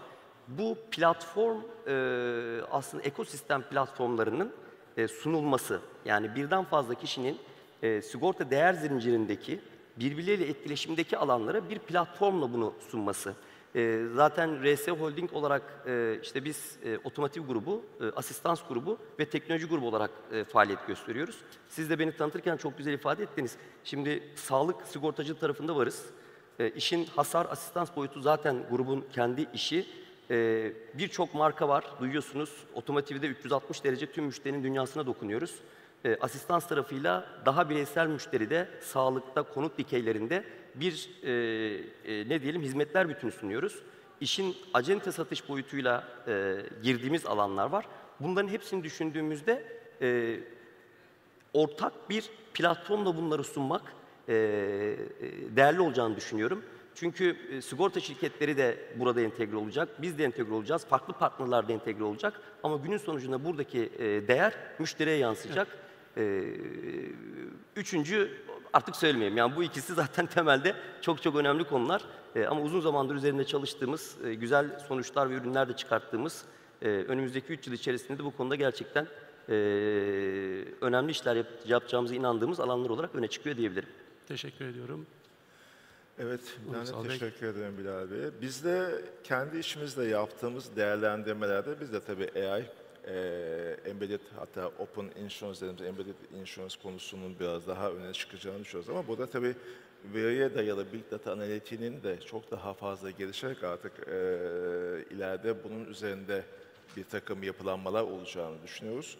Biz de yani platform based aslında bu yapıların tek bir kanaldan değil de bir platform üzerinden tüm şekilde müşteriye karşılaştırmalı bir şekilde hizmet sağlayabilecek bir yapılar üzerinde çalışma yapıyoruz. Özellikle bu embedded ve insurance konusunda bizim yapmış olduğumuz müşterilerin talebiyle çalışmalarımız mevcut. Yine ben kişiselleştirilmiş sigortanın da ileride gelecekte çok etkili olacağını düşünen kişilerdenim. Çünkü önü çok açık bir konu. Bunu biraz daha kişi seviyesine indirdiğiniz zaman belki acenteler biraz kızacak ama biraz daha kişiye özel sigorta şirketlerinin sattığı bir yapılar gündeme gelecektir.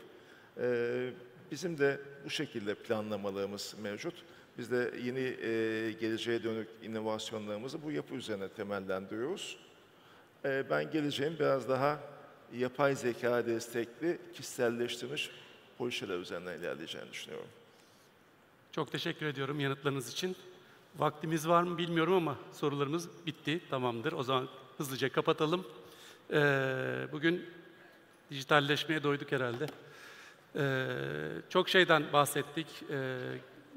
Sigorta sektörünün geleneksel iş yapış modelinden dijitalliğe geçiş evrelerinden, açık sigortacılıktan, regülasyonlardan, değer zinciri içerisindeki kopukluklardan, insurtechlere sunulan ya da onlar için ortaya konmuş fırsatlardan, zorluklardan, siber güvenlikten bahsettik. Önümüzdeki dönemde umarım hani regülasyonlarla birlikte insurtech ekosistemi genişleyerek devam eder. Çünkü bu büyüme mevcut geleneksel iş yapış yöntemleriyle 2030 vizyonuna, hedefine gitmek çok kolay değil. O nedenle insurtech'lerin daha fazla yatırım alması, regülasyonlarla önlerinin açılması ve sektöre hem büyüme hem de müşteri deneyimi anlamında katma değerli hizmetler üretmesi esas gibi görünüyor. Ben konuklarıma çok teşekkür ediyorum. Biraz vaktimizi de aştık. Evet. Çok teşekkürler bizi dinlediğiniz için. Teşekkür ederiz. Sağ olun. Teşekkür ederiz. Serkan Bey teşekkür ediyoruz tüm konuşmacılarımıza. Saat 8'den beri burada olanlar var ama konuklarımızın ilgisi gayet iyiydi. Son panel olmasına rağmen kendilerine buradan ben tekrar teşekkür ediyorum. Tabii bu kadar ilgi topladınız. Size bir küçük ödülümüz, plaketimiz olacak. Şimdi plaket takdimi için Türkiye Sigorta Birliği Yönetim Kurulu üyesi Sayın Erol Öztürkoğlu'nu sahneye davet ediyorum.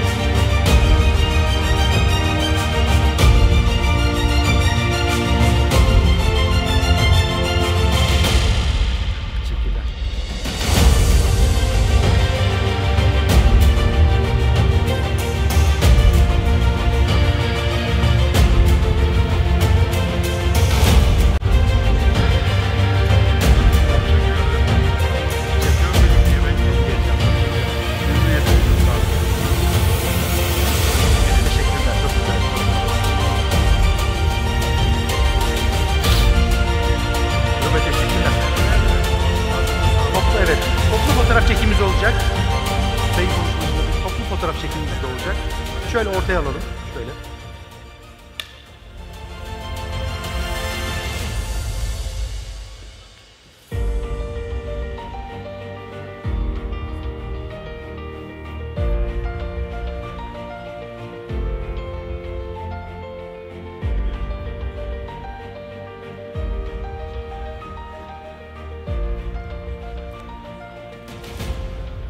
Sayın konuklarımız, sona gelmeden önce bir hatırlatma yapmak istiyorum. Yine Türkiye Sigorta Birliği'nin katkılarıyla Sigorta Tatbikatçıları Derneği ve İstanbul Underwriting Center'ın düzenlediği 17. Uluslararası İstanbul Sigortacılık Konferansı yarın yine bu salonda olacak. Hepinizi bekliyoruz.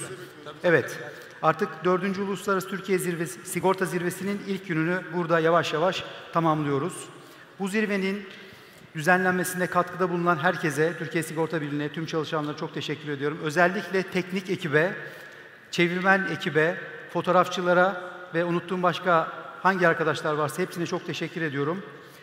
Günümüz burada bitmiyor. 6'da, tabii saat 6'yı geçti sanıyorum ama önümdeki kağıtta 6 yazdığı için. Yine bir salonda Smarty ödül töreni gerçekleşecek. Ona da sizleri bekleriz, katılmak isteyen konuklarımızı. Evet, zaten Uğur Bey de yanımda geldi. Teşekkür ediyorum Uğur Bey ve 5. Uluslararası Sigortacılık Zirvesi'nde görüşmek üzere diyelim. İnşallah. Ben tabii kapanışta birkaç şey de söylemek istiyorum, birkaç teşekkür etmek istiyorum ve programın geri kalanına da sizi davet etmek istiyorum. Öncelikle 4. Sigorta Zirvesi çok güzeldi. Yani ben bu kadar yoğun ilgi görülen bir toplantıyı uzun zamandır yapmamıştık. Tabii bu toplantı böyle bir güne sıkışıyor ama bir güne gelesiye kadar çok yoğun emek sarf ettiğimiz bir dönem. Tabii ben sarf etmiyorum açıkçası. Bunu sarf eden bir ekip var. Arkada arı gibi çalışan, otelinden sunumuna, katılımcısına, kim konuşacak, panelistine kadar tek tek ince ince çalışan bir ekip var. Sizin huzurunuzda öncelikle bu ekibe teşekkür etmek istiyorum. Sevgili Aysun Hanım, Yakup Bey ve Gülçin Hanım'a çok büyük bir alkış istiyorum. Tabii Türkiye Sigorta Birliği'nin değerli diğer çalışanlarını da katkılarından dolayı çok teşekkürler. Tabii konuşmacılar, panelistler dolu dolu bir programdı. Ama hani bu ağacın meyvesi sizlersiniz. Sizler olmasanız bu sahneye çıkmak, bu sahnede konuşmanın çok bir katkısı olmazdı. İyi ki geldiniz. Çok büyük katkı sağladınız. İlginizden dolayı gerçekten çok çok teşekkür ederiz. Bu sanıyorum ki bu ilgi bir sonraki yıl 5. zirve için hepimize daha da büyük bir şey verecek değil mi? Bir sorumluluk verecek, daha büyük bir motivasyon verecek. O yüzden bir kendinize de büyük bir alkış yapın derim öncelikle. Tabii bugün zirve bitti ama yarın daha da başka bir toplantı var. 17. Uluslararası İstanbul Sigorta Konferansı. Gene bu salonda burada olacağız. O da çok güzel bir program. Mutlaka oraya da bekliyoruz. Tabii hafta bitmiyor. 1-3 Ekim arasında İstanbul WOW Kongre Fuar Salonu'nda sigorta fuarı var. Türkiye Odalar Borsalar Birliği'nin düzenlediği. Mutlaka yarınki toplantıdan sonra da birinde, ikisinde, üçünde o fuar alanına da uğramanızı, orada da ki aktivitelere katılmanızı hepinize tavsiye ederim. Evet, bu vesileyle hepinizi saygı ve sevgiyle selamlıyorum. Sağ olun, var olun.